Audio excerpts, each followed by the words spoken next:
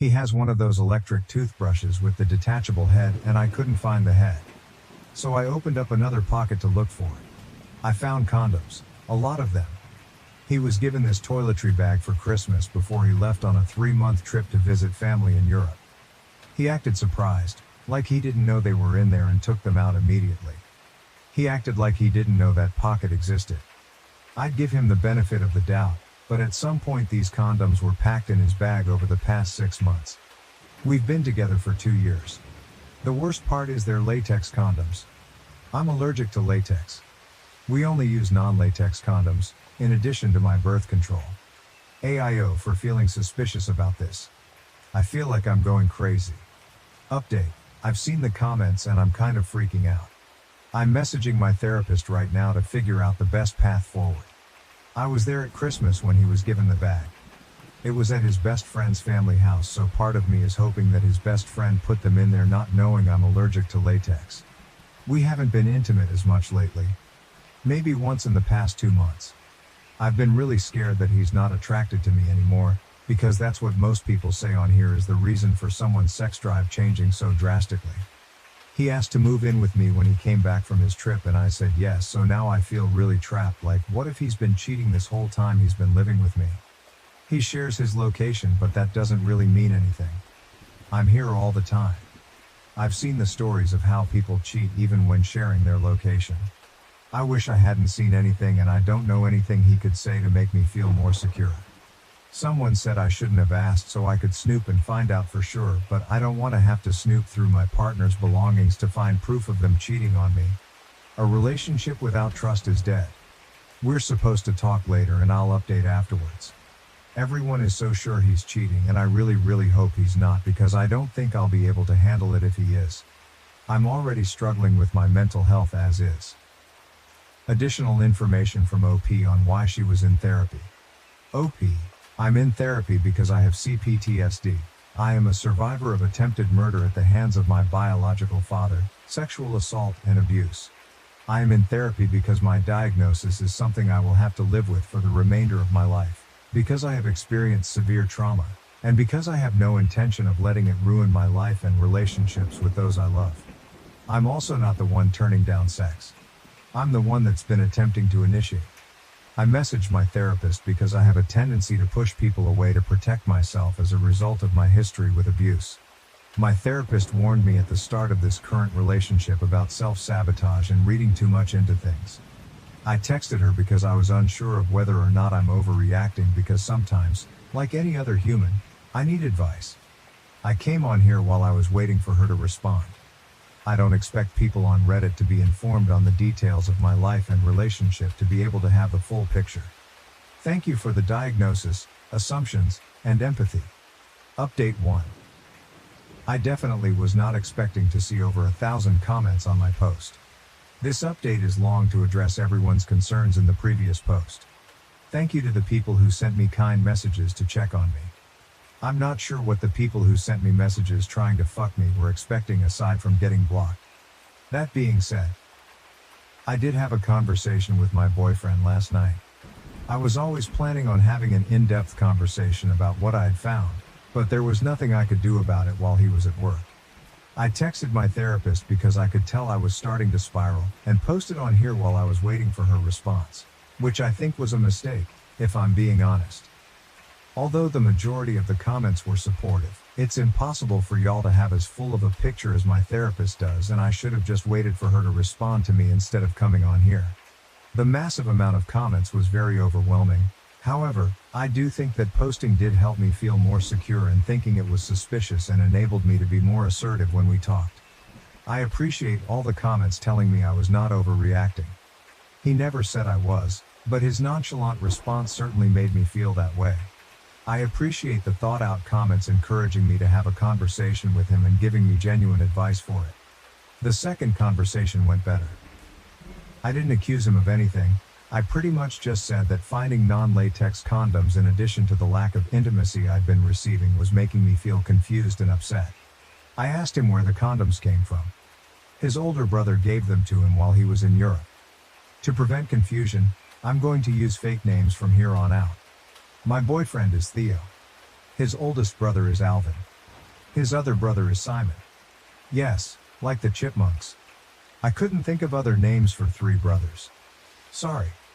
Theo hadn't met his mother's side of the family, including his mother, grandmother, aunt and older siblings, until his trip.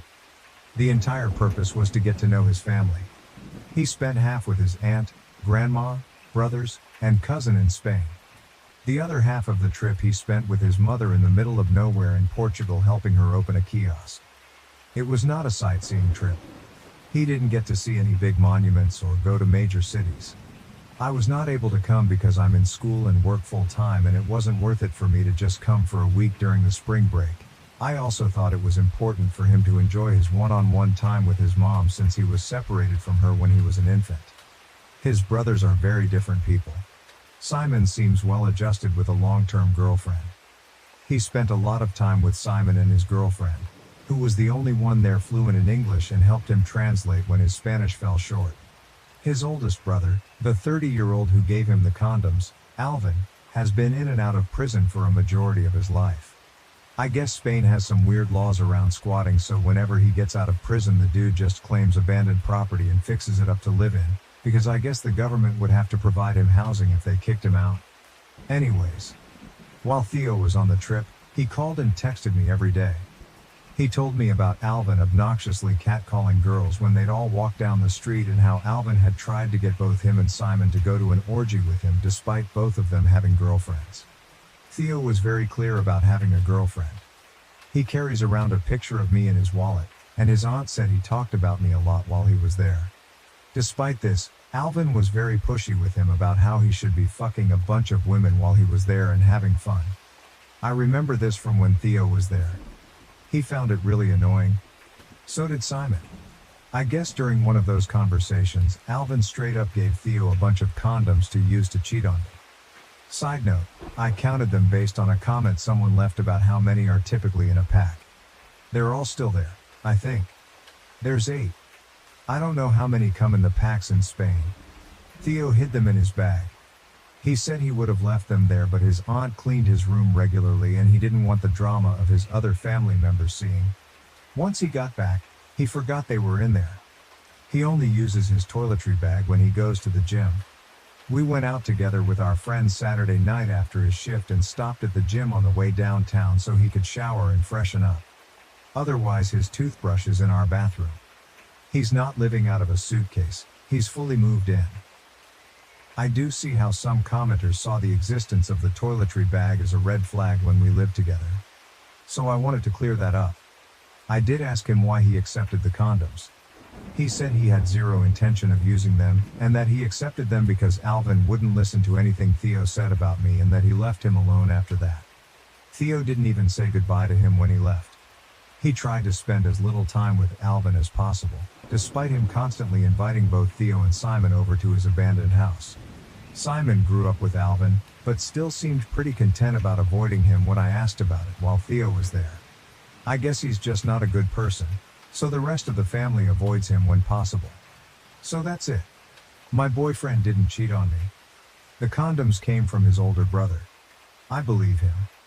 He was very straightforward with his answers, and was more concerned with my well-being when he came home and saw how upset I was. He wasn't defensive at all. He listened to me without interrupting. He told me he loves me and that he has zero desire to cheat on me. He also works 2 jobs, shares his location, and usually is at home if he's not at work or the occasional gym visit. He doesn't have the time to see other women, and if he does have spare time, he spends it with me or his friends, who are also my friends. He does have friends separate from our friend group at work, but he invites me to come along when they've gone out or asks me to join them when they play Overwatch after work. I love him. I believe him, and I'm moving past this. That doesn't mean I'll let any additional red flags slide if they pop up though. As many of you said, I'm still young and have my whole life ahead of me. If things get worse, I know I'll be okay by myself. I love him and I want him in my life, but my happiness doesn't depend on his presence. I have a therapy session tomorrow, and I've had a lot of time to think. In hindsight, I think what made me spiral the most was that if he really did cheat on me, I'd be living with a stranger. I've had so much trust built up towards him, so I view him as this person who would never hurt me intentionally or yell at me or cheat on me. If he was capable of cheating on me, he could be capable of those other things too. That was really scary to think about and made me spiral. The massive amount of comments where everyone was so convinced he was a terrible person and that I'd been fooled also did not help. I felt like I had no idea how he would react towards me if it was true, and I was very, very scared. As soon as he came home, I felt very silly for feeling that way. He's nothing like my ex. He's never given me a reason to be afraid of him. I shouldn't have let comments on the internet freak me out so bad, and I definitely need to take some time away from Reddit. I hope I addressed all the questions, concerns in the comments. Thank you for all your help. Thank you for listening. For the commenters who had questions regarding our sex life and relationship in general. When he first came back from his trip and moved in, things were normal and we both had high sex drives. Things started slowing down pretty drastically over the past couple of months. We've talked about it prior to me finding the condoms. We both acknowledge that it's an issue and that we're at an age where our sexual activity should be at its peak. He says he doesn't know what's wrong. He's embarrassed because he's attracted to me and doesn't understand how he can have a gorgeous girlfriend and lose his sex drive. His words, not mine. He has an appointment next week to get his hormones checked and has been looking into getting a therapist of his own in case the issue is mental and not physical. It's still difficult to not feel insecure when I try initiating and he's not in the mood, but he still makes an effort to show affection in other ways. Our current level of intimacy isn't ideal, but I don't think it's a lost cause as long as we're working towards a solution together. We have date nights every week. I'm very supportive of him spending time with his friends, and he does the same for me. We live together, but no one is clingy or codependent. We do check in with each other to see how we're feeling about the living situation since it is somewhat new and we're still figuring out how to divide and conquer with household tasks. I'm a full-time student and I work full-time. He works 2 jobs. We both contribute equally, and do our best to make time for ourselves and each other despite our busy schedules. I have 14 credits this summer and barely exist outside of work and school, LOL. For the commenters who had some things to say about me having a therapist or mental health issues, I try my best to ensure that I am my main support system. I've been in the position before of being someone's emotional punching bag due to their mental illness, and I would never ever put someone I love in that position. I'm in therapy because I have experienced an extreme amount of trauma and don't want my CPTSD to impact my life and relationships in a negative way.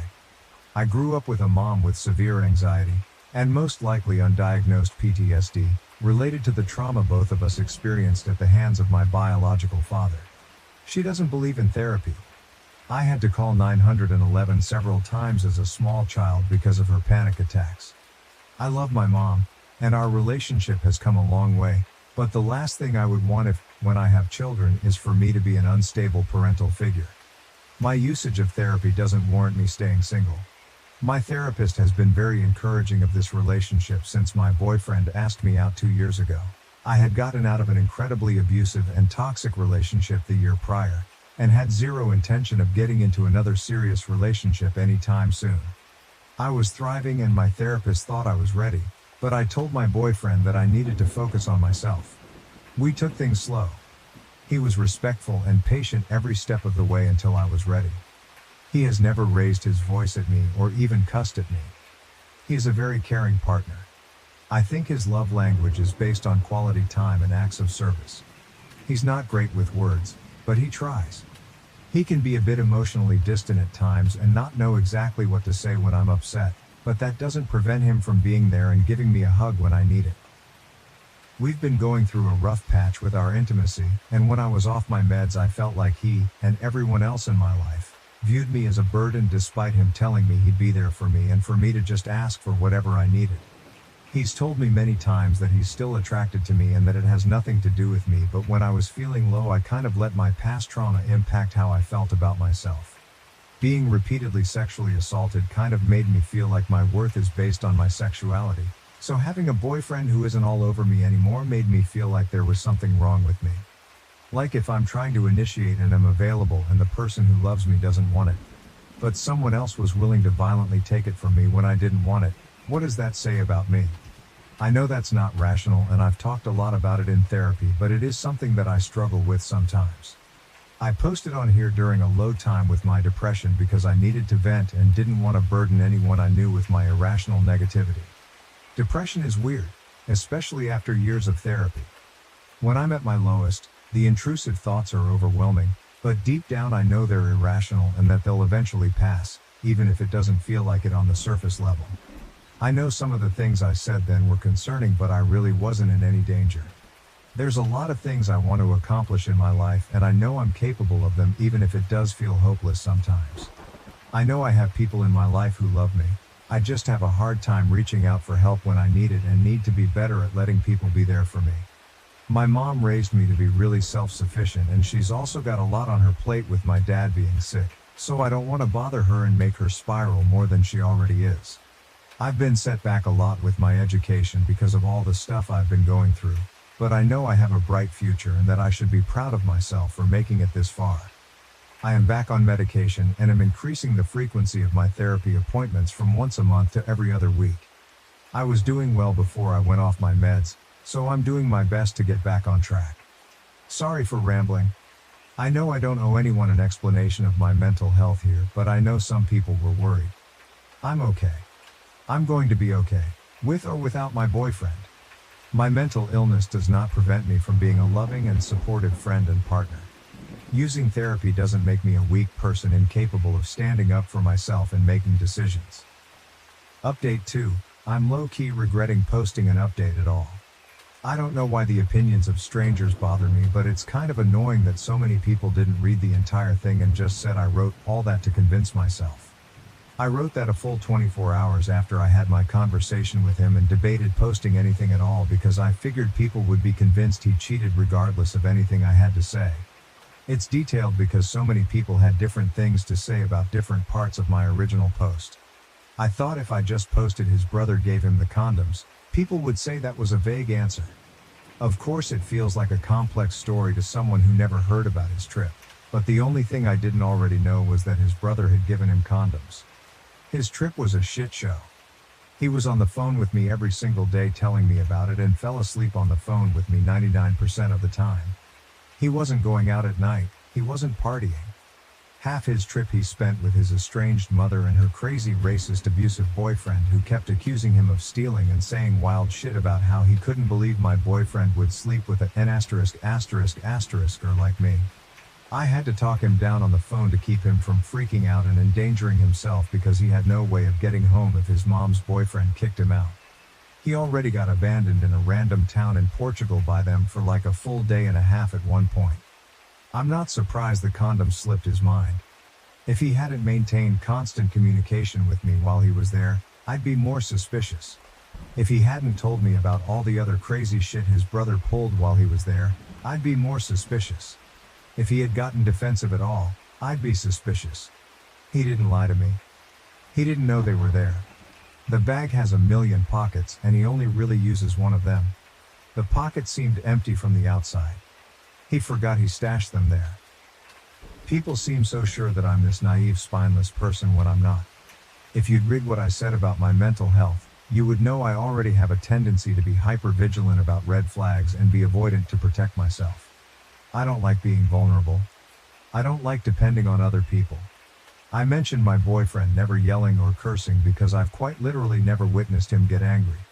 The most upset I've seen him was when he was trying to defend me while he was in Europe. He's probably the most calm, stoic person I've ever met. I love that about him. I love him. I trust him.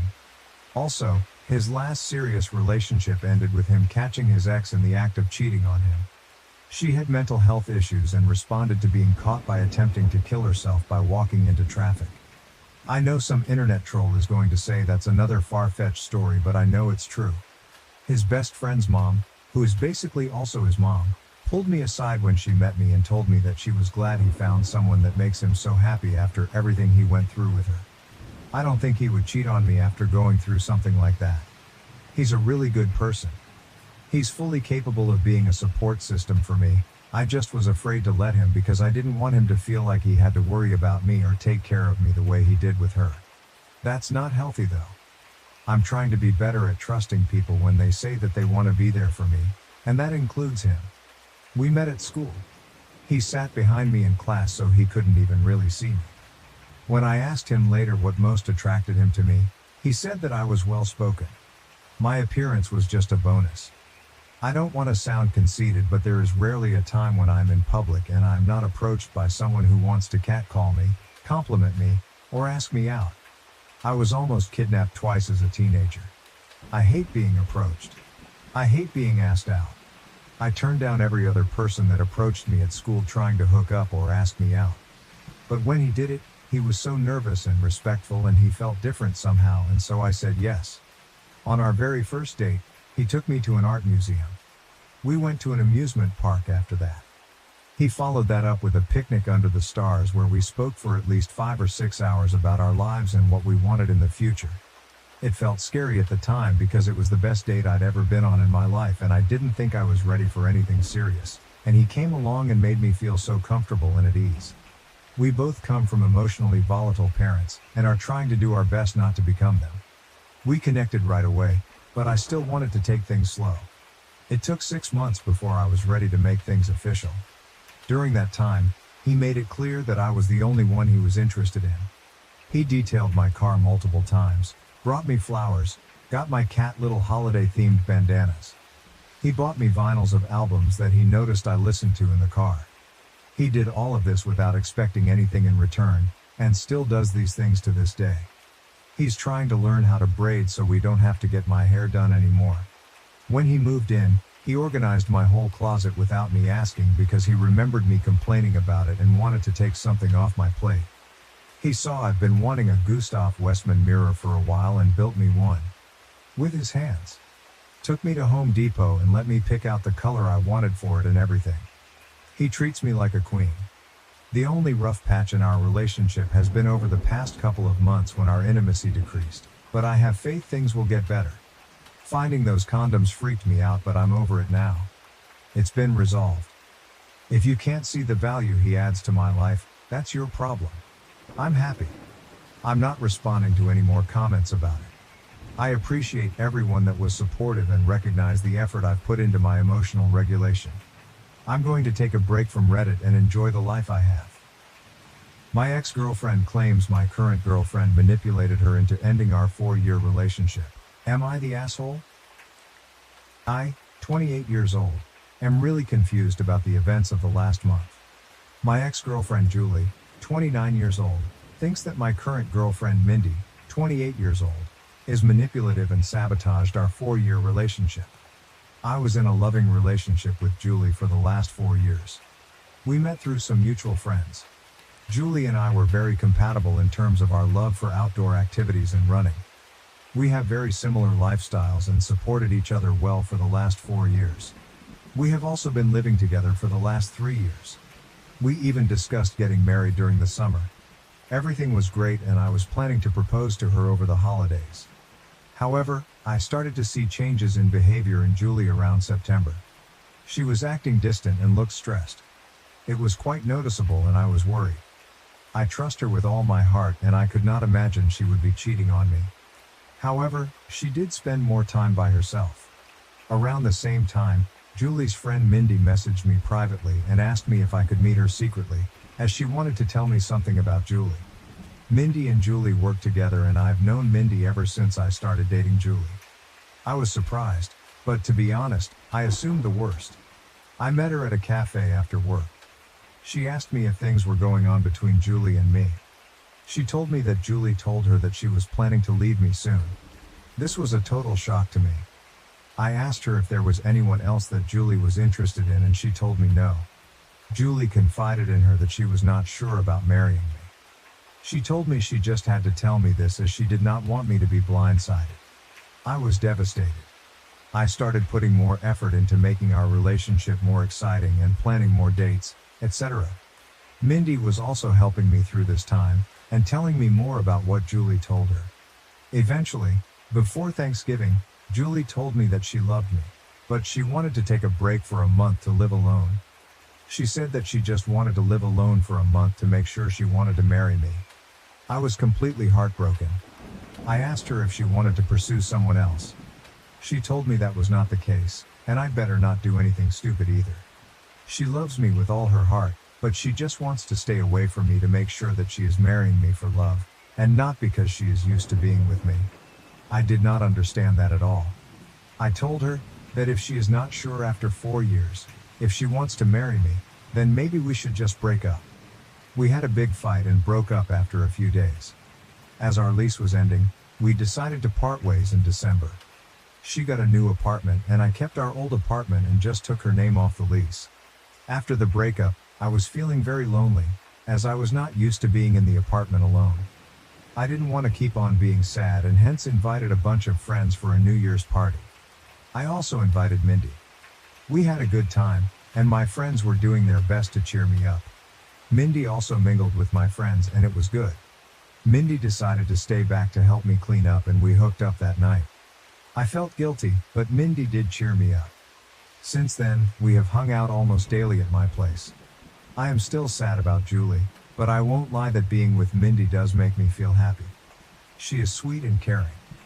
Last Sunday, we woke up and someone was banging on the door. I went to open it and it was Julie. She looked furious and started yelling at me. She kept on accusing me of cheating on her. I told her I most certainly did not cheat on her, and she was the one who broke up with me. Mindy was also at my apartment. Julie was just angry at both of us. She started calling Mindy a manipulative bitch and told me that Mindy was the one who suggested to her that she should take some time away from me to understand her true feelings. I calmed her down and asked her to explain herself. She told me that ever since our marriage talk, she told Mindy about it and Mindy kept on asking Julie if she was sure about marrying me. Mindy suggested she take some time to herself to understand her true feelings and that I will understand and give her space. When I said no, Mindy convinced her that I was so controlling that I could not even give her 1 month to herself and convinced her to break up with me. Mindy told me that she did not say any such things, and these were all Julie's ideas and she was just there during these conversations. She did tell Julie that she told me about some of the things so that I get a chance to make things right with her over the last few months. That made Julie more angry and she started accusing me of emotionally cheating on her. Julie told me that the last few weeks have made her realize that we were meant to be together, but she now cannot believe I could move on from a 4-year relationship in a week. On one hand, I want to believe Julie, but she broke up with me for no fault of my own. Mindy was there for me when I was down, but now I also doubt her. She suddenly started talking to me out of the blue as we were never really close before, and immediately became my support after the breakup, although Julie was her close friend. Am I the AH to emotionally cheat on Julie? Should I have told her about Mindy's texts? Should I have not moved on from her so quickly, even though Julie broke up with me? I was just hurting and Mindy was right there to support me. I need advice from someone with a clear mind on what the fuck is going on. Relevant comments. Comment 1. Sounds like you and Julie need to talk privately and discuss what Mindy said to each of you. As others said, this sounds all too convenient. Mindy was in both of your ears telling you both what she wanted you to hear to orchestrate this whole thing. Please reach out to Julie and ask her to talk to you alone. Even if you both don't get back together, I'm sure you care for each other deeply and she would want you to be with someone who cares about you and won't manipulate you, and her. Her manipulation of you is more direct, but Julie is the victim as well. OP, you are right. If Julie is right, I just threw a 4-year relationship under the bus in 2 weeks. Comment 2. So what's your reason for sleeping with your ex's good friend weeks after the breakup? It's understandable you wanted to move on, but why her? OP, I was not planning on it. But she just stayed back after the party and things happened. Did I feel guilty after that? Yes. I felt discarded and unwanted after a 4-year relationship and was not thinking straight. Update 1, I, 28, posted last week regarding my girlfriend Julie, 29, accusing her friend and co-worker Mindy, 28, of sabotaging our relationship. Julie broke up with me in December after a 4-year relationship, and Mindy reached out to me when I was feeling down. However, when Julie realized Mindy was talking to me, she confronted both of us last Sunday morning and told me that Mindy manipulated her to break up with me. The worst part was I was not thinking straight after the breakup and ended up hooking up with Mindy after a New Year's party. After the incident, I asked Mindy if I needed some time and did not meet her. Since then, I made the following post on Reddit and had 3,000 people call me an idiot. I am sorry for the long post, but I wanted to say that we were not idiots to not see what happened. You guys read an abridged version of events in 5 minutes, while we lived it for the last 7 months. I messaged Julie every day since then, to try and talk to her. She did not reply to my messages. I was not sure if she blocked me. Mindy was constantly trying to message me, asking if we could meet and talk about it. On Wednesday, one day after posting, I decided to message Mindy. I told her to tell me everything she said to Julie truthfully. I told her I would go and see if I found out that she was lying. Mindy wanted to meet me in person or talk to me on the phone, but I wanted everything in writing. She messaged me that Julie always said good things about me for all these years. When Julie told her about us talking about getting married in 2024, she was happy for both of us.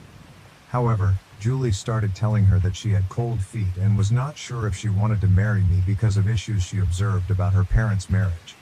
One day Julie told her she wanted to take a break from me. She was not sure about her true feelings for me. That was the time Mindy told me about Julie's behavior, as she felt bad for me, as we were already telling our families about the engagement plans. After our fight, she said that Julie was extremely upset and told Mindy that she would never marry me. She said that the only reason Julie came back was when she heard that I was moving on, as she is jealous of us. She also said that I was a good guy, and hopefully, I see that what we have is something special. I just said okay and told her I needed time. I kept on messaging Julie once a day to at least talk to her once. It was heartbreaking to think that she may have blocked me and may never talk to me again. On Friday afternoon, Julie finally replied. She said she wanted to meet me and told me she would come to our apartment on Saturday afternoon. I cleaned the place up and was just feeling deep guilt from inside before facing her. When she came in, she looked like a shell of herself and completely broken. I sat on our sofa, but she chose to sit away from me. We asked how we both were, but it was clear that none of us were doing well. I started apologizing, but she stopped me. She asked me to let her finish and not to interrupt her. She had brought her little notebook and had written down things she wanted to say to me. She told me that she truly loved me, but after we discussed getting married, she started feeling scared of the next big step. She thought those feelings were normal and would go away. So she decided to not discuss her concerns with me. It kept on eating her from inside, and she made a mistake to talk to Mindy about them. She said that she wanted to say everything to me now, so I don't get secondhand information about why she was distant and broke up with me. She said that her parents had a very rocky marriage, though they were together until her mom passed away in 2021 during the pandemic. Her parents argued constantly, and she always thought her mom did not love her dad. However, her mom was extremely dependent on him for everything, and her dad knew it and hence didn't treat her well. She never wanted to be like her mom after the marriage. However, as we lived together, she started seeing some of those issues in our relationship. For example, when we met, Julie had a lot of credit card debt and was bad at managing her money. I helped her with that. Even though we have separate finances, I ended up managing all her finances, investments, etc. At her request, to the point that she did not know or understand where her money exactly was. She also said that we always enjoy making nice meals for dinner every day. However, whenever I work late, she completely loses any motivation to cook and ends up eating cheese and crackers like a toddler for dinner. She also complained that in the last 4 years of our relationship, I have never said no to her for buying anything. She feels that I coddle her, and she just got comfortable with all the luxuries and things I can provide for her. She talked about this with Mindy, and while Mindy initially just listened to her, she told her around September that one of her cousins also had the same issue. She decided to stay away from her fiancé for a month, and within a week, she realized how much she missed him and never had doubts again. When Julie asked for a break, all she wanted to do was to live with her best friend for a few weeks, to see if she was just too codependent on me. She knew I was planning to propose during our Christmas trip to my parents' house, and when I told her that she could not take a break, she just freaked out and broke up with me, as she did not want to be engaged without knowing for sure that we won't end up like her parents. After this, she asked me when I started meeting Mindy, and how many times we met. I opened my chat messages with Mindy and handed her the phone. I told her I met Mindy only once in September, where she told me that Julie wanted to break up with me because she was not happy with our relationship. I already had noticed Julie's distant behavior, and when I asked her, the only answer I got was, "I am fine, we are fine." Due to my insecurities, I tried to hold on to Julie and started coddling her more, planning more expensive dates, and trying to spend more time at home. When Julie asked me for a break and to stay away from me for a few weeks, I thought that was the final step before the breakup and broke down and fought with her, which led to our breakup and her moving out. At this point, Julie's voice started cracking up. She asked me when Mindy contacted you after the breakup. I pointed her to the messages. Mindy initially just started sending me memes to cheer me up, and I just used to respond with thanks or a thumbs up. However, the messages started getting more frequent, and she offered to talk to me in case I needed help. She asked me what I was doing for Christmas and New Year's, and when I told her I was inviting a few friends, she told me that she does not have any plans for New Year's, and I invited her. Julie stopped me there. She told me she did not need to hear the details after that. She told me that when she moved out of our house after our fight, she thought she was just not ready to get married to me. She stayed with her friend for 2 weeks and then got her new apartment in January. She told me that she was miserable and missed me badly. It became more acute when she moved into the apartment alone and could not stay there for even one night. Her best friend is currently staying with her in the new apartment. She realized she could not live without me within a week of living there. When she asked one of our mutual friends, on Saturday, about how I was doing, she told her about the party and told her Mindy was there. It did not make sense to her why Mindy would be at the party. She concluded that Mindy and I were having an affair during our relationship, and that was the reason Mindy must have tried to break us apart, by constantly telling her that she should not get married if she had doubts. When she saw Mindy in our apartment on Sunday, she completely broke down. However, when she learned that Mindy was also talking to me and telling me the opposite things, she realized how naive she was to throw everything away without properly talking to me first. As hurt as she is seeing me with Mindy, she also does not want to lose me. She kept on calling herself an idiot and apologizing for not telling her concerns to me sooner. I sat next to her and tried to hug her, but she moved away. She asked me if I was willing to still be together, and I told her I would give anything to get her back. She told me she was also willing to forget what happened, but she had a few conditions. Her first condition was that I cut contact with Mindy. I block her everywhere and never contact her again. If I see her standing in front of me, I act as if she is invisible. I was okay with that. Secondly, she has already signed up for individual therapy and is on the wait list. She wants us to do couples therapy so that we can talk about all the concerns we have and work through them. We also decided to hold off our engagement or marriage until we both can get into couples therapy. I was also okay with that too. Finally, she wanted me to forget the last month as a bad nightmare and never talk about it again. And if I ever make a "we were on a break" joke, she will punch me in the face. This was the first time we both smiled. I asked her what she was going to do about Mindy as they worked together. She said the biggest punishment for Mindy is to know that she did not succeed in breaking us up. She wants Mindy to see how happy she is with me. She wants Mindy to be there when she flaunts her engagement ring in the office and gets jealous when we get married. We hugged and I felt so relieved that I had a chance to make things right for her. I asked her to stay and she agreed. The rest of the evening was nice.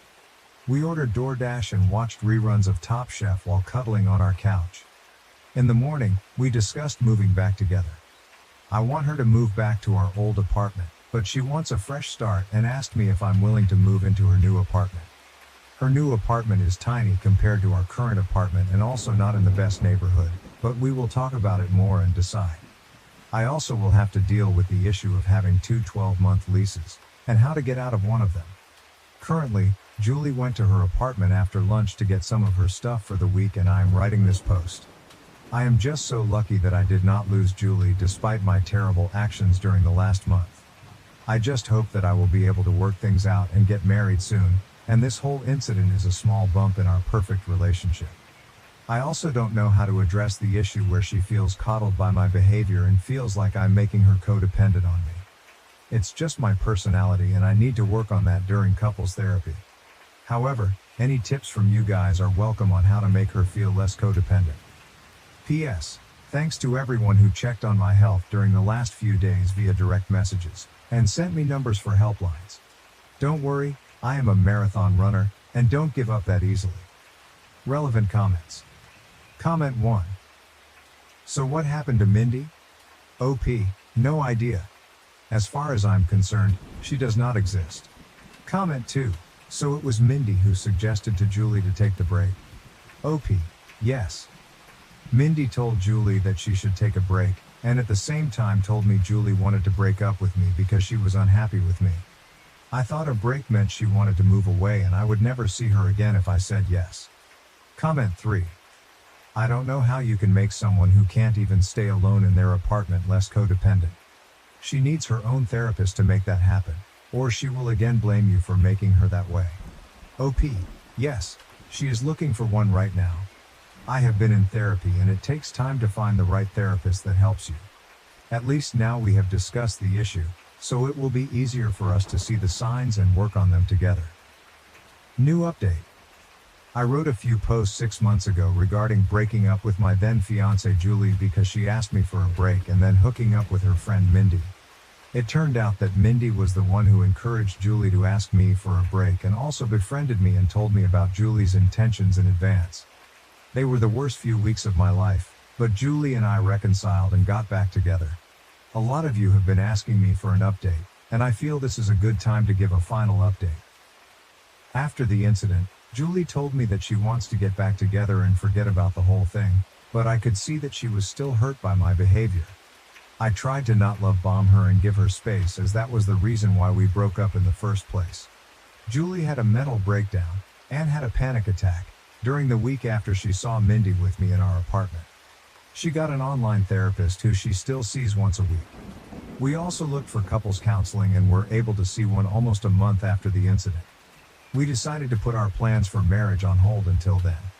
I could feel that Julie was making a lot of effort to act normally, but something was not right. I was optimistic about us, but it was hard to see her suffer because of my actions. During our first couples counseling session, we both opened up about our relationship and talked about the incident. Julie apologized to me for not communicating what was in her mind and how bad she felt for putting me through all the drama. She told me that she did not know how to process her thoughts and did not want to unload all her negative feelings on me and panicked in the moment. I also apologized to her about everything, and at one point we were in competition on who gets to take a bigger blame for what happened. There were a lot of tears, and I found the experience very healing. The counselor told us that she could see how much we love each other and should take baby steps towards talking to each other about what is in our mind. She gave us some exercises to do after going home and discussing certain things. By the time we left her office, I was so sure that I wanted to spend my life with Julie. I told her that, and she also said that she cannot imagine a life without me. We decided to go ahead with our wedding plans. Mindy tried to contact me several times. She messaged me, but Julie blocked her on my phone and all socials. She also contacted Julie and sent some nasty messages to her. The worst was 15 days after the incident, when Mindy started posting pictures of me and her on Instagram every day. Some of those photos were intimate, non-nude, and it caused a lot of pain to Julie. Julie reported her to HR and got a transfer and promotion to a different department after a month. The last I heard from Mindy was when she sent me a long email on my work email, but I deleted it without reading. The photos Mindy posted did cause a lot of drama, and we had to explain to our parents and friends about what happened during that time. As you all may have guessed, I was unanimously nominated for the Idiot of the Year award, but I am sure my sister would give me a good run for it before the year ends. The whole issue lasted for a month, and then we never heard from Mindy again and just moved on with our lives. Julie has been talking to her therapist about her codependency issues and concerns. I think it's childhood trauma, and the therapist feels that it might have amplified after her mother's sudden death. I have been trying to help Julie slowly take interest in our finances, recommend Ramit Sethi podcast, but she is allergic to money talks and always changes the subject. I was able to break the lease that Julie signed by paying some penalty, and we stayed in our old apartment. However, Julie wanted to move out of it as soon as possible because of the bad memories. We purchased a single-family home a few months ago in a nice suburb and moved there in May. I don't think that issue of codependency is resolved and probably may have increased after the incident, but I love her, will always be there for her when she needs me. On to the main update. Julie and I got married last Saturday in a nice intimate ceremony held at my father's country club. All our family and friends were present, and I could not have asked for a better evening. I wish I could share photos of Julie in her wedding dress because she looked stunning. We plan to leave for our honeymoon next week, and I could not have been happier about how things turned out. Hopefully, in 25 years, Julie and I would look back at this incident as a small blip in our perfect life.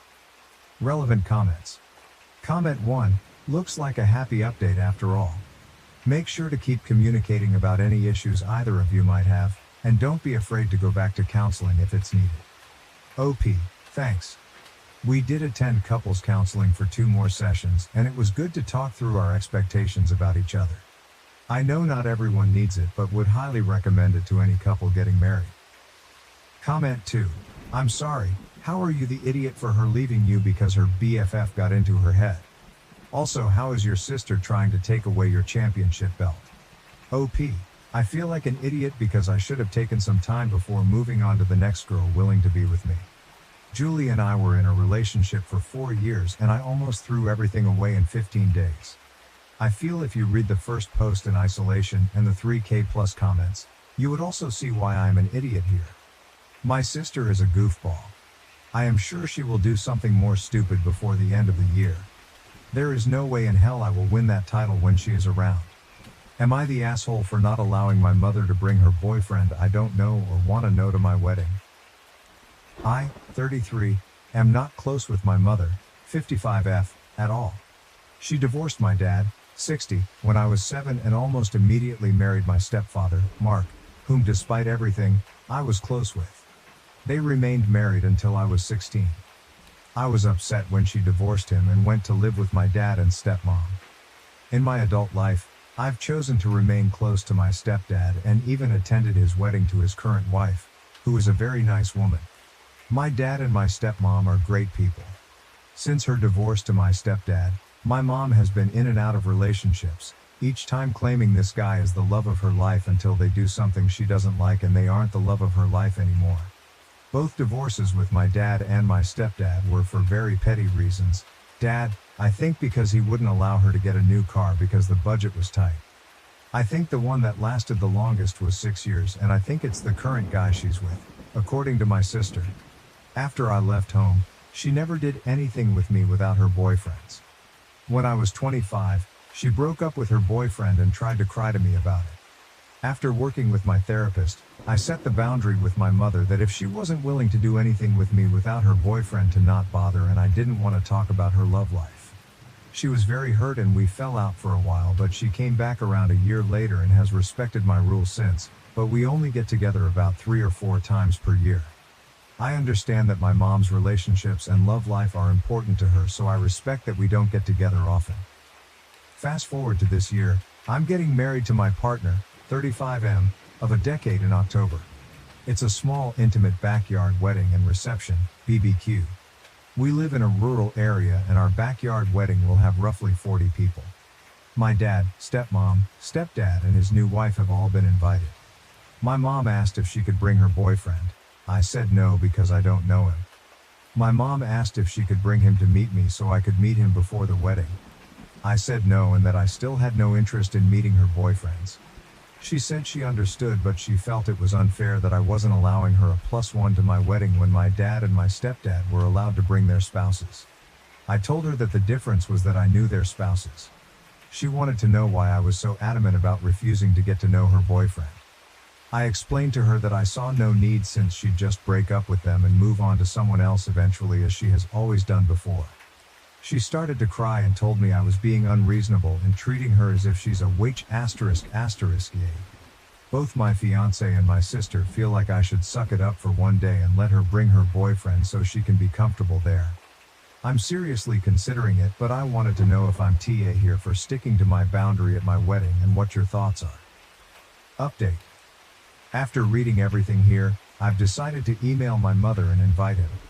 I was already leaning towards telling her that he can come when I post it. I decided to set some ground rules for my mother. He is there as a +1 to my mother only.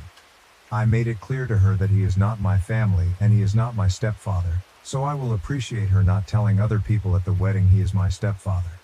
Mark is my stepfather and he will be there. He is not to be in any family photos. In fairness, my stepdad Mark won't be in any family photos either, only my mom, dad, stepmom, and my siblings. He is not to approach me at any point during the wedding and reception. This does not change my previous boundaries. I'm only allowing him to come for her own comfort and to create a sense of fairness. I respect the fact she is in a relationship but that her love life has nothing to do with me and I wish to keep it that way. I told my mother that these are my terms for him being at my wedding and my terms are final and that I hope she can respect the fact that I'm trying to be reasonable.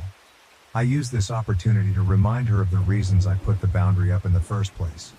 These reasons included forcing me to do activities with her shorter-term boyfriends in the past, forcing me to only discuss her love life while showing no interest in my life, and putting her relationships above her own children. If she responds, I'll let everyone know. Update 2. My mom called me within 10 minutes of getting the email. She thanked me for allowing him to come and said they would abide by my terms. She said she felt really hurt that her actions during her midlife crisis are why I'm refusing to meet her current boyfriend, who she says she's been with for 7.5 years, and that she thought things would eventually calm down enough where I would be comfortable meeting him. She said she now realizes that it will never happen.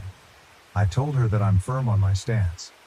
I think she started to cry, but she said she understood and only wants him there because being around my dad and stepdad and their new wives, my dad has been married for 23 years and my stepdad for 12, makes her anxious and he helps keep her calm. She said she respects my stance and said it's her own fault I feel this way. I felt this may be the start of a guilt trip, so I politely ended the call. Verdict: not the asshole. Additional comments to the post from OP. Update. I will update here since Mods told me I was maxed on my post. I want to thank everyone here for commenting and giving their opinions. Without context, I think it's a little hard to understand why I'm the way I am towards my mother. This past has given me a chance to reflect on my own behavior towards my mother. The truth of it is, I find dealing with her to be exhausting and I want to explain to everyone why. My mom is a gold digger. And that isn't my dad or stepdad talking shit about my mom. They're classy guys and would never do that. This is my own conclusion. My mom said regarding both divorces, I'd still be married if dad or stepdad just gave me what I wanted. She's also tried to start fights with my stepmom because she realizes my brother and I prefer her over our actual mom. It's true, I'm closer with my stepmom. I go to her for all the mom things because she listens and cares. My stepmom doesn't make everything about her. I believe my mom suffers from main character syndrome and expects to be the center of attention at every event, and if she isn't, she gets drunk, which leads me to my next point. My mom is an alcoholic. She was in a DUI 8 years ago and crashed into another car. Thank goodness no one was hurt. She doesn't drive anymore, lives in the city an hour away, and uses public transportation. But she still drinks a lot. At her height, she drank roughly 3 bottles of wine per day. I don't really know or care if it's more or less now. One of the other boundaries I set is I won't be around her if she's been drinking because that just stresses me out more. I'll be honest, I'm anticipating she's going to cause a drunken scene at my wedding. She slept with my brother's best friend 8 years ago when they were 21. This was a boy who my brother had known since preschool, and this ruined the friendship. 8 years on and my brother will never forgive her for it. My mom thinks my brother needs to get over himself and that she did nothing wrong. Technically speaking, she didn't do anything illegal and everyone was a consenting adult, but it still felt so wrong that she slept with someone my brother was so close with. It's why I don't really want my partner around her. She dates younger guys. This current boyfriend is 10 years younger than her, which is a little better. I don't judge her for dating younger guys, that's okay. It's not okay to sleep with someone you watched grow up. This whole post helped me see just how exhausted I am by her. I realized I don't want to deal with her BS anymore. I also agree that I have maybe at times shown it by being TA and being unfair and unreasonable towards her. I just don't like myself when dealing with her. It puts me in a bad mood. However, the idea of having her more in my life makes me nauseous, but I want to keep the peace with the larger family, grandparents, aunt, uncle, etc. I've decided to take a page from my youngest brother's book and keep contact with just family functions. He's cordial to her at family events and keeps the peace when he's around her, but he keeps his distance and won't see her outside of a family event. So I'm going to do the same. I realized she could get sober, go to therapy, and change her entire life around, but I'm still going to see the woman who drinks all the time, sleeps with my brother's friend, and just treats people like garbage. It's not fair to anyone. Not me for having dealt with her, and not her if she ever did or was actively working hard to change her life. I do want to make sure she's taken care of, fine and healthy, but I also want to not be emotionally involved anymore. Figuring that out is above Reddit's pay grade. Relevant comments from OOP, resident_test_2107. Honestly, I think you need to distinguish the hurt you felt as a kid when she broke up with your two father figures from what would happen now if they broke up. You're an adult, not a kid. Her breakups are her business, and don't impact you directly. Expecting someone to come to a wedding with her two exes there with their new wives is a lot. Expecting her to suck it up to put you first feels like you're trying to play out some drama and feelings you have left over from feeling hurt or abandoned as a kid by her breaking up your home. Divorce happens, it sucks for the kids, but so does an unhappy marriage. Feels like time to go back to therapy. OP, in my early 20s, she used to call me whenever she had a breakup and expected my sister and me to be emotionally supportive. She wouldn't spend time with me without her BFS around. She was insisting I meet some guy, who typically is a lot younger than her, like late 20s, or early 30s, which is good on her but still weird for me. She was dating for a few weeks. They'd break up after a year and she'd immediately find someone new. Wash, rinse, repeat. This was the pattern from when I was 19, 25. I always had to spend time with both of them. All she would talk about is her relationship. She would never ask me about school, my job, or my relationship. She's only met my partner twice. There's a lot more I can add about how my mom constantly prioritized her relationships over being a parent, but they aren't pertinent to this story. She got with a really toxic guy when I was 24 who stole a bunch of money from her. We all warned her he was a scumbag, but she didn't listen. After that, I told her I wanted nothing to do with her boyfriends going forward. She got really mad, saying I was disrespectful and that any child should want to see her mother happy. But I just got tired of dealing with her relationship drama, and I don't ever want to deal with it again. I'm sure the guy she's with is nice since he's been around this long, but I'm just done. I don't want to be around my mother, but I want to be around family. August 28, 2023. I've decided to estrange myself from my mother. We haven't gotten along since I was 16, and the last several years have been really bad. We only get together about 2-4 times per year, and it always ends with us fighting. I'm tired of it. I'll be honest. I've considered cutting contact with her, but the one thing that's preventing me from fully severing ties is her parents, my grandparents. I love them very much, and they are still hurting from my brother choosing to sever ties with her and keeping in low contact with that side of the family. My brother had valid reasons for doing this to her, and he will get together with my grandparents if my mother isn't there, but it's hard because they want to see him at the holidays and during special moments. I'm getting married in Oct, and this will be the first event where my mom and brother are in the same area. I've told both of them to stay away from each other, but I'm anticipating there will be drama because my mom doesn't like to hear she can't do something. I want to make it so we can see each other and be cordial at family events but not hang out otherwise. My youngest brother does something similar. I don't want to write her a letter because I fear that will cause more drama, but I expect she'll eventually call and want to do something with me, but I want to say no unless it's at a larger family function. How should I do this? My mother thinks she's entitled to alcohol at my wedding, September 23, 2023. My fiancé, 35M, and I, 33NB, are getting married in 2 weeks in our backyard. We will be having a catering spread for our reception afterwards. We decided to have a dry wedding for 2 reasons. My mom is an alcoholic who is known for making a scene when she gets drunk, and my fiancé has a brother who binge drinks and has had alcohol poisoning on more than one occasion. He doesn't drink all the time, but if he starts, he can't stop until he either passes out or someone physically restrains him from getting more. I also have an uncle, mom's brother, and a stepdad who are in recovery and don't need the temptation. Neither fiance and I are big drinkers, so we decided to just avoid any problems and just have a dry wedding. We will have a less dry reception party, honeymoon with some of our friends later on. All of our families have been supportive. My uncle was especially grateful to us for doing this since he takes his recovery very seriously and has been 7 years sober. I sent out wedding invitations 4 months ago and said it would be a dry wedding and asked people not to bring alcohol. Now today I get this call from my mom, who I also sent an invitation to 4 months ago. Mom, is it true you're not having alcohol at your wedding? Me, yes. Fiance and I decided we didn't want alcohol during our special time. Mom, that's so silly. It's going to make your wedding boring. Me, well, I'm sorry you feel that way, and I have made our decision. We want everyone to feel comfortable at our wedding. Mom, clearly you don't care about my comfort. What if I want to have a little drink to pass the time? Me, like you did at a different uncle. His wedding where you got so drunk and made a horrible scene calling uncle's wife a gold digger. Mom, it wasn't my fault. They made the drinks there too strong. Me. Right.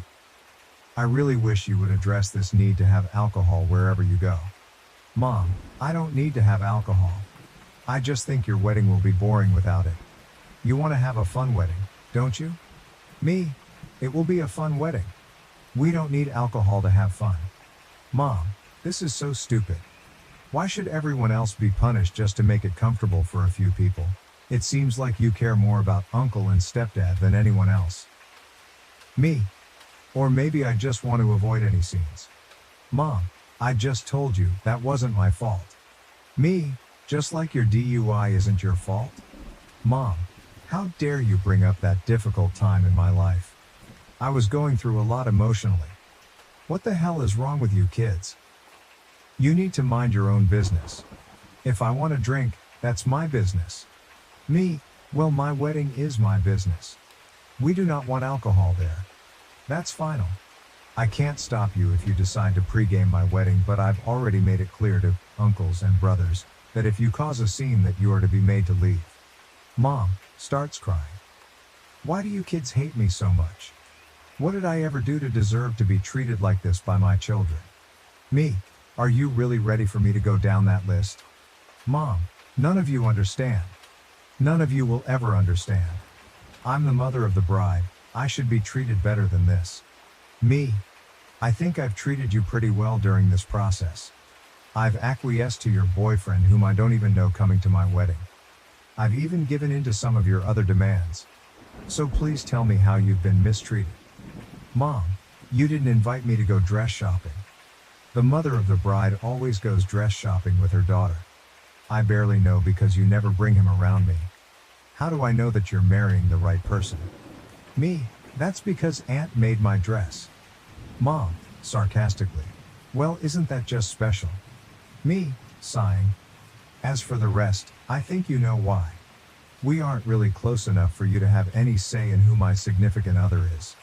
Honestly, Mom, I'm done with this conversation.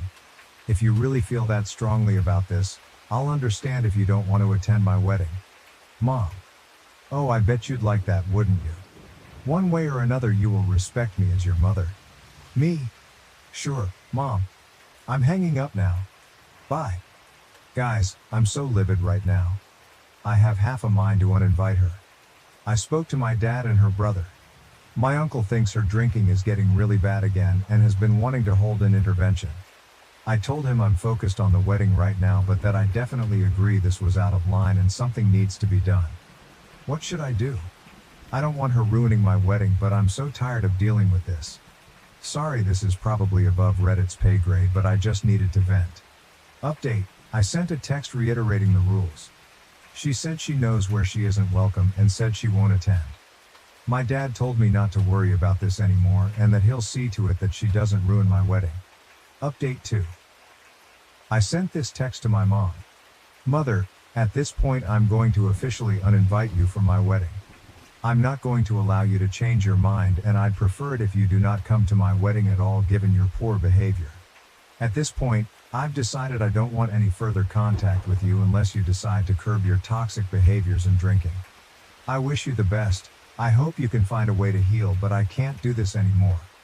I'm sorry if this hurts you, but I can't handle you in my life anymore. If you try to force the issue, I'll be forced to take legal action up to and including contacting law enforcement. Please don't contact me again.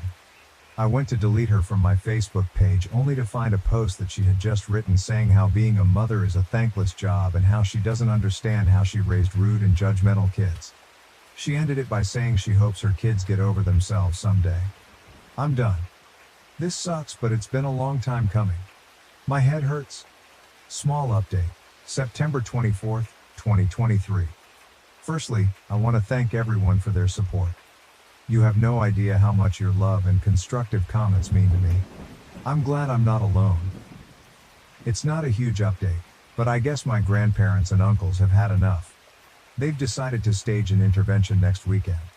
If she refuses to get help, she will no longer be welcomed at family events and she will no longer be part of the family. They told me not to worry about it. My sister will go as she's the only one of her children that even has a real relationship with her, but even my sister said that if she doesn't get help, she will cut her off too. I'm hoping and praying this works, but given that she spent 1 year in rehab and the second she was off probation chose to drink again doesn't give me a lot of hope. My dad told me he's hiring the local biker gang to act as security. We live in a small town and the nearest big city is about an hour away, so it would be really expensive to have a security company come out. I don't have a problem with that. This is the type of gang that helps out abused kids and animals, and they do a lot of good where I live. The worst I've heard about them is they doled out some rural justice to a guy that was beating up the sister of one of the members and ran him out of town. When my mom got her DUI, she ran into someone's house and car. When she tried to back out, no one was hurt, thank goodness. And I guess it was the house of a relation of someone in the gang, so they agreed to help, and my dad is paying them to be security just in case. They know my family. One of my dad's cousins is a member, and they know my mom. I think she dated a guy in the gang at one point, and what to look out for. It may be moot if she ends up in rehab. I'm not stressing about her anymore. I have 13 days until my wedding. I'm going to focus on the final touches and just enjoy myself. My biological mom made her choices. Now that I've stood up for myself, I feel nothing but relief. My stepmom will be there and I see her more as my real mom, so it's all fine. I've been through a lot of therapy already, so I've had to make peace with how my actual mother is. I'm officially estranged from my mother, September 24th, 2023, same day. Well, it happened yesterday. I got into a fight with my mother and officially estranged myself from her. It sucks, and I had a gnarly headache when I was done. Her drinking and behavior just proved too much, and I had to univite her from my wedding. I feel sad it came to this, but the most powerful feeling I have is relief. Update. My mother thinks she's entitled to alcohol at my wedding, September 30th, 2023. I didn't think I'd be back so soon, but it's my mom's world and we all just live in it. My mother got 911 called on her for domestic violence on Tuesday. She apparently started throwing wine bottles at her boyfriend, who locked himself in the bathroom and called the cops while she destroyed their place in one of her temper tantrums. She wasn't making any sense when the cops got there, so they restrained her and took her to a hospital. She's been stuck in the psychiatric ward ever since. My sister was listed as a contact for her and she got the call about mom on Wednesday. The doctors at the hospital spoke to my sister and they think she may be showing signs of alcohol-related dementia and some sort of psychotic disorder like bipolar disorder. They currently have her in alcohol detox, and from what my sister was told, it's pretty bad. They won't allow her visitors until she's out of detox, not that anyone really has a desire to visit her anymore.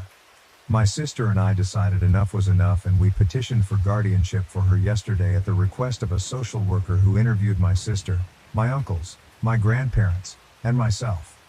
A guardianship means they can hold her while it winds through the system rather than her being released after 72 hours.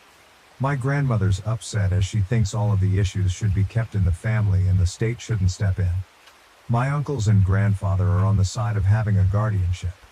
As far as they're concerned, she's not welcome in the family anymore, and they won't allow her to continue to take advantage of anyone in the family anymore. My sister and I say let her be a professional's problem and let them figure out what to do with her. My brothers don't care and have effectively washed their hands of her years ago, so their stance is whatever keeps her as far away as humanly possible. We can't deal with her anymore, and why should we? With the guardianship petition, I'm working on washing my hands of this situation entirely.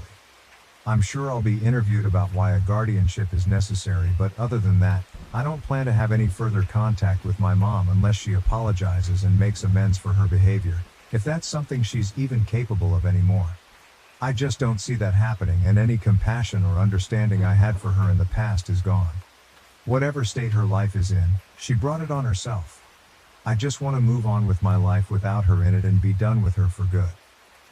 It doesn't look like she'll be released from the hospital anytime soon, so there's no risk of her attending my wedding.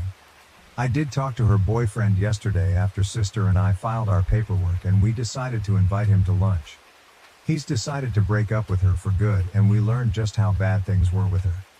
He's a real nice guy who's been caught up in a bad situation and had no clue how bad she could be. I feel really bad for him. I did decide to invite him to my wedding, as I can tell he's a lonely dude who's been to hell and back. Not sure he'll show, but the offer is there. There was a time I'd have allowed an event like this to ruin the run-up to the wedding, but I've been able to separate my mom's behavior from the wedding. It hasn't put a damper on it. Now that my mom is squared away, I can enjoy myself. I just put the final touches on the catering order and am expecting the last of my supplies. My aunt wants to put the final touches on my wedding attire. If I haven't mentioned, both my fiancé and I are huge steampunk fans, and so we're wearing steampunk attire and encouraging everyone else to dress in steampunk. Not required though. My wedding dress is actually more of a suit situation, but it looks badass. I don't think I'll update again, as I want to put all of this behind me, and I don't plan to have any contact with my mother going forward. I'm looking forward to a bright future with my husband. My mom can stay in the past, and as cold and heartless as it sounds, I'm glad she's not going to be my family's problem anymore. Post-wedding update, October 9th, 2023. I just signed into this account again with a lot of people begging for updates. I don't have a lot. I guess my entire story is now in the best of Reddit. Thanks, I guess. I never knew dealing with my alcoholic mother was worthy of a best post. I just wanted to rant and sanity check myself. Only news on my mother is that she's out of detox and currently in a catatonic state, refusing to speak, eat, or drink water. They may install a feeding tube if she doesn't let up. I think she's trying to be dramatic and get attention, so do my uncles. I could be wrong, but honestly I don't care anymore. We're not sure she has dementia, but she definitely has something going on, but doing any kind of evaluation while she acts like this is difficult. She also has liver disease, needs dialysis, and possibly even a transplant, if she qualifies. The doctors made it very clear that if she doesn't quit drinking, she will die within the next 5 years, and it may even still be too late. I think I'd feel more sad, but I've had to realize that I lost my mother long ago. I did invite my mom's boyfriend, but he chose not to come. He's decided to get help for his own alcohol issues, according to my sister. I wish him the best. As for the wedding, I'm now happily married, and on Wednesday I took a pregnancy test that came back positive. We're super excited, but haven't told anyone in our family yet. The wedding was fantastic, and the day went off without a hitch. We had a blast and are heading out on our honeymoon on Wednesday to Costa Rica. My brothers and stepbrothers very sweetly hazed my husband during the at-home bachelor party and made it clear they're excited to have another brother.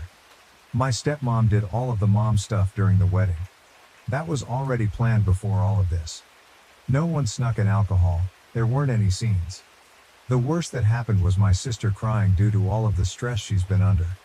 I do have some sympathy, but most of it is self-inflicted though, because she enables. But all in all, it was a great day, and I was surrounded by those I love most. I know a lot of people asked for pics on my wedding suit. I will see if there's some way I can crop identifying stuff from it and post it here once I get my wedding pictures back. Otherwise, I'll figure out a way to post the outfits themselves. That's all I have. I'll try to update after my honeymoon.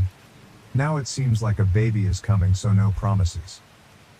My husband is fucking in love with another woman and wants to try polyamory. I feel like I'm the third person in my own story. Hi. I've been married to my hubby for 4 years, and we've been together for 12 years. After a lot of financial struggle, we bought a house, and we are now planning to get kids. Thing is, a few months ago my husband felt sick and had to stay home for a while. He decided to pick up an online game and started having weekly sessions with a group of players. Among them is a girl, 30 I think. And long story short, he fell in love with her. He broke down crying a month ago and admitted it. He told me it built up so gradually he didn't understand how he felt until it was too late. They started texting privately after meeting and eventually had one-on-one calls together. Then at some point he said, she told him she was in love with him and he realized it was mutual. He said he told her it was impossible but loved her too. They tried to be just friends but they couldn't resist, and continued to show affection for each other. He showed me the texts, but also ventured into sexting. She asked if she could meet him face to face but he refused.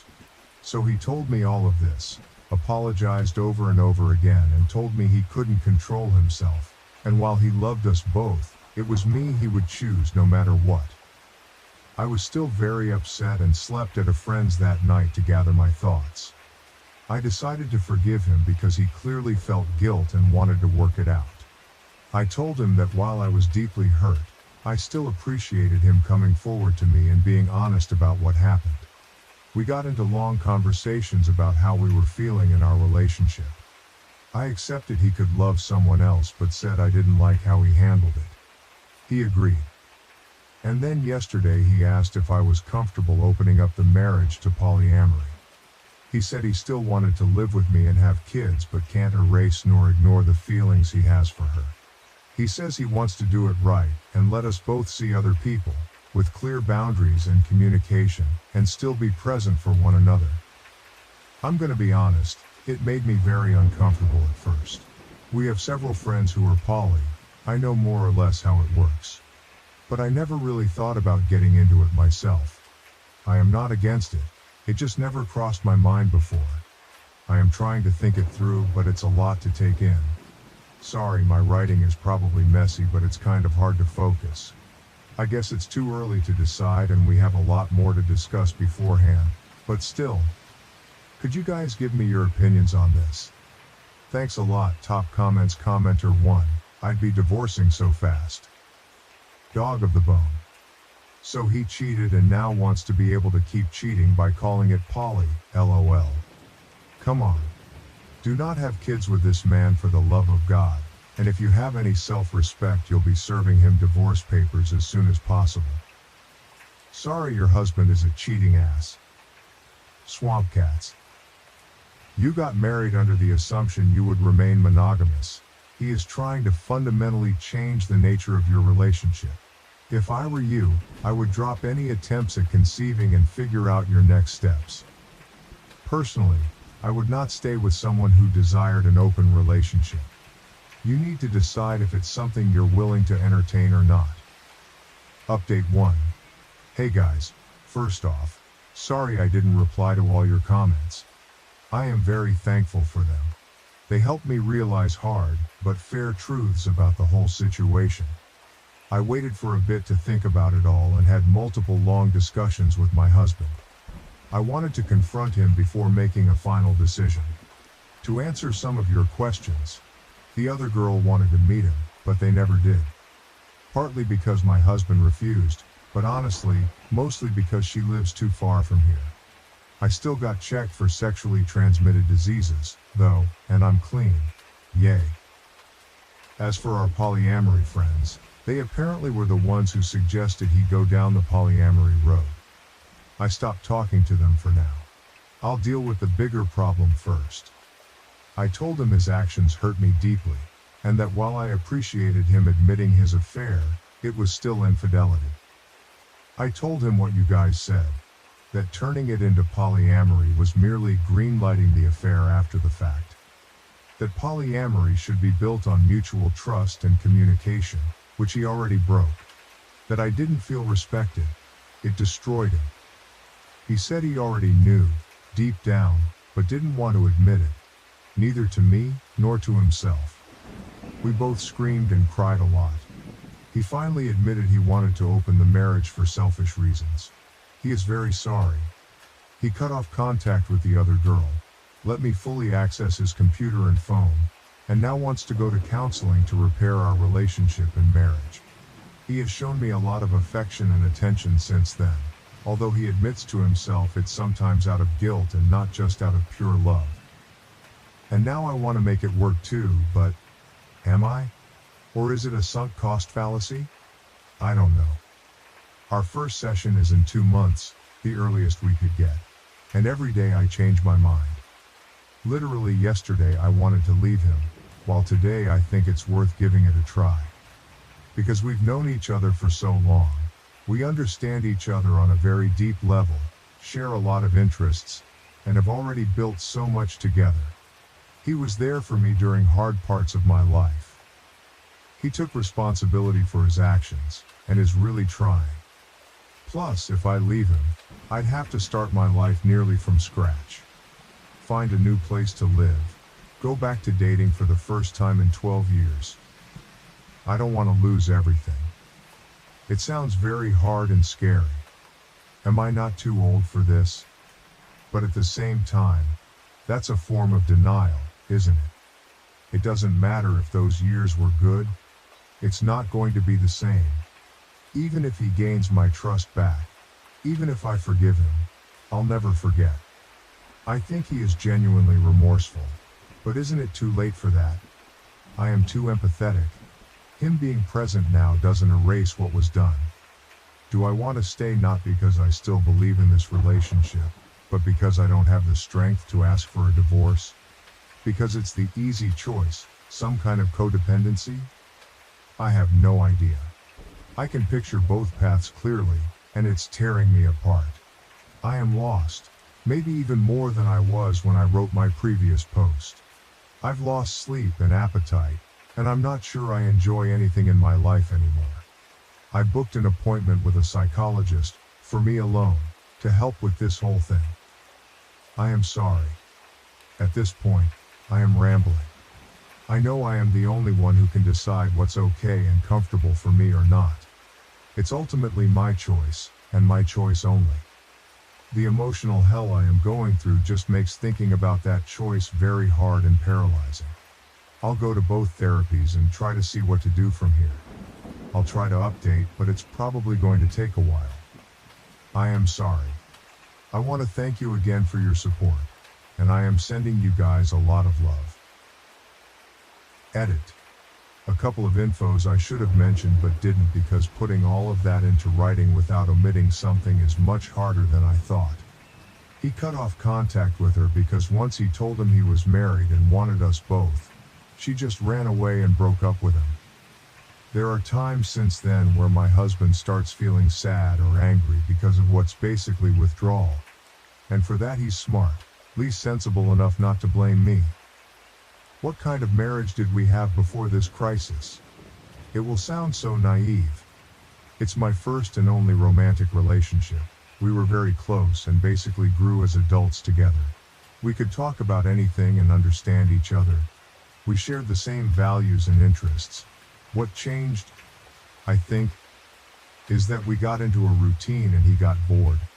During our argument he said he was addicted to the attention the girl was giving him and that he felt I didn't show him I was in love with him enough anymore. I told him that even if it was true, he should have told me instead of having an affair. On one hand I have my faults too, and I could accept this as one of them. On the other I was taking care of him and the house while he was sick. I don't think he believes it. I don't think he means it. But it makes me wonder whether I was actually a good wife for him, even though I am not responsible for his actions. Thanks again for your support, y'all.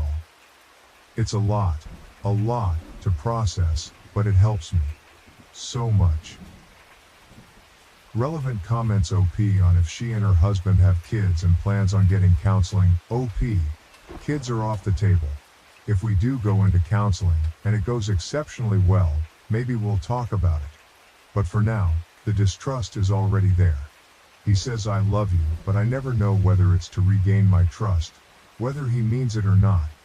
Even if he does he love me or is it a lie he tells himself? Dog of the bone.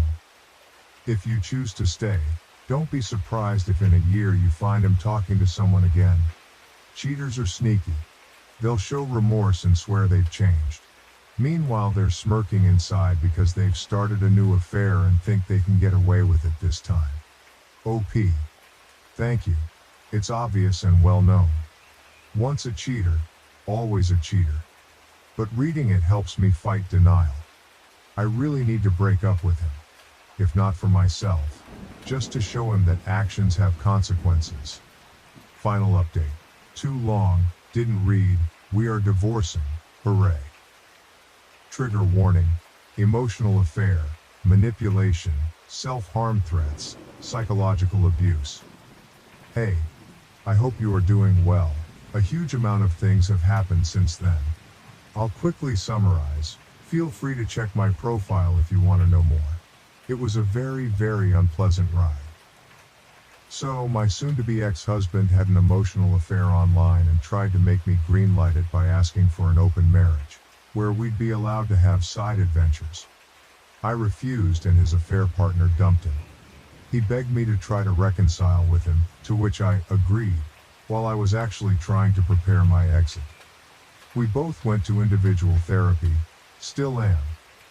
We separated temporarily 3 times, but every time I came back it went terribly. He was desperate.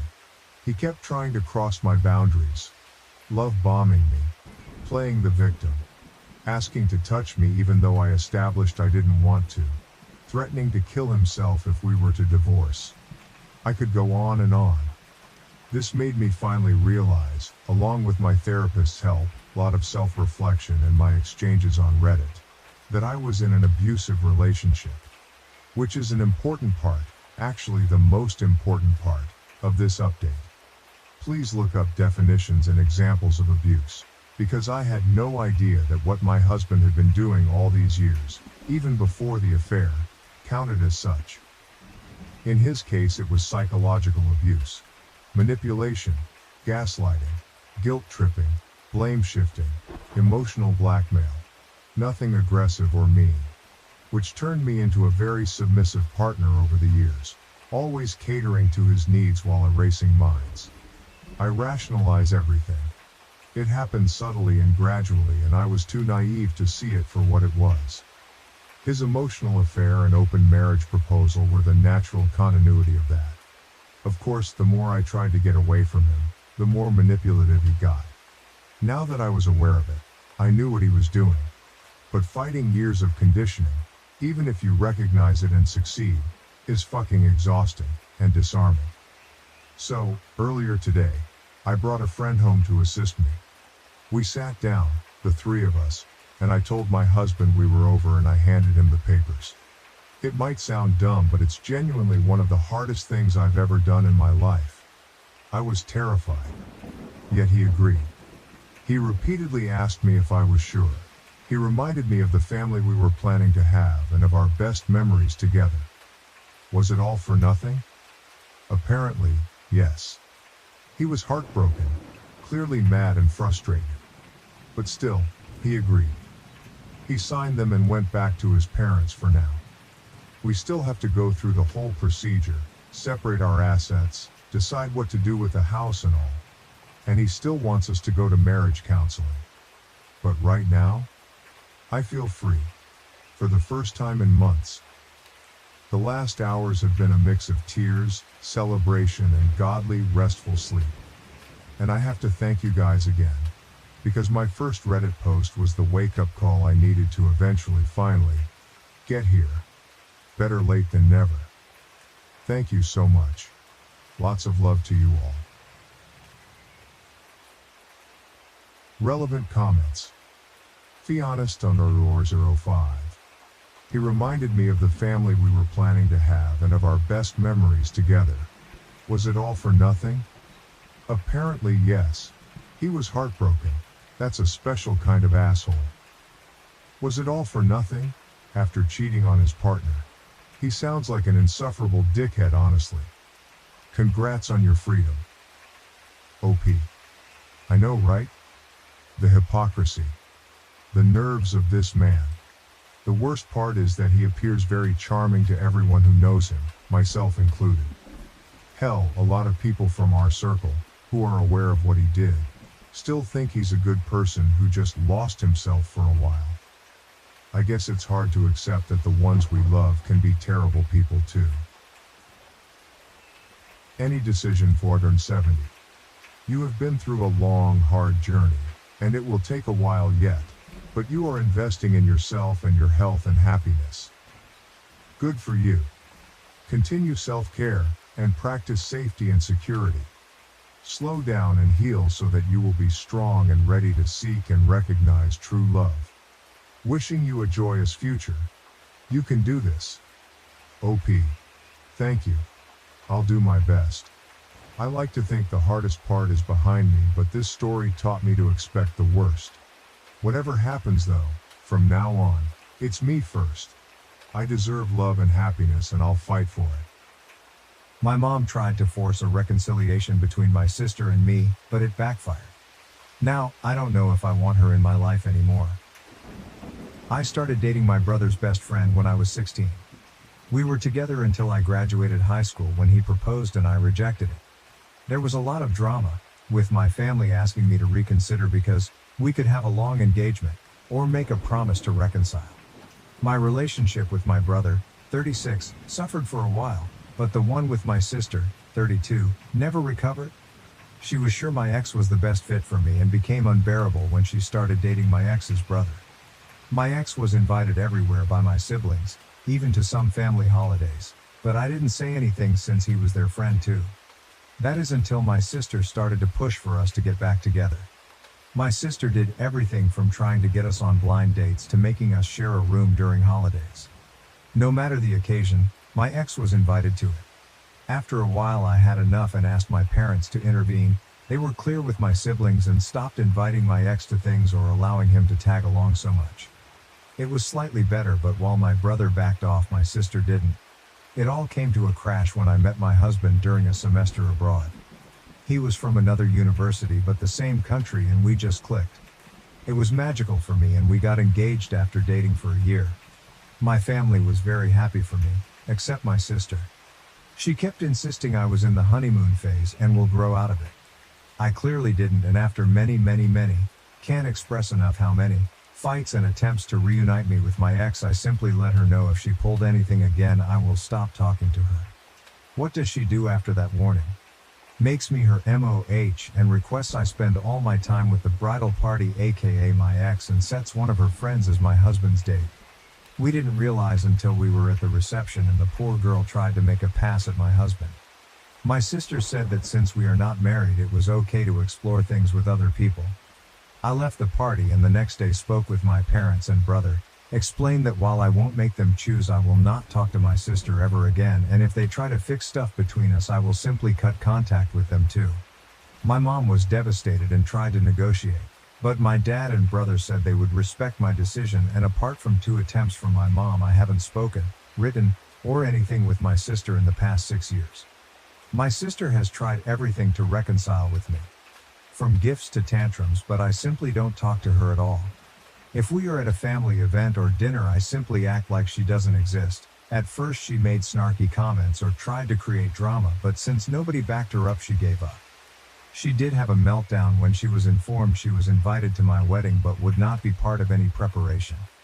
My brother says he feels guilty for going along with it for so long, and his relationship with my ex has suffered since my ex.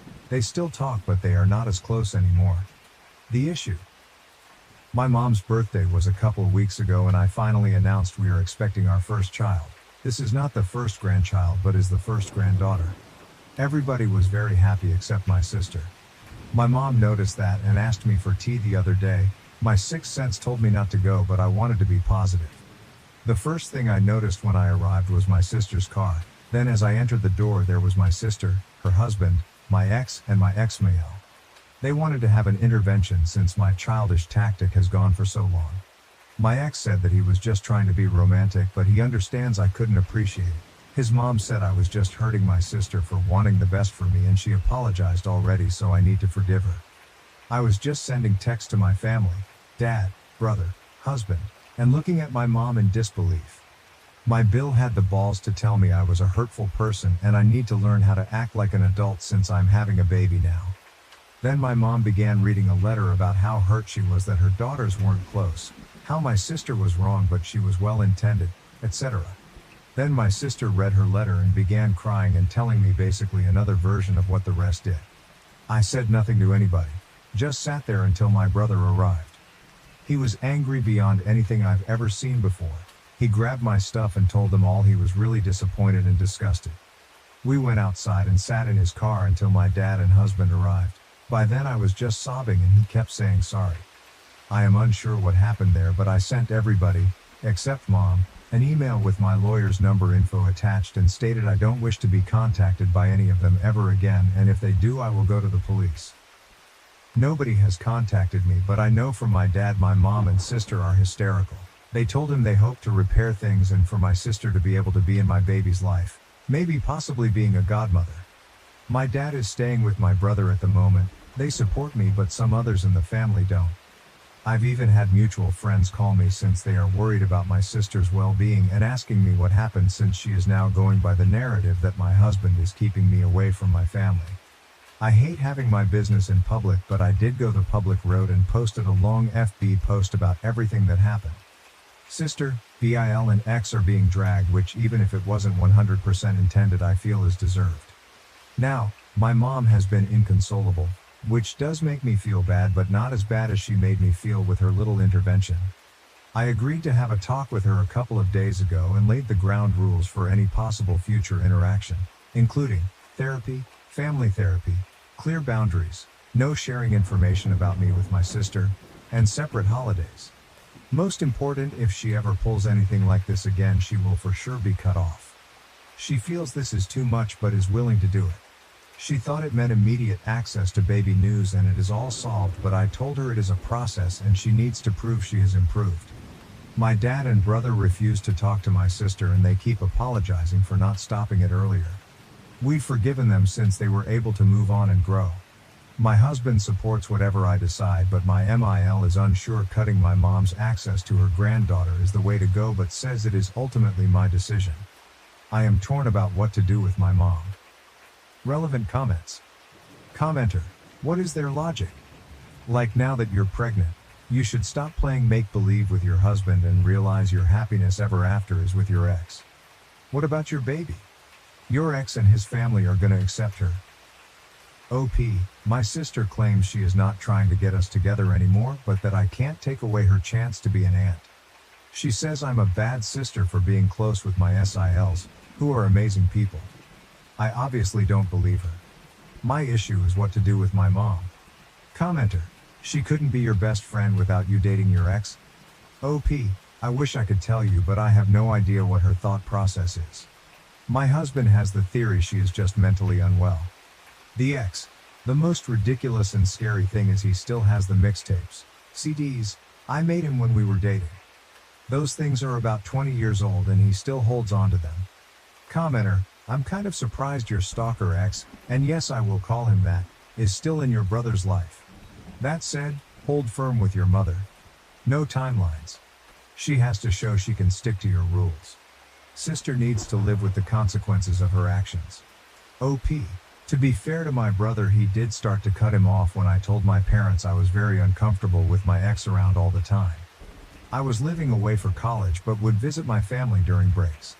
He also made a very big effort to make my husband feel welcome, which deteriorated his relationship with my ex even more because he felt betrayed by my brother. Nowadays my husband is one of my brother's closest friends and he only speaks with my ex when it is about our nephew or to not be rude. Commenter: you need to realize that your mom is supporting all of this.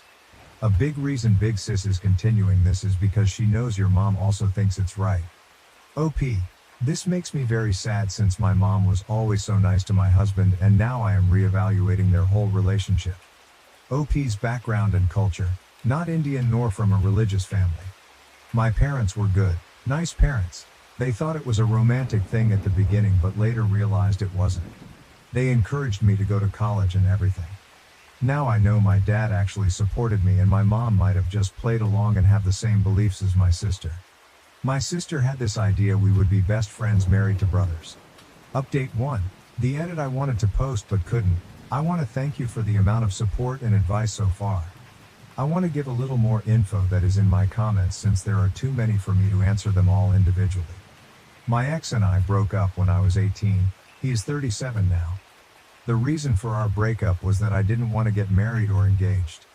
My sister's insistence comes from the fixation of wanting the both of us to marry brothers and being best friends. My mom has always been so nice to my husband, but I am beginning to think it was all a facade, which makes me very sad. My ex has been with people since the breakup. He also has 2 kids with an ex, but he's never been married. My sister says that is a very romantic thing to do since he has only ever wanted to marry me. I should also mention his obsessive behavior is not only with me. I know from the grapevine he was very similar with the mother of his children, but now he is refocusing on me because my sister is encouraging it since she needs his help on getting back in my good graces so she can be a good aunt. My brother did start to cut him off when I told my parents I was very uncomfortable with my ex around all the time. I was living away for college but would visit my family during breaks. He also made a very big effort to make my husband feel welcome, which deteriorated his relationship with my ex even more because he felt betrayed by my brother. Nowadays my husband is one of my brother's closest friends and he only speaks with my ex when it is about our nephew, sister's son, or to not be rude. Both my parents seem to be supportive of me not wanting to be around my ex so much, but I guess only my dad was in agreement. On the day of the tea party, my mom told him she was making me my favorite tea and sweets, but he couldn't stay since we would have quality time together. My dad left to go hang with my uncle since he thought it was a nice sentiment from my mom. He's very pissed off. My husband tried very hard with my sister when they met, but now he just ignores her and believes she is mentally unwell. We don't know if she is or not, still there is no excuse for how she behaves. They invited the ex and his mom because they thought it would be good for me to face the root of my issues with my sister, or at least their official version. Also, we are not Indian, not really religious. My husband and I are from the same race. There is also no wealth disparity between my ex and my husband. If there is, it would be in favor of my husband. Lastly, my CLs, both my brother's wife and husband's sisters, are enraged about the situation. My husband and his sisters will be talking with their mom about her comment. My brother and his wife are considering going NC with my mom permanently. In the meanwhile, they will not allow her to see my nephews for a bit. The more I read, the more I think I might have to go NC with my mom for the sake of my kid. My husband is heartbroken to think all their interactions were fake, but says he is even more enraged she made me cry and doubt I was a good person. I realize there are still countless conversations to have with my family about my mom, but I will definitely be going for a restraining order against my sister and the ex. The proper semi-update. The state of my family so far. I had a conversation with my mother, but she insists she knew best. I am a bad person and she will be getting grandparents' rights or even custody. I don't know what she said, but I still panicked, so we sent her a letter about it. My dad moved out definitely. He told her that he could not sign on to her terrorizing his kid. My brother and his wife also decided to go to NC. I know it seems very sudden, but I think I understood the level of despair I had after the intervention. My husband told them afterward they had to think very well about what they appreciated and to be kind and receptive to everything, but would not raise a kid on a toxic environment. Reason 3271637 Why I love my husband. My husband is very heartbroken about my mom and her fakeness. He says she will never get anything from him. That is as much as revenge goes here. My husband and sisters talked to my MIL about her comment and made her understand why it was very out of it, as many of you assume she is a very loving mom, from a loving family. My dad and brother keep apologizing for any role they played in this. My dad can't believe it went to this point. He says it is still surreal for him. Regardless, they support me no matter what and say they are willing to help me fight whatever ridiculous fight my mom or sister put up. Update 2.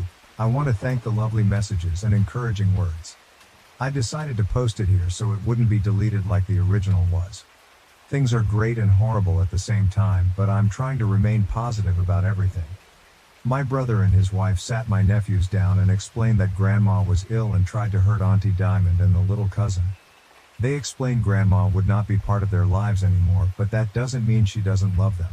It was really hard, but the kids are smart. They were also told another aunt is no longer in their life, but they don't care because they dislike her. Not because of me alone, simply because she is not exactly great with them either. My mom lost it when she was informed and started claiming she had rights and she will get to see her grandchildren. My dad is looking for a permanent place but will stay with us until January. mainly due to my brother's MIL coming to visit and us having the space. He is really sad, has called divorce lawyers already, moved bank stuff, etc. He has been getting countless emails, messages and calls from my mom, but he doesn't reply to anything. The lawyer told him to not block her right now. He considered maybe forgiving her, but I got a huge spike in my blood pressure a couple days after my last post here, because she decided to come to my place with my sister. My sister had never been to my home. My mom knew I didn't want her there, but I guess that doesn't matter anymore. The cleaning lady let them in since she knows my mom, and I haven't had the time to inform her she was not allowed to come in anymore. I was just coming from some errands and I saw the car. This time I didn't get in. I called all of my relatives, and my SIL, husband's sister, was the one closer to me. She confronted them and told them either they leave or I call the police on them for trespassing. They left and I started feeling bad. We went to the doctor and they told me all the excitement was not good and I need to start relaxing or it would hurt the baby. My dad went home with my brother, uncle and my husband and took every single thing he could think of. My husband says my sister was there too and she kept screaming at him that he destroyed her family. My dad told my mom and sister they almost killed the baby and he also doesn't want to talk to any of them again. My sister kept sending messages to my brother, begging for help, but it did not happen. I am devastated and very sad for my nephew since he is losing so much of his family because his mother has some wacky ideas, but it is what it is. As per the custody and grandparent rights my mom wants to throw around so much, my lawyer sent her a letter stating she caused harm to my health and the baby, and if she keeps harassing me it will become an official legal matter. My brother also sent her a letter accusing her of harassing me. Both, mom and sister, have refused to go to therapy.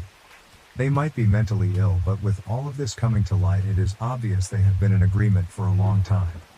I will focus on spending the holidays with my family, being healthy and going to therapy. Update 3. Hi, I've received some requests for an update and had a little time, so decided it could be a good fit. I want to thank you from the bottom of my heart from your comments, messages and every advice, because I feel we owe you for being even more paranoid than we were being. A couple people asked me what method we used to know the gender of the baby. I announced it after 20 weeks. The reason for waiting so long is we have experienced a loss in the past, which we were preparing to announce when it happened, and we wanted to be sure and have a safe feeling about the announcement. Also, we were naive enough to think it would be special for my mom. And you were right. After posting I handed it to my husband and he read your messages, comments, and advice for some days. We swiped the house and thankfully found nothing but felt extremely unsafe, so we went to a hotel with my dad. But then we realized there was a tracker on my fur baby's vest. He is a very small dog and gets cold a lot, so he has a funny vest. Never in a million years would I have thought of looking there, but we discovered the tracker when my dad walked him around the hotel area and my sister came and asked him about me and reconciliation. I was really upset, so we decided to move. Thankfully we can afford it. We are renting at the moment and also renting out our place, so it is not just empty. I used to love that house, but now I feel it is ruined and tainted somehow. Sadly, my parents' house feels the same, and not only for me. We all, brother, husband, dad, SIL, and even my husband's family, changed our numbers, got new electronics and notified employers, friends and police. We also started therapy and family therapy. My dad and brother feel extreme guilt over the situation, even if I've truly forgiven them, but we are healing as a unit. My sister and mom insist they are not wrong and they don't need therapy. My dad made a new will in which my sister's son gets a trust fund and some inheritance, but my sister gets a token amount. He is truly done with her. I was feeling bad for her, but I decided to focus my energy on my baby. She is here and we are blessed. It is not the experience I thought of since my mom is not around me anymore, but so many friends and family members have truly surprised us. By the end we were so paranoid we started testing some people we were unsure of, telling them I was going into labor. It worked like a charm. We discovered who was still feeding info to my mom and sister and cut them out. The rest understood when we explained the reasoning. My ex, whom my friends now call Bates, went around saying the baby was his cause. We've been having a torrid affair due to my undying love for him. Nobody believes him anymore, but it made my husband contact Bates's employer and tell him about all the craziness. Long story short, he was put on a suspension pending internal reviewing. I am almost positive he will be fired since they have asked us for more and more info and they seem really apologetic. My mom has tried to find us, but all the people that know of our location have gone NC with her. My dad's lawyer sent her a letter stating that due to her instability all correspondence will be through lawyers now. It has been us and my dad because I felt so bad for him being alone. He has promised he will be fine and nothing is my fault, but I still feel awful. He has been the best babysitter, feeder, diaper changer in the universe. My nephews are loving as always, and my dad even got a visit with my sister's son. It came about because she kept making videos threatening to hurt herself if my husband didn't stop alienating her family, so my dad emailed her about seeing her son and told her he would call the police about her threats, so that seems to have stopped it. Lastly, someone brought up Bates's false hope. It can't be further from the truth. I spent years uncomfortable because I thought he would move on. Then after I spoke up and then met my husband, I spent such a long time fighting my sister about it. I had a very long engagement, which is why I married after my sister. I still love my mom and sister, but I choose a healthy life for me and my family over that love. I have discovered a lot of loyalty, love and compassion through this whole thing. As strange as it may seem, I feel lucky it all exploded. Hopefully it is not much of a ramble. Big hugs from me. Update 4. We officially moved into a new house, with my dad moving into the guest house. We had many discussions both in and outside therapy, and we decided that while it would be good for him to be with us, we all still need our space. We are still renting out the old place and will be deciding what to do later. My dad has the grandchildren all together about 3 times a week now. He still has to see my sister's kids separately since she refused to let him take the kid unless she knew where he lived, which to be fair is a normal thing, but considering she is crazy, we don't want her close. My mom complained to the lawyers about how unfair it is. My dad still gets to see all grandchildren, but there is nothing she can do about it. About a month ago, my dad told me he had a confession and my stomach started hurting. Dear reader, he pays for my nephew's, sister's kids' schooling and babysitting, which is why she still allows him to see him. He felt so guilty for hiding it and didn't want to keep secrets. I assured him it was nothing wrong and to please don't feel bad. On Mother's Day, my dad got an email with a link to an Instagram account in which they made a sad video about my mom and how most of her family has abandoned her and how much of a saint my sister is for being there for her. It was really pathetic and enraged me, but I just sent it to the lawyer. Dad officially filed for divorce in May and the process is still ongoing. My mom insists he is wrong, but my dad said he'd rather drink bleach than go back to her, so I think that is final. My brother and husband took my dad out for Father's Day and had a blast. My sister posted many things that day, but they managed to block my dad from even learning about it because we wanted him to enjoy it. They also did a camping trip with the kids, aka went to a hotel, got a suite and put a tent in the middle area for the kids and a little tippy for the baby. Honestly, having a baby is one of the best things that have happened to me, and seeing my husband being the amazing father I knew he would be makes me so happy. It is tiring, but we have so much support. I feel grateful beyond anything because I have my rocks on my side. My SILs and I now get to have a little calendar on sharing things. All the kids get to do things that are age appropriate, and if they want to. We want to let them all know they do not need to hang out with people they dislike and their voices matter. Right now they are all obsessed with baby and say they are her protectors. And we get little get-togethers, brunch, etc. Honestly, having family time is now a pleasure and not a headache without my sister there. I know it is wrong to say, but she just sucks the positivity out of the room. My MIL also loves having time with the baby and stays in the guest room about once a week. She asked politely and said she didn't want to take the baby for sleepovers or anything. I feel respected and heard by her, and yes, have broken down sometimes because I miss my mom a lot. I miss the mom I had or thought I had, not the one that told me I would be a terrible mother or was a hateful woman. My therapist says it's a marathon and to focus on the good. Speaking about good, Bates was terminated. Not only that, but his reputation in his industry was not only damaged but nuclear level damaged. So was his brother's, but because Bill is not in an industry that cares as much about reputation, he still has his job as far as I know. Bates sent me a 12-page, double-sided, seemingly single-space letter about how hurt he is. I am denying him what's his, and my husband is so threatened by him that he had to go and destroy him professionally because he would not be able to destroy anything else. I said it seemed because I didn't read it, My lawyer did and gave me a summary. I also heard from the grapevine. No, I don't ask people. They just tell me, since they know he is stalking me, that the mother of his children moved and he didn't even care and said it was for the best. This man doesn't even care about his kids and wants to play with baby and me. Sadly, he won't be homeless or anything because mommy already let him move back in with her, so I doubt he will learn anything from this. Not the flashiest of updates, but just what is. Oh, and my husband burnt or donated every single item given to him by my mom or my parents with my dad's blessing. He says life is too short to give her space in his life even with memories. Relevant comments.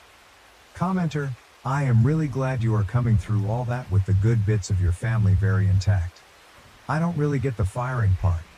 I get Bates is a bad dude, but has he ever done anything that has relevance or a connection to his work? OP. Without giving up his industry, it is a very close-knit one, and when you get a bad reputation it sunks you. He was thought of as a nice but distant nice feminist single dad before this. He even told some co-workers I was with him for longer than we were. Commenter. I am reading your full post from the best of Reddit at 1:30 a.m. from my home in India, and I have respect and sorry for what you faced, and I hope your child grows to be healthy and nice as you both. Also, I hope this whole fiasco is over soon and you can be back with your mother after her ex fantasy is over. Respect for you. Keep fighting, OP. That is a lovely sentiment, but I will never talk to my mom again. I miss her a lot. I cry a lot. She is not the person I thought she was, and the baby deserves the best family we can get, and my mom is not part of it. It breaks my heart, but I need to protect the baby. OP comments on the second Boru post. I came to check the comments since Tequilitas told me the sub was full of nice people but so many snarky ones. I won't give more identifying info, but Bates is supposed to work with vulnerable people, which is why my husband contacted their employer. As for the money thing, we all come from well-to-do backgrounds for saying something, so I never thought he would suffer for money, but he also will never learn anything. New update. I have some updates for you, but first I want to thank you for all your comments and messages. Every time I log into this account I am bombarded by mostly positive things, and I appreciate it a lot. I am unsure if anybody will read this, but for those who want updates they are mainly good ones. With that out of the way, let's get to it. My parents are divorced now, after many fights and tantrums from my mother. She kept the house and got a bulk payment, but that is it. My dad is like a new man and we are all so happy for him. A little throwback. When all the drama happened we did not fire our cleaning lady. This is a woman that had been helping my husband's family for decades, and I was very stressed out about her being out of work because of what my crazy family did. Also, we are not slobs and she is not polishing floors on her knees or anything like that. In any case, my dad spoke with her and told her she was on paid vacation and until we had a new house to please wait for us if she wanted, but she was absolutely not fired. She was really happy about it, and so was her family. My dad started to get food and stuff from them from time to time because they were so thankful about what he was doing for them. Well, she has a sister who owns her own nail salon, and my dad is dating her now. She is a very lovely woman and has grown children, so she understands the dynamics happening sometimes. He has been very clear he is not moving or marrying, and she is pleased with that because she likes her independence. My mother nearly had a stroke when she heard about his new relationship and kept saying it was a late midlife crisis and he had to resort to being a sugar daddy. This is obviously what I heard because I don't have any contact with her. But last I heard she is having a hard time. She is struggling because she was never good at budgeting and relied on my dad to put a stop on ridiculous purchases. My sister is also struggling because my dad is not helping her with money anymore. You'll see, he was willing to keep helping for the sake of my nephew, but then things got very rough. My nephew started calling my kid an affair baby, how she is not with her real dad, called my other nephews delusional, and during a birthday party he even pushed one of my nephews on my husband's side, saying they were not my kids' cousins, only he was. The kids were perplexed and so confused, but immediately told an adult about it. My dad spoke with him, but he kept repeating it. He spoke with my sister and she said she could do nothing to prevent a kid from telling the truth, and didn't all kids always tell the truth? He told her until there's a chance he is cutting them off. She panicked and cried, but she is also super stubborn, so now my nephew goes to public school because my husband made my dad cut them off. Bates, well, he is still unemployed. I know I was cryptic about it, but he was in an industry related to vulnerable women and some of it related to stalking. Irony much. That's why he was fired. The organization he was in didn't want this to splash on them. I have received 2 more very long handwritten rambling letters from him, and since he only has my lawyer's address, guess who has the honor of receiving, reading and file those ramblings? I love my lawyer and he is a champ. Apart from that and the gossip, I have not had bad issues related to him except for one. I was at the grocery store and a random woman came over to ask if my kid was Bates's baby. I was speechless and shocked.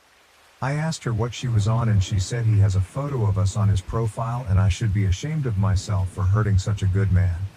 Turns out he is still going by the narrative my kid is his and I loved him so much. That is all old news, but at the end what shocked me the most was the pic comment. This is not a photo that has been public or anything like that. It was sent to a family group once and that is it. I told my husband immediately and he was enraged but composed. So we decided to smoke out the rat. Long story short, it was my dad's 2 sisters feeding info to my mom. My dad was so disappointed but also had no doubts cutting them off. They are still begging him to talk to them again. My brother and his family are doing great. We see them a lot and have been on some family holidays since the last update. They are also in NC with my mom and sister. My SIL is actually super happy about it because it turns out she was not a fan of our mom but kept the peace. My in-laws keep being lovely as well. We allow Mill overnight babysitting now too and she is over the moon with it. Sometimes she has all her grandchildren under the same roof and they are all delighted to be with her. She is a former flight attendant, so their favorite game is to pretend to be an airplane. Overall they love her and we know she is good without kids, so we do not worry. She had to make her socials private because my mom kept stalking her. I am sure she is extremely jealous, but she made her own bed. Lastly, my husband keeps me sane whenever little things come up. We are thinking if we should have another baby or maybe adopt one. We are still undecided. We have a great support system and the privilege to have these conversations. I still miss my mom a lot. I sometimes cry when I realize there are milestones I can no longer share with her, but she is a bad person and the safety of my family matters more. Last fun fact, this Father's Day they actually went camping. It went great apart from the mosquito bites and some ill-placed sunburns. Relevant comments. Could Bates ask for a paternity test? Report the photo. We already did a paternity test, not with Bates but with my husband. We never ever had doubts obviously, but my lawyer suggested having it done in case he claimed it. The photo incident was a while back and we already took it off his Facebook page. I didn't want to go further because I don't want to see him again. Editor's note. Well aware I wrote the wrong years when labeling, was focused more on trying to get the time between posts correct. That's fixed now, thanks to those of you who were polite about it. My fiance is taking my last name. His parents are threatening not to come to our wedding. How do we handle this? January 31st, 2024. My fiance, Alex, 21 years old, and I, 22 years old, have been together for 6 years and are getting married this year. I never cared much about my last name, but after some recent family events, I realized I want to keep mine. Alex didn't mind and chose to change his last name so we'd match. Upon finding out, Alex's parents, Lisa and Luke, yelled at him. Lisa cussed him out, so my parents let him stay with us for the last week of winter break. We were home on break from college and live a few miles apart. Lisa and Luke say Alex is destroying and disowning his family, publicly humiliating them, and claim I'm stripping him of his manhood. They told us we're unbiblical and that women should submit. To them, it's political too. They said the queer community is the reason we're susceptible to this. Transgender people are to blame, and America is in its downfall. This is just another sign. Alex has received many texts from Lisa, calling him hateful, cruel, and cold, asking how he can let her suffer. The meetings Alex had with his parents went poorly. They told him they wanted to see him and not talk about the name, but then did. One meeting involved both sets of parents. Lisa and Luke talked 90% of the time before getting up and leaving. They're mad Alex stayed with us and said even if we go with his name they'd resent us and my family for supporting us. Lisa threatened to cut Alex off, saying he won't get another penny. They had planned to contribute to our wedding, stating there were no strings attached and they fund his college apartment. Lisa said this is the worst thing to happen to her since losing her first baby, and that it's worse than if Alex had gotten me pregnant, killed someone drunk driving, or was gay. She's telling Alex that his grandparents will have to move to assisted living from heartbreak, and Luke keeps telling Alex his choice is hurting people. Their main reason seems to be that it is tradition and that they want the last name carried on. It's not an uncommon last name. I also learned that Lisa borderline tried to talk Alex out of proposing. Alex asked me to marry him anyway, and Lisa called my mom in the midst of the engagement excitement to share her disapproval. They said that they get a say until Alex is married, and that's when they'll leave us be. Lisa and Luke keep texting Alex and my parents, but I have never received anything. They openly dislike me now, bad-mouthing me whether I'm there or not. I've decided my relationship with Lisa and Luke is over. It was rocky before as they tried to push their religion onto me numerous times. Alex is deciding how much more he can give. He hasn't taken a harsh tone or spoken rudely to his parents, but is tired. Now his parents say if Alex won't move back home, their financial support ends. They say the family won't come to the wedding, and one of his siblings has actually left the wedding party. Obviously, I have decided to stay mostly away from Lisa and Luke now, but they are Alex's family. With the wedding still coming up, we're unsure how to move forward. Too long, didn't read. My male fiance is taking my last name. His parents are freaking out because I'm the woman and should take him. The verbal and emotional abuse are out of control, and they're threatening not to attend the wedding. Edit to add, Lisa and Luke's financial support is not necessary, and the wedding will proceed with or without it. Just thought it relevant to point out that the money that was offered no strings attached clearly does have strings. We know we are young and are still getting married after spending 6 years together. Postponing the wedding isn't something we're willing to do.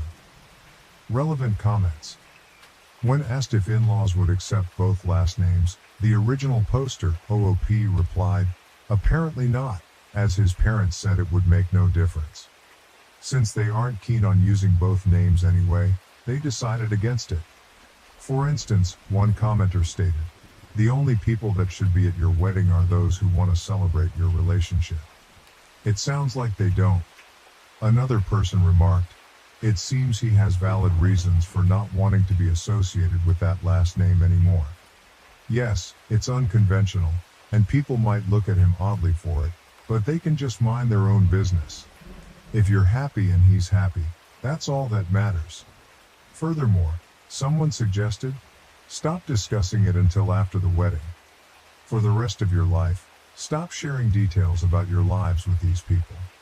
Have your fiancé agree to gray rocking them moving forward, or there will be arguments about baby names and other issues in the future. The first time anyone knew my baby's name was in our birth announcement. Additionally, another commenter advised, simply say, we will miss you. Any other response will only encourage them to meddle more in the future. Moreover, a user pointed out, your future in-laws are acting like overgrown toddlers. For both your sakes, I hope they go no contact with both of you forever because the loss of their financial support is a small price to pay for freedom from their controlling behavior.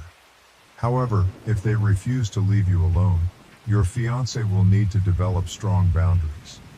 You two should consider premarital counseling before planning much more of the wedding, as it's crucial to ensure you're prepared to handle your future together.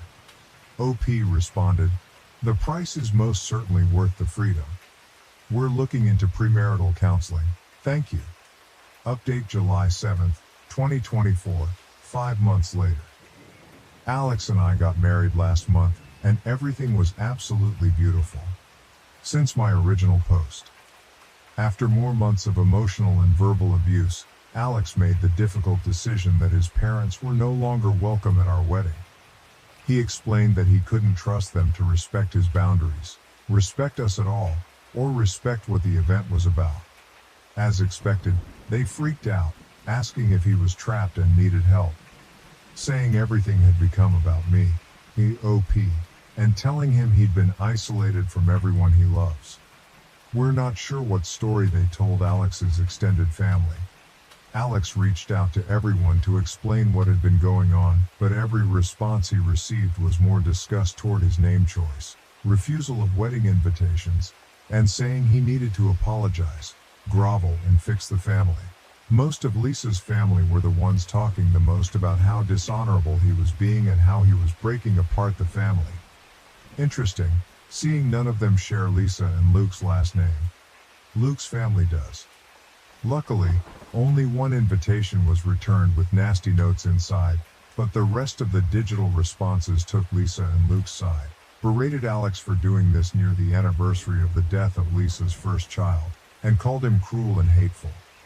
For context, Lisa's first child passed away a few days after birth, over 25 years ago. Alex says there has never been any remembrance that he knows of, and they do nothing on the anniversary. He doesn't even know the date of the anniversary. Lisa and Luke explained what happened once when he was young, and never mentioned anything again. We're unsure why it's all coming back up now, after presenting as generally unimportant his whole life. Apparently, this drama being 4 months from the anniversary was disrespectful. His sister Alice also went off the rails. After checking in to see how Alex was doing, Alice got angry that he wanted to discuss things over text instead of on the phone. It became obvious that she wanted him on the phone to berate him, because she ranted about how he was steamrolling their parents and wasn't really an adult because he wasn't married yet. She said she had encouraged Lisa and Luke to cut him off long ago and that OP, wasn't acting like family since I stopped letting her follow my Instagram account. This was after she dropped out as a bridesmaid and made it clear she didn't support our marriage. I decided not everyone gets full access to my life. As his only sibling, it was devastating for Alex to watch Alice spiral into fully taking their parents' side, after initially leading him to believe she had his back and was supportive. After saying not to expect her and Alex's bill at the wedding, there's been no further contact since Alice refuses to speak to him unless he'll talk on the phone. At this point, he won't do any phone calls as we'd rather have a record of everything that goes down. Many people tried to talk to Lisa and Luke, my own parents, mutual friends, etc., to encourage them to choose the relationship and explain that the damage they were causing wasn't worth the loss they'd endure. It seemed to have no effect. Alex was quick to become no longer financially dependent on his parents. We've changed his phone plan, reclaimed all his bills from Lisa and Luke, fully moved him out, and finished college. We're not sure if they attended graduation. They texted Alex the day before to say they'd be there, but then turned off their location services. Graduation day was stressful and nerve-wracking, with Alex not knowing if they'd make a scene or corner him. He left as soon as he walked across the stage and made it to his car with no interactions. Since then, as most Redditors suggested, we've been nearly no contact with Lisa and Luke. We spent the first 6 weeks of summer finishing wedding details, and our day last month was gorgeous. Alex received no communication between graduation and the wedding, and has no plans to continue their relationship without an apology. Lisa and Luke did not show up to the wedding or say anything on the day of. The only recent change is Lisa unfollowing and unfriending both of us and my family on all social media. For me, my in-law relationships are basically over, apology or not. Learning they'd never supported our engagement, ignoring my existence, and hating me because of my political and religious beliefs is enough for me not to keep contact. Thank you, Redditors, for your kind help and good wishes. Our day was truly perfect and straight out of a fairy tale, and we're looking forward to the next chapter of our lives, with hopefully less drama. Too long, didn't read? Parents were uninvited to the wedding. Sister flipped a switch. Currently no contact with all. Wedding day was beautiful and not dramatic. Relevant comments. One commenter remarked, "Wow, just wow. How can a whole family implode over something as ridiculous as a last name change?" Had I read the text without seeing it being about that, I'd have thought the young man at least had molested animals or children. Geez. Another observed, "That's because it's not about the last name. The last name was the straw that broke the camel's back." In the original post, OP said the in-laws already didn't like her. There is way more going on here than reported. A different perspective was shared. It sounds like they had total control over him and objected to losing the right to make his choices. Totally normal in small amounts when a kid reaches this stage of life, but for a certain kind of family, they can't let the baby grow up without severing everything. One user offered a warning. Please be aware that if you are choosing to have children, they might come at y'all full force again. Be prepared. Another shared a personal anecdote. My friend's sister went through something similar. The couple had entertained the idea of creating a new family name and the groom's mom flipped out. Threatened to remove financial support, they didn't need it, and suddenly the racism came out after 10 years of holding it in. Suddenly the bride's family were those people, aka not white. It was a beautiful ceremony. The mom didn't show up and now she has to live with never seeing her only son. The irony is that the couple on their own decided that they weren't going to change it a few days before the wedding, but by then the groom went no contact due to the blatant disrespect and racism hurled at his wife's family. One congratulated the couple, saying, "Congratulations and I'm happy your wedding, and his graduation, went off without a hitch. I'm proud that he chose to stick to his wants rather than let his family bully him into submission. Stay no contact. Your lives will be more peaceful." Suggest some therapy for him if he's struggling with all this though. There are a lot of emotional issues that come with cutting family out. Best wishes to you both. Adding a practical point, another user said, "I don't understand why anyone, male or female, changes their name in the first place in the modern era. Huge pain in the ass to do so, especially with professional licenses, college records, SS, passports, and so on. But yeah, his family is going overboard, by a lot. I can see why he would change his name. Disassociate from the wackadoodles. Sorry for the family strife, but congratulations on the marriage." Another shared a lighthearted story. "My husband and I have joked about hyphenating our last names. 11 letters plus 9 letters, both convoluted Dutch names that are hard to spell. Well, hard for folks here in Canada which are in Amsterdam to pronounce my last name better than I can. LOL. No one has given us a hard time about both of us keeping our names. I think the only people who had any sort of comment on it were my parents, and that was just from a practicality standpoint. They've moved provinces a few times and mom had to bring name change documentation with her every time she changed her ID to reflect her current province. I was warned that it could be a potential headache if I changed my name, but that was it." Someone else shared their personal dilemma. "My partner has a name that's a bit funny in our language, derived from the name of a trade, and a pain to write and pronounce in English. Not so bad in our local language, just long, as it's also 11 letters. I work in an English-speaking environment, and trying to explain to people how to pronounce something similar to Hadziski doesn't sound very appealing. It's not the real name but has a lot of similar sounds. But if we marry, I would prefer to keep mine, not so much because of the pronunciation. I just don't like how it sounds with my first name.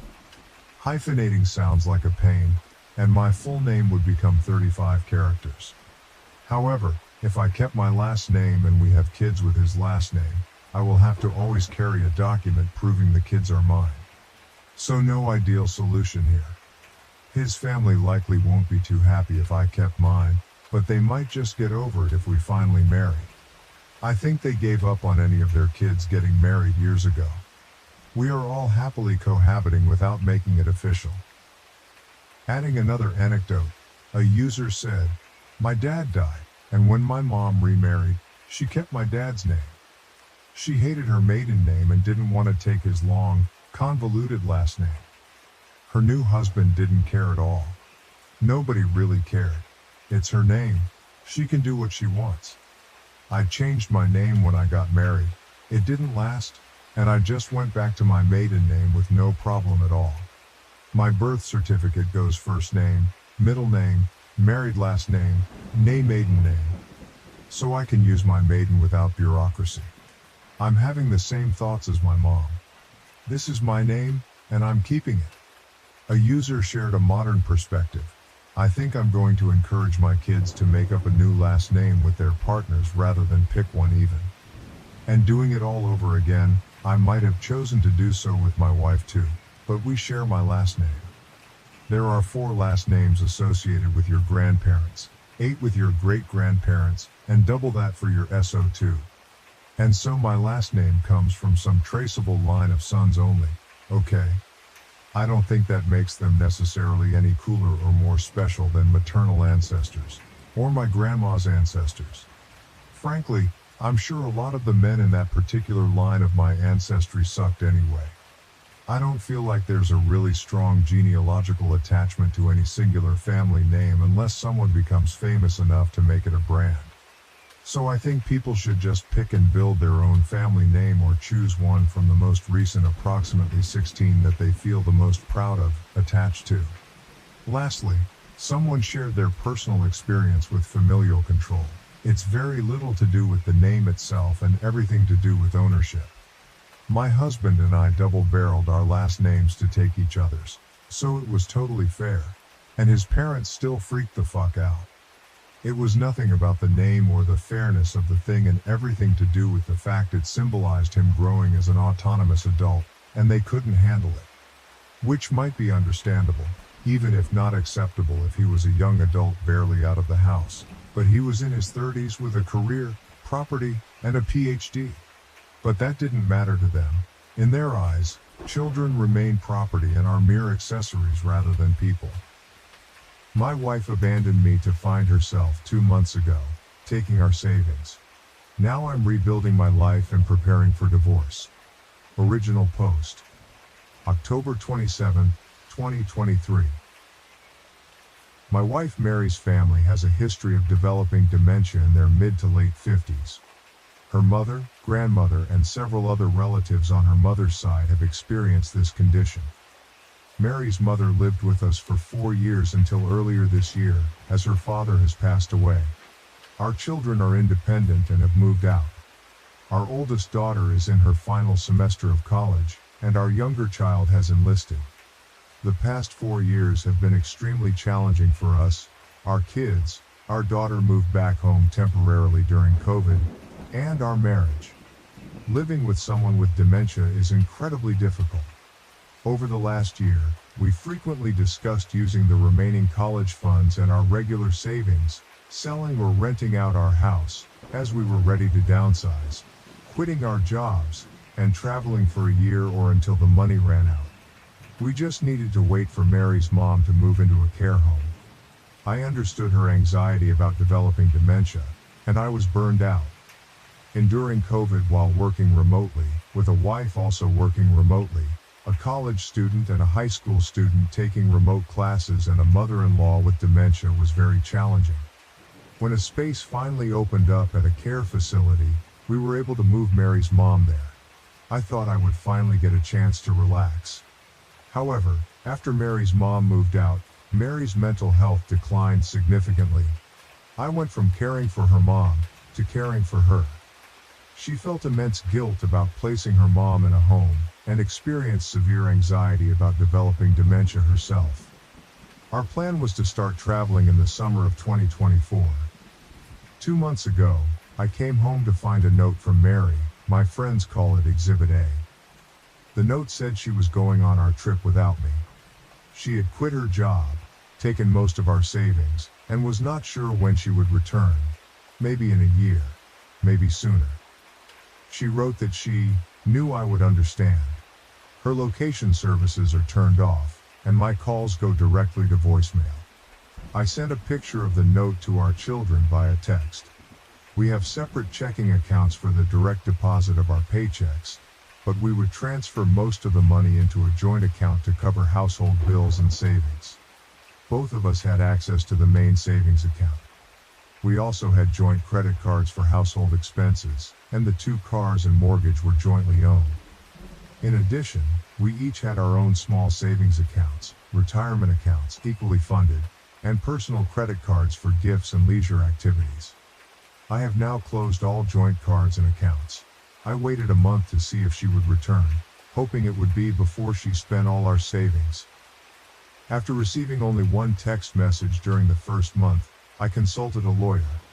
She informed me that there was very little to do at the moment, aside from changing the beneficiaries of my retirement accounts and life insurance. This way, my wife would get nothing else if I died alone while she is off on our adventures. Since only a month had passed, there was no way to serve her papers. My lawyer advised me to continue paying the mortgage and car loans because the cost of getting a judge to approve the sale of joint assets would be higher than making the payments. I did not want to ruin my credit by letting one of our cars get repossessed, but I also could not sell it since she is on the title. I receive random texts from her, and she occasionally posts on Instagram, with comments turned off, of course. I want to block her so badly, but my lawyer advised that it is better to maintain a communication channel that does not involve our kids. Her last post was from Hawaii, where she commented on what a great husband I was for letting her take this trip. Meanwhile, I am struggling to pay for 2 cars, a mortgage, household bills, and insurance, all while hoping no emergencies arise since I have no savings left. And she is out there enjoying our trip. F you her. I'm so mad at her. I spent 4 years helping take care of her mom, and then took care of her when she fell apart after her mom moved into a memory care home. And how does she thank me? By abandoning me. Now, I will never get to take this trip, and I have to delay my retirement. The only silver lining is that the kids are mad at her too, though they will probably forgive her eventually. Double F her. I am not stupid. She is definitely hooking up with guys. She looks good and won't have any trouble finding men. I texted her asking if she was sleeping around, and a week later she replied saying she was not. Yeah, right. So, here I am, drinking alone on a Friday night, while she is probably on some beach, living it up. Triple F her. Edit. Fix typos. Edit. 2. My lawyer gave me tons of advice and options, but it was way too much to cram into this post. I could push harder and probably will have to eventually, but all that legal stuff is super expensive. Finding her, serving her, getting a judge to sign off all costs a lot. I will follow up soon and talk about the savings and my finances. It only hit me how much I need to worry about money after paying all the bills and seeing how little is left. Relevant comments. One commenter pointed out that by thanking him for letting her take the trip, she is essentially saying, "When I get tired of living the single life, I will come back to the comfort and security of married life." The commenter suggested that when she returns, he should say, "Welcome home, here are your walking papers." In response, OP confirmed that his wife is completely under the delusion that she is returning to their marriage. She has had several conversations with their daughter and is convinced that he will understand and forgive her. Another commenter recommended that OP tell his daughter to pass along the message that he is filing for divorce due to abandonment to see if it gets any traction. Although they generally do not like the idea of involving the kids, they emphasize that the children need to support him in this. They suggested telling her that she would be cut off if she continued this behavior. The commenter also proposed that OP start posting about how his wife is living the good life and letting friends and family know what kind of situation this has put him in, as everyone probably assumes he is on board if he is not actively sharing the truth. OP responded that his wife only hears what she wants to hear. He asked her to provide an address to serve her with divorce papers, but she only replied that they would work it out when she comes home, which he strongly disagrees with. He mentioned that his daughter has tried to convey the pain she is causing, but his wife justifies her actions by saying she only has 5 to 10 years left until she develops dementia. OP questioned whether she should not be spending this time with her family, especially since it is uncertain whether she will even develop dementia. Update, November 13, 2023. Here's an update from my original post. I am feeling much more positive now that the financial situation has become a bit more manageable. Essentially, I am accruing debt that will be paid off when I sell the house. Even with legal fees, I have about 6 to 8 more months before I need to worry about money, assuming no emergencies arise. My friend's wife gave me some valuable advice. Do not go from being a hero to a villain in your kids' eyes. How I talk about and treat my wife will determine my future relationship with my children. While I no longer care about my wife, I do not want to make her a sympathetic figure or drive the kids away from both of us. I followed up with my lawyer, who said that we will have my wife repay the savings she took through a reduction in her share of the assets. Any division of assets will include the savings she took. She will also have to repay the money I spent maintaining the household while she was gone. There is plenty of equity in her share of the house and her retirement plans to cover that. The lawyer also mentioned that, after nearly 25 years of marriage, our finances are so intertwined that my wife will get some share of the assets. The best case is that she agrees to the terms of the divorce, making it relatively cheap and quick. Otherwise, it will get complicated and expensive. She gave me a lot of options and an estimate of costs, so I decided to wait and see. I obtained a couple of credit cards with promotional rates for purchases and transfers, which gives me some breathing room and allows me to conserve cash. I will pay them off when I sell the house. Now that my financial situation is less stressful, I am actually enjoying her being gone. I am free to do whatever I want, whenever I want. I do not have to cook, clean, or take care of anyone. The house is quiet for the first time in ages. I love my wife, but her mental health weighed down our marriage. On balance, it was worth it until now. During the first month or so, I expected her to be there whenever I got home. When someone was at the door or if I heard noises, I would think it was her. I even checked the doorbell cam obsessively. I am not looking forward to her return. It has to happen, but when she comes back, I will have to deal with her, the divorce, getting the house ready to sell, dividing all our belongings, and finding a new place to live. I hope she stays away until after New Year's, but my daughter thinks her mom will be home for Christmas, either to stay or visit. My lawyer will have papers ready to serve her. Hopefully she will agree to the terms and continue her travels. People have given some great advice. Renting or selling the house is not really feasible right now since I would need to fix some things and get it ready to sell or rent. As I need a place to live, the amount I would net each month, rent minus mortgage, minus rent on a new apartment minus storage unit, is not worth it. My kids' rooms are still full of their stuff, and I do not want to spend the time and effort to clear them out and put them in storage. Getting a HELOC was excellent advice. I did not realize I did not need both people to get a loan. If I need more money, I can go this route. In the short term, the promotional rates on the credit cards were cheaper and easier than getting a HELOC. Serving my wife divorce papers or getting a divorce in absentia is something I might need to do eventually, but the cost in legal fees increases exponentially in such cases. I am comfortable just waiting for now. I checked the phone bill to see where she is and possibly where she is going. I noticed that she does not post on social media until after she leaves a place. For example, when she posted about Hawaii, she made a call that day originating in Los Angeles. She posted about a cruise, and I figured out the dates, considering serving her at the port. But the cruise ended a couple of days before she posted. She tried adding international calling to her line, but I blocked it, so she removed her phone from our account. Relevant comments. One commenter expressed anger on behalf of the OP, criticizing the wife's audacity to say, "My husband is so great for letting me take this trip." They hoped she would be home for Thanksgiving so her world could explode. OP responded that she had told her family she would not be home for Thanksgiving, but nobody informed her that he and their daughter would be spending Thanksgiving with her family. She can see the posts of them having a good time without her. Another commenter advised OP to change the locks on the house to prevent her from waltzing back in while he is out one day. They expressed their anger for OP and mentioned that if their husband did this to them after 23 years of marriage, there would be serious consequences. OP responded that his wife left her keys, so he changed the code on the security system, the passphrase, and the password. He also found a new hiding place for the emergency key they kept in the backyard.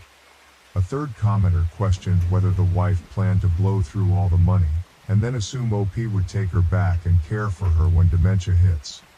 OP confirmed that this seemed to be her plan, but it was definitely not his. Update 2, December 4th, 2023. Edit, December 4th. Nothing much has changed.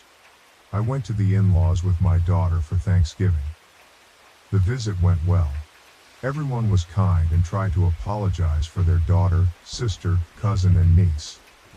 I told them it was not their responsibility to apologize. I just appreciated them taking us in, as it meant a lot to my daughter to be there. Edit, December 20th. I received a text from my wife saying she will be in town for Christmas. My lawyer informed me that the papers are ready so she can be served. It feels like an early Christmas gift. I posted this to my profile in case my update gets deleted. Update 3, January 28, 2024. My wife texted me in the middle of December to say she would be home for Christmas. I informed her that our daughter and I would be at my brother's and that she was obviously not welcome.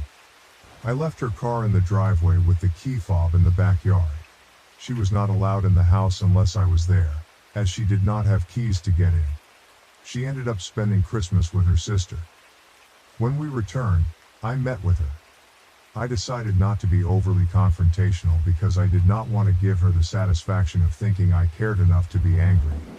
She was taken aback by how detached I was, and I could tell it bothered her that I did not show much emotion, not even anger. My main goal was for her to agree to a divorce. This summary covers several different meetings, both with and without our daughter, who has not yet wanted to meet with her mom alone. I asked why she left without telling anyone. She said she did not want to wait a year. She did not want anyone talking her out of it. She did not want to work anymore, and she wanted to leave before her mental health got worse. I am sure it was mostly because she did not want me to stop her from taking the money. She knew I would take care of everything with the kids and house when she left. We had decided to go in the summer of 2024 for a few reasons. Packing everything and getting the house ready to sell was going to be a lot of work. We wanted to make sure our daughter graduated college, got a job, and was settled. We wanted to make sure we had money when we got back. We wouldn't have a house, cars, or jobs, so we needed money because it could take months to find work and a place to live. We didn't want to have any worries or deal with a mess back home. At some point in our planning, she began questioning if she ever wanted to go back to our old life. She did not want to work full-time or buy a house and stay in one place after we returned. She was unsure of what she wanted, but she did not think she would figure it out by talking to me. I told her that the reason for taking the trip was to figure those things out together, to see what we wanted for the next part of our lives. I asked her why she did not just get a divorce before she left. Then she would not have had to do this behind our backs, and she would have had plenty of money without stealing our joint savings. She claimed that she did not want a divorce and that she wanted us to live whatever life she figured out. I told her that is not how marriages work, with one person deciding for the other. In talking and texting with our daughter, her family, and through my texts and voicemails, she realized I might not forgive her. She was right about that, so she might have to visualize a future without me. This is where I had hoped she would say some stupid shit like she was going to squander all her money living in a van and make travel vlogs, or she met some guy that she needed to wire money to so they could open an ice cream shop in Alaska. Instead, she wants to be a digital nomad, working part-time, fully remote, and living in new places. She tried to convince me to go with her, but I'll never be able to trust her, plus I don't love her anymore. Traveling like that for a few years doesn't sound bad, but she doesn't have a job or any work lined up. She's not in her 20s, and that way of living will get old quick. No close friends, no family. I want her to make it work so she won't be here trying to get back in our lives. How are the kids doing? Our son would not have seen us the entire time she was gone anyway. He only responds to her with very short texts. He told me she wanted to see him, but he said he was too busy and would not be able to get away. Since he lives in the barracks, it is an easy excuse to avoid her. My daughter has stopped talking and texting her. She is quite upset. Her worry turned to anger when she realized her mom was not having a mental breakdown, but was just being selfish. If her mom were sticking around, they could probably work through it eventually. I just care that my daughter is happy, so whatever she decides, I will support. Did she spend all the money? She spent about half. I think she realized she needed to figure things out before she completely ran out of money. Did she sleep with anyone? I did not ask because I did not care. Asking would imply I wanted her back or that it mattered. Even though I did not ask, she claims she did not. But I am not sure if she is lying. She might just be saying that because she does not want the kids to have another reason to be mad at her. Does she feel bad for what she put us through? She claims she does and wishes she had handled it differently. She said getting away and figuring herself out was best for her. She believes her siblings and our children will allow her to live with them, similar to how we let her mom live with us. I am sure when she imagines her future, she sees our kids being there for her. But that might not happen, at least not in the same way as before. Although it might sound surprising, I am actually quite happy with how things have turned out. Our divorce is far from final, but we have agreed on the major points. We will sell the house, divide the retirement funds and house profits, and repay the money she took as well as what I spent maintaining the household. I got most of what I wanted from the settlement, and she will soon be mostly out of my life. I will not have to pay alimony, and since she has chosen to make significantly less money than before, I will not be forced to support her. That would have been a real blow. She is no longer my responsibility, and I will not have to care for her if she gets sick or goes broke. I have decided to start dating again.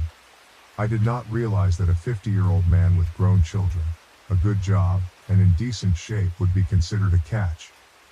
While I am not overwhelmed with attention, I have received more interest than I expected. It has been nice meeting new women. I have worked out the finances and will be doing well after everything is settled, only having to support myself. This is not where I wanted to be at 50, getting divorced, and using Reddit as a form of free therapy. However, I am happier now than I have been in a while.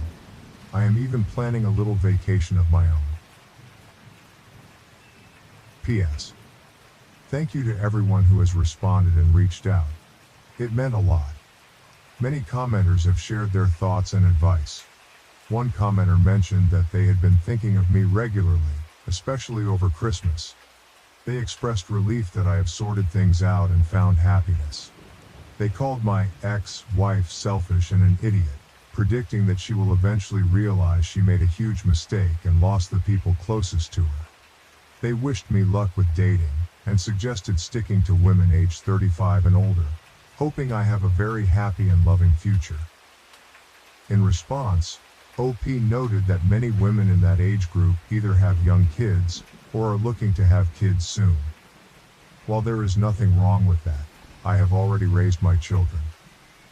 Another commenter complimented me saying, "Sir, you are a catch," and advised not to date anyone under 30. They toasted to a new life. OP replied by mentioning that I have recently gotten everyone out of the house and am not interested in dating anyone who has young kids or wants kids. I also added that it would not matter if they did, as I had taken care of that a while back. Adoptive parents kicked me out at 17 for getting pregnant and refusing to keep my baby. 20 years later, their biological son reached out to me. When I was 17, my adoptive parents kicked me out and disowned me because I got pregnant and refused to give them my baby. 2 decades later, their biological son found me on Facebook and reached out. I was just 4 years old when I lost my parents in a tragic car accident. I don't remember much about the crash itself, just that one moment I was in the back seat and the next time I opened my eyes, I was in a hospital. Waking up to a world of nurses and doctors was terrifying for me as a child. I remember a CPS worker sitting beside me, explaining that my parents had died and I would need to stay with another family for a while. It was also confusing and overwhelming. After that, I went through a series of foster homes, none of which ever felt like home. When I was 5, I was finally placed with Lorraine and James, who had been eager to have a child of their own. From the start, I felt their warmth and genuine care. They welcomed me into their home without hesitation, filling the emptiness I had felt from losing my own family. It seemed like, after all the tragedy, I had finally found a second family. However, as soon as I moved in, I noticed that James was very strict and disciplined, while Lorraine seemed to always follow his lead. I later learned that James's strictness was due to his background as an Army veteran who had been injured in action. His military experiences explained his obsession with meticulous planning and order. Understanding this didn't make it any easier when he would get angry over small things, like being a minute late for church. His strictness often left me feeling anxious and like I had to walk on eggshells around him. Lorraine, on the other hand, was more laid back but also drank a lot when James wasn't around. I watched her finish entire bottles of wine by herself, and she always seemed lost in her thoughts. She rarely asked about my school or homework, and aside from drinking, her main activities were cooking and cleaning because James was very particular about that. At first, things were smooth and I didn't witness many conflicts between them, but as I grew older, I began to see James's true nature. He was abusive.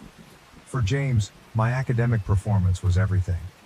He constantly pressured me to improve, and if anyone outperformed me, he would get enraged.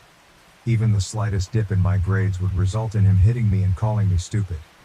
He frequently threatened to send me back to the orphanage if my marks didn't meet his expectations. As a child, I didn't realize this threat was empty, and it terrified me each time he mentioned it. I worked tirelessly to avoid being sent back. I also observed Lorraine and James having arguments, which would end with James dragging her into their bedroom. She would emerge with bruises on her hands and face. At first, I didn't understand what was happening, but it soon became clear that he was physically abusing her. To keep me from witnessing his violence, he would isolate Lorraine. I couldn't understand why Lorraine never called the police. After their fights, she would just sit and cry for hours, while James would drink beer and watch TV. Realizing James's abusive nature made me fear being alone with him or doing anything that might upset him. But as anyone who has lived in an abusive environment knows, abusers will find any excuse to lash out.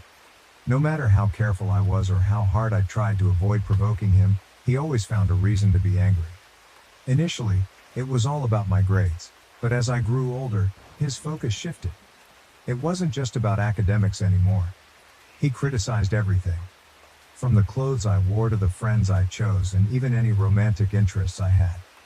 He insisted I come straight home from school, claiming that spending time with friends was a distraction and that they would amount to nothing. According to him, I needed to keep my focus solely on my studies. Unbeknownst to James, Lorraine discreetly allowed me to spend an hour with my friends after school. Knowing that James wouldn't return until later in the evening, she saw it as a small chance for me to enjoy some normalcy and social interaction beyond the tense atmosphere at home. These brief moments away from the constant pressure and scrutiny were precious to me, and I valued the time spent with my friends, even if it was short-lived. Lorraine's quiet act of kindness meant a great deal to me. However, things took a turn for the worse when James lost his job. The job loss seemed to heighten his frustration and anger, worsening the already abusive environment at home. With the added strain of financial instability, James became even more unpredictable and volatile, lashing out over the smallest things. I recall one night when Lorraine had just finished making dinner. As James sat down and glanced at the meal, he erupted into a furious rant about how it didn't meet his standards. He began yelling and slamming the table, berating her and threatening to throw her out if she couldn't cook properly. In his rage, he threw his plate against the wall, leaving Lorraine and me in a state of fear as we watched him. I could feel my whole body trembling. When I finally ate the food, I found nothing wrong with Lorraine's cooking. Over time, James's drinking worsened. With his unemployment and idle days, beer cans accumulated in the living room each morning, which Lorraine had to clean up. I also found myself unable to spend time with my friends, as James would harshly criticize me if I was even a minute late coming home from school. At 15, a classmate named Harry confessed his feelings for me and asked me out on a date. Despite my anxiety over James finding out, I was eager to experience a date and explore my feelings as a teenager. So, despite my worries, I agreed to go out with Harry. We met at a local coffee shop after school and spent the afternoon chatting and getting to know each other. That date turned out to be one of the best decisions of my life, as it marked the beginning of our love story. Harry was everything James was not, gentle and kind to everyone, including animals. He would bring me my favorite flowers whenever he could, saving up his pocket money to do so. Having never had a good role model, I didn't expect much, but Harry treated me with the care and respect I had always wanted. James was always a bit suspicious and would question me about whether I was spending time with any boys. I would deny it, silently hoping he wouldn't uncover the truth. Fortunately, not having a phone meant there were no incriminating texts he could discover. Harry and I took great care to keep our relationship private, even avoiding telling our friends to prevent any gossip. Harry understood my fear of James and was willing to keep our relationship a secret. When prom approached, Harry and I decided to attend with our group of friends to avoid drawing any unwanted attention. However, when James learned of my plans to go to prom, he outright forbade it. He dismissed it as a waste of time and refused to buy me a dress. I didn't really care about the dress. I just wanted to enjoy the evening with my friends. I begged him to let me go, reminding him of my good grades and how I had met his expectations. He scolded me, belittling my friendships and insisting that prom was insignificant. Lorraine disagreed and argued with James, believing there was no reason for me to stay home while my peers enjoyed themselves. James insisted that teenagers lacked a sense of right and wrong and that he wouldn't allow me to go out simply to have fun when I could stay home and be safe. Despite my pleas and attempts to explain how important this event was to me, he remained resolute, dismissing my feelings as trivial. He even threatened to lock me out if I tried to sneak out for prom. On the night of the dance, I was the only one who stayed behind, spending the evening crying alone in my room. I was growing increasingly weary of living with James. After high school, it became even harder to see Harry since I wasn't allowed out and didn't have a phone. I asked James for a phone, but he insisted I didn't need one at my age. I argued that I'd be going to college and that everyone had a phone, but he said I'd have to buy one myself if I wanted it. That's when I decided to get a part-time job. Though the pay was modest, it allowed me to earn some money and gain a bit of independence. It also meant I could spend time with Harry without James finding out, using work as an excuse while I met up with him. Eventually, I received the incredible news that I had been accepted into an Ivy League university with a full scholarship. This was a significant accomplishment, as no one from my town had ever achieved it before. James took it upon himself to brag about my success to anyone who would listen, proclaiming how proud he was of me. Despite his constant boasting, he never actually congratulated me personally, instead acting as though my achievement was a reflection of his own success. After receiving my college acceptance, I felt an enormous sense of relief. At last, James had nothing to complain about, as I had fulfilled his greatest dream by securing a spot in a prestigious college with a scholarship. With my job and academic success, he couldn't label me as lazy anymore. His newfound satisfaction led him to agree to buy me a phone and allowed me to use the money I earned from work for college expenses. He even permitted me to hang out with my friends after work. For the first time, I felt like I could enjoy life a bit, just like everyone else. Harry and I knew we'd be separated when we went to college, but we promised to meet up whenever we could. Our intimacy was careful and limited, with both of us taking precautions. A couple of weeks later, I began experiencing unusual symptoms that resembled those of my period, but without actually having it. Being perceptive, I sensed something was wrong with my body, and I found myself craving food at odd hours. Panicking, I told Harry that I needed to take a pregnancy test, and he agreed. I took 3 tests, all of which came back positive. The shock was overwhelming, and I collapsed on the floor, crying uncontrollably. It felt like I was living through one of my worst nightmares. Harry tried to comfort me, but I was trembling with fear. I knew that if James discovered I was pregnant, especially right before college, he would react with unimaginable anger. Harry reassured me that the decision was entirely mine and that he would support me no matter what.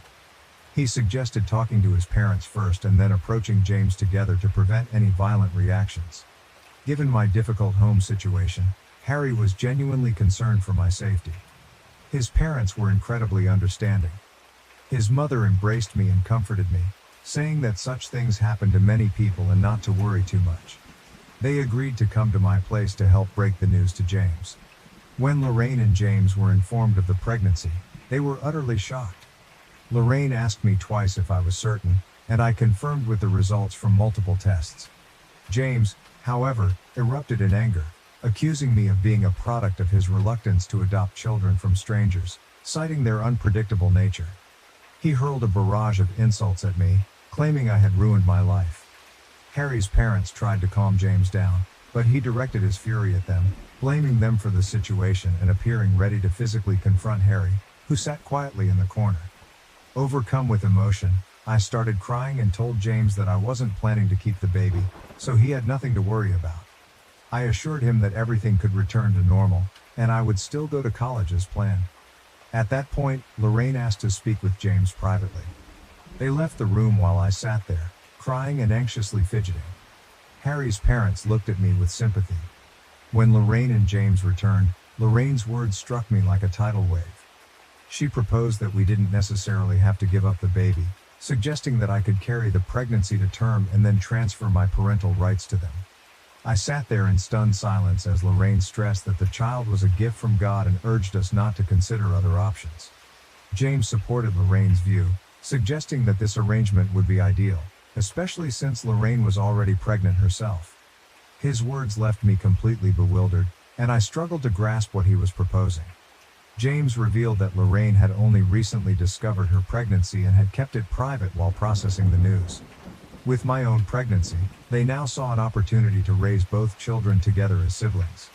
The shock of their suggestion left me speechless, grappling with the gravity of their proposal and the unexpected turn of events. Harry's parents were equally stunned and quickly expressed their disapproval. However, James interrupted, asserting that the decision was not theirs to make, and looked at me expectantly, waiting for my response. Overwhelmed with anxiety, I knew deep down that I couldn't agree to Lorraine and James's proposal. The idea of giving up my child to be raised in an environment reminiscent of my own troubled upbringing was unbearable. Although Lorraine had shown herself to be a caring mother in many ways, I couldn't ignore the fact that she couldn't shield herself from James's behavior, let alone ensure my child's safety. The thought of subjecting my unborn child to the same uncertainty and potential danger was unacceptable.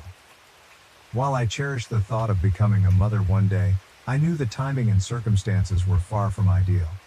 I couldn't bring a child into the world under these conditions, knowing I couldn't guarantee their safety and well-being. I firmly told James that, although I was glad to be gaining a sibling soon, I couldn't proceed with the pregnancy. I was neither mentally nor physically strong enough to handle it. The idea of watching my child grow up with Lorraine and James, while pretending they were just a sibling, was inconceivable. Living a lie and denying my child the truth about their parentage was something I simply couldn't endure. When I shared my decision, Lorraine broke down in tears, expressing her disappointment that I couldn't do this for her despite all the sacrifices she had made for me. James, visibly enraged, got up and began pacing the room. I tried to explain my stance, but they refused to understand.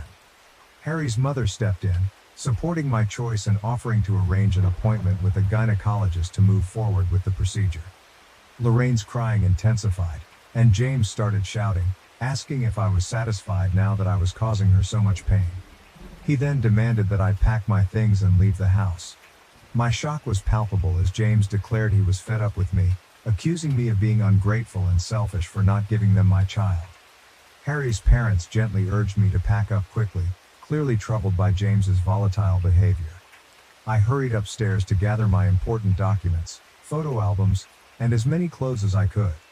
When I came back downstairs, James warned me to take whatever I could carry because he planned to throw out and burn the rest of my belongings the next day. I tried to speak with Lorraine, but she wouldn't even look at me. As I left, James told me I should never come back. I was bewildered and heartbroken, unable to understand what I had done to warrant such ruthless rejection. Harry and his parents generously offered me a place to stay, and I returned to their home. The following days were a blur as they took me to the gynecologist, where we scheduled the necessary procedure. It was a difficult decision for both me and Harry, but given the circumstances, we knew it was the best choice for our future. After the procedure, I spent a few days recovering with Harry by my side, offering unwavering support. He and his parents were incredibly kind and did everything they could to help me through this challenging time. Throughout this ordeal, James and Lorraine never reached out to me. When the day came for me to move into college, I texted James, hoping he might have forgiven me by then. Instead, he responded with harsh words, calling me a failure and a disappointment and accusing me of turning into a prostitute. He said he didn't want his biological child to end up like me. His cruel message cut me deeply, and I cried for hours. They had been the only parents I knew, and now, with their own children on the way, they had severed ties with me. My college years were challenging but ultimately rewarding. I juggled a part-time job with my studies, working hard to maintain my grades. It was tough, but I was determined to succeed. Fortunately, Harry kept his promise and supported me throughout.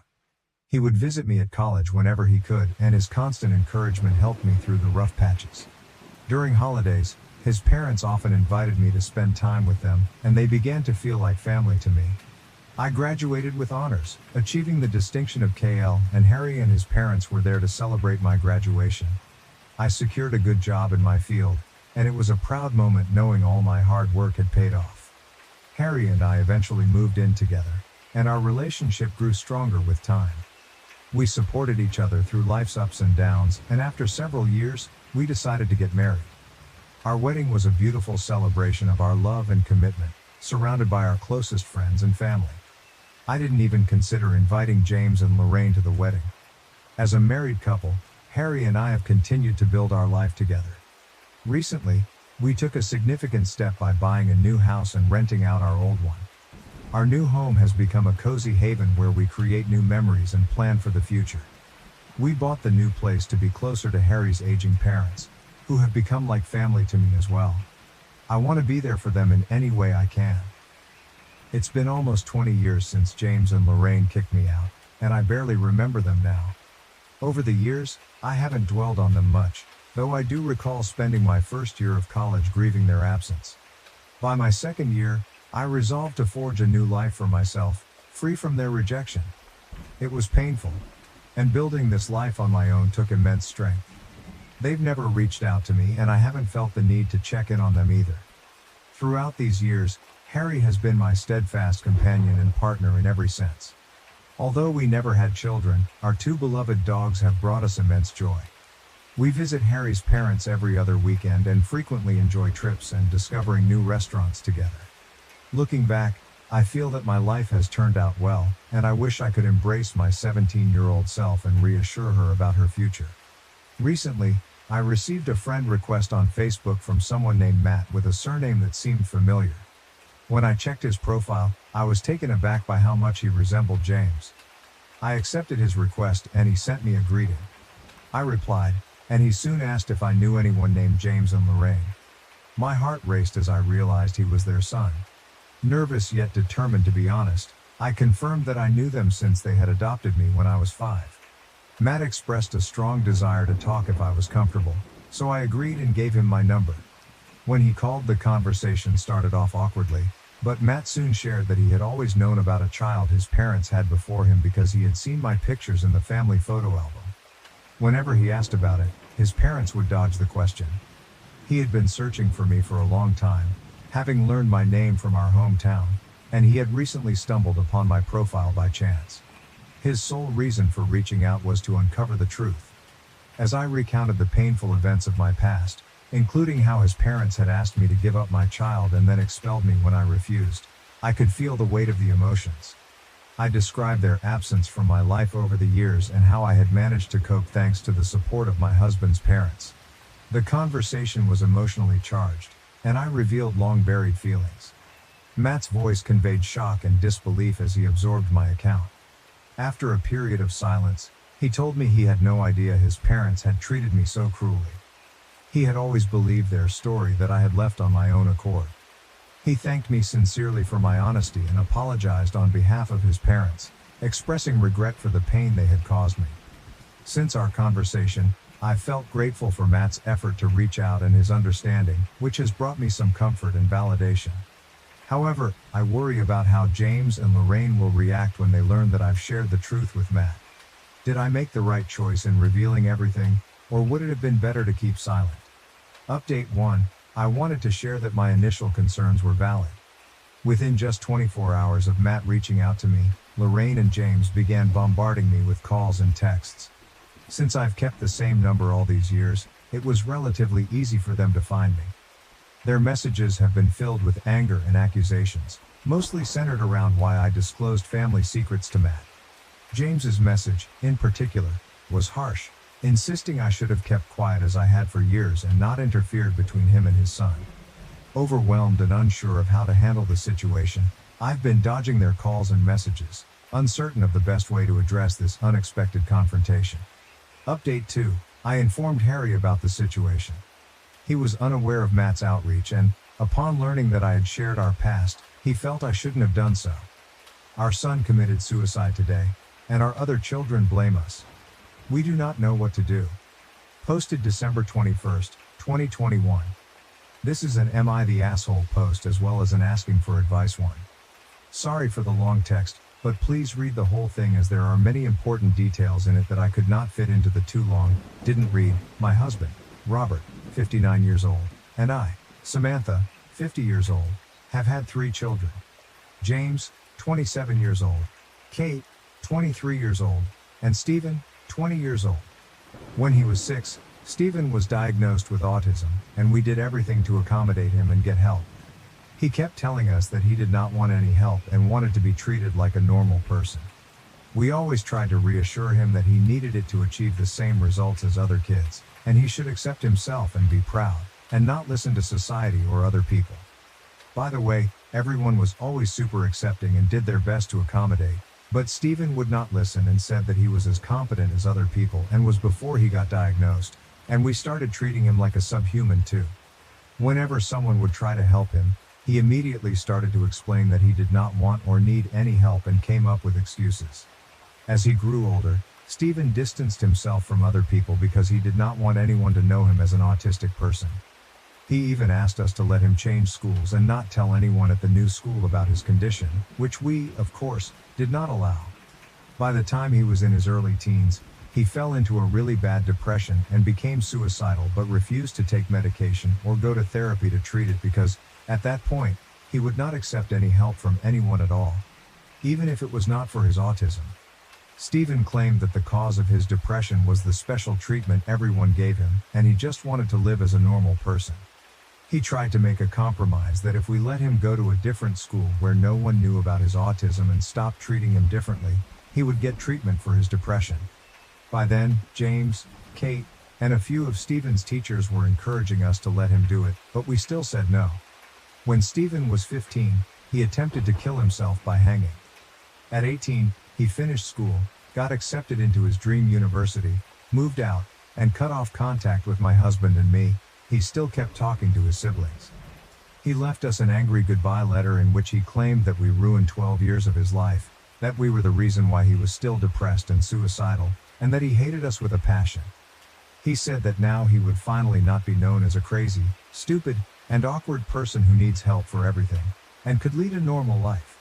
We tried to call him and sent him letters and emails, but he did not answer.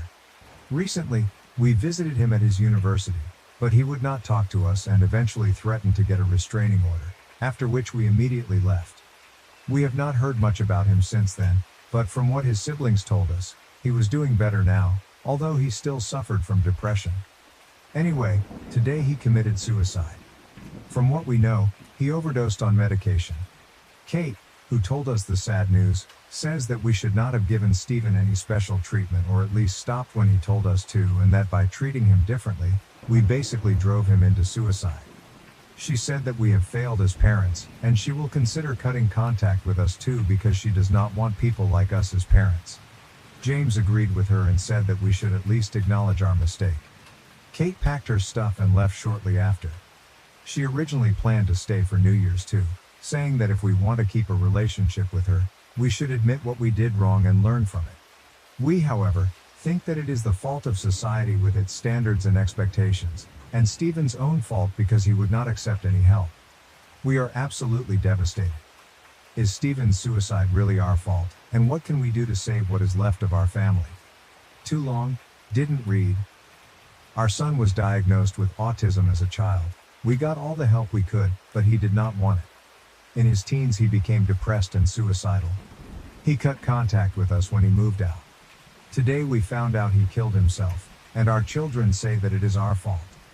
Our daughter threatens to cut contact as well. Are we really to blame for his death, and what should we do? Top comments. First of all, we, however, think that it is the fault of society with its standards and expectations, and Stephen's own fault because he would not accept any help. Jesus Christ, how deep in denial can you get? Clearly, it was your fault. In the end, it was his choice to do, but I would argue a significant percentage of it, at least 80%, was due to your horrible parenting. I mean, his siblings, the people closest to him, believe it was your fault. You need to go posting, asking people on Reddit for their opinion. All you will ever get here is nice, friendly echo chambers of what you want to hear by socially inept losers. I will likely get banned for telling the truth here, but yes, it was your fault. Furthermore, I would not say it is your fault, but he did continuously tell you what made him want to kill himself, and no one listened. I know exactly how that feels, and I'm at a point now where I have to lay in bed all day to not kill myself when the urge arises. I barely have any control left. My condolences to you and your family. I hope you guys are able to come together and support one another at some point. Additionally, in reply to the second comment, hey, I just came through something like this. And I swear, it will get better. You will not feel like this forever. Are you seeing a therapist? Check BetterHelp or an online therapist for an appointment. Do you have Teledoc? I use this to get on meds, and now I can say, without any big lifestyle changes, I mean, aside from medication, exercising sort of regularly, and eating a bit healthier, I am happy sometimes. Can you go for a walk in a park? This is something that helps a tiny bit, which is better than nothing. Please do not do it. Lastly, I am sorry for your loss. This must be a very difficult time for you. I am not in the business of telling people that it was their fault a person killed themselves. However, if you want any relationship with your remaining children, it sounds like you will need to recognize that you undermined your child's autonomy and disrespected his mental health needs for most of his life. It is clear even from your telling that that had a profound negative impact on his mental health. Your other children are grieving, and they have every reason to be angry with you. It sounds like they championed their brother the whole way. To be honest, your whole post reads as very ableist. You never allowed your son a voice in his life. You never listened to him when he consistently called out for saying he felt disrespected and othered. It might be helpful to reread your own words with that in mind. Tomorrow would have been the 21st birthday of our son who took his life almost a year ago. Posted November 28, 2022. Tomorrow would have been the 21st birthday of our son Stephen, who took his life almost a year ago. At the age of 6, Stephen was diagnosed with autism, and we did everything we could to get help and accommodations for him. Everyone was super accepting and did their best to accommodate, and we always told him to be proud and not care about social norms. However, Stephen still refused to accept any help and demanded that we stop treating him like a subhuman. No matter how many times we told our son that he needed help to get on the same level as other children, he would not accept it. As he was approaching his teens, Stephen gradually isolated himself from the world. He had no friends, no hobbies, and avoided spending time with us, although he did not mind spending it with his siblings. He avoided other kids at school, and as soon as he got home, he would lock himself up in his room and only go out when absolutely necessary. When he was 10, he also began to refuse to celebrate his birthday because it reminded him that yet another year has gone by and everything is still just as bad. Stephen ended up getting depression and suicidal thoughts and blamed it on the special treatment we gave him. We tried to get Stephen therapy and antidepressants, but he refused because at that point, he was not accepting any help at all, even for things that had nothing to do with his autism. When he was 15, he tried to kill himself by hanging, but luckily, he survived. Stephen tried to make a deal that if we let him go to a different school where no one knew that he was autistic, he would accept treatment for his depression. Even a few of his teachers, as well as his siblings, told us to let him do that, but we did not allow it because we did not think that he would get through school without help. Right after graduating school, at the age of 18, our son got accepted into his dream university, the University of Oxford, and moved out. We did not even know that he had applied to university and only found out from the goodbye letter he left. It was a very angry and hateful letter. He said that we ruined 12 years of his life and went on a rant about how much he hated us. He cut off all contact with us but kept talking to James and Kate and blocked us everywhere. We tried to contact Stephen from other numbers and emails and sent him letters, but he never answered. According to our other children, he was studying chemistry and biology. He had always expressed an interest in those and science in general growing up, and in his last years with us, he also said that he wanted to get a PhD and become either a pharmacologist or an organic chemist, although we thought that would be too hard for him. He had even made some friends. My husband Robert and I visited him at university at the beginning of last November. But he would not talk to us and even said that he would get a restraining order against us if we did not leave him alone. About a month after that, he attempted suicide again, this time by overdosing on medication, and unfortunately, he succeeded. Kate blamed us for his death, saying that he repeatedly told us how much he did not want to be treated differently, but we never listened. She has since also cut off contact because she could not and did not want to forgive us for killing her brother. Our other son James has also been visiting and talking to us much less since then. In just a couple of months, we have lost pretty much all of our children. We have tried to distract ourselves, but with Stephen's birthday coming up, we can only think of him and our other children, even if they have abandoned us and he did not like to celebrate his birthday. Relevant comments. First of all, I am so very sorry for your losses. The pain from losing your child to suicide never relents. You can learn to distract yourself, but the pain is always with you. I hope you and your husband get through the day by supporting each other, knowing that you did what you thought was best, and find ways to distract ourselves again after the day has passed. Furthermore, parents do not lose all three of their kids over nothing. Trust the kids always, even when they are grown adults. Bad kids do not cut off their parents, they take advantage of them. Also, going no contact hurts too. We have a love-hate relationship with abusive parents. Psychological abuse is brainwashing. So keep in mind that kids going no contact are also in a great deal of pain, but the pain is made worse by being around their parents who do not take even an ounce of accountability. If they do not take account, the abuse continues, and at some point, self-preservation is only possible by cutting off contact. Psychological abuse makes you have no self-worth. You feel like nothing from your parents and without your parents. If you read this from that perspective, maybe you will see otherwise. We thought that would be too hard for him, is a snide comment to say about your now deceased son. So just imagine what they might have said to his face behind closed doors. They did not even mention being proud of the fact that he did so after they said it. Moreover, I usually just lurk, but I felt I had to make an account to say this because everyone else seems afraid to address the elephant in the room.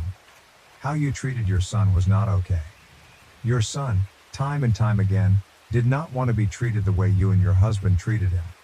He made it very clear he did not want to see you or your husband again. I have gone through a similar experience where I was the one chasing after someone as well, and it was very wrong for me to do so. I know it sucks that your son wanted you to be completely out of his life, but you have to respect his decision.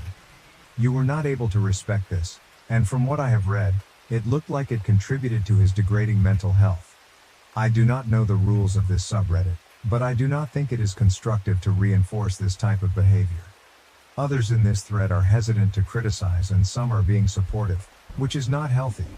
It is important to criticize where criticism is needed. You are allowed to grieve the loss of your son despite this.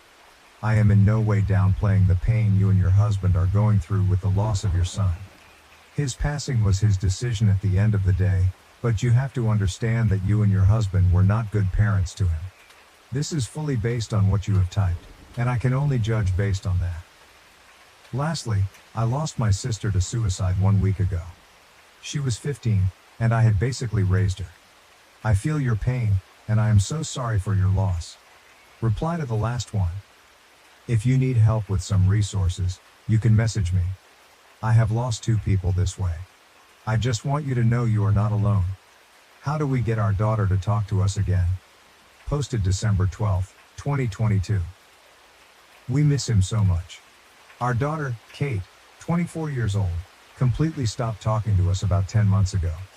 She did this because, according to her, we are to blame for her younger brother's, 21 years old, suicide, which happened about 1.5 months prior to Kate cutting off contact with us.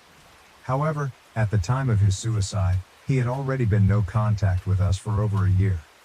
He left for university, stopped talking to us, and blocked us everywhere immediately after graduation. We did not even know he had applied for university, with the exception of one time when we visited him at university, and even then, he did not talk to us. Kate's other brother, James, 27 years old, still regularly talks to her, and we have tried to get him to encourage her to talk to us again. However, he refuses because he thinks that Kate does not have to talk to us if she does not want to, and he also believes that our youngest son killed himself because of us, even though it does not make any sense. She does not talk to any of her other relatives. We have reached out to her on social media, but she did not answer. Although we knew where she lived until recently, we visited but she was never home. According to her brother, she moved to New York City this September because she enrolled in a PhD program at some university there, so we do not even know where she lives now. What can we do to get Kate to talk to us again? Relevant comments. First of all, I am sure this hurts, but I think you need to do some self-reflection. Your son stopped talking to you and later committed suicide. Why do you think he stopped talking to you? Only you can answer that question. Now you have a daughter that will not talk to you either. She blames you for his suicide. You keep saying it is not your fault because he had already cut you off. But again, why? If she ever talks to you again, and there is something for you to apologize for, you may want to start thinking about it now. Based on the very little I know, I am guessing something in your parenting over the years was lacking. Furthermore, I am sure you are heartbroken. I cannot imagine the anguish you're feeling, losing a child to suicide and the other children separating from you by choice. Something needs to be addressed and acknowledged within the family history. Until then, there is no healing. I hope you can go into counseling for your family's sake, if not for your own. Moreover, leave her alone and respect her agency. That is what you can do. You have a child who went no contact and killed himself. You have another child who is no contact and a third child whose boundaries you constantly challenge to get your way. Stop it. You are lucky your son talks to you, and if you keep it up, you will lose him too. You are not entitled to a relationship with your children. You do not get to make these demands. You can go to therapy, work on yourselves, and try to figure out how to live a better life. Every time you push the boundary with your son or try to contact your daughter, you prove you're exactly who they think you are. Selfish people who care more about your own desires than what is best for your kids. What you can do is stop harassing your daughter. Additionally, if two of your kids have both decided to cut you off, it may be time to think about what you could have done better in the past. There must be a reason for them to stop talking to you, right? Especially if they have just become adults and started living on their own, there might be a point where they realize that life could be better without you for some reason. Not to say you can be blamed for anything, but it might help to think about it and maybe apologize for anything that comes to mind which might have made your son cut you off in the first place. Lastly, I am so sorry for your loss. All you can do is give your remaining children space to follow their consciences while you always leave the door open for them to make contact one day. Or not. Please go to counseling too. In reply to the fifth comment, I resonate with this comment deeply. However, the parents need to go to therapy, hopefully if they can afford it. There is a huge chunk of self-awareness and trauma they need to work through. Also, understand that their kids are adults. Their relationship has changed, and the parents must respect this new aspect of the adult-parent and adult-child relationship. My husband's drinking problem is getting out of control. What can I do? Posted December 18, 2022.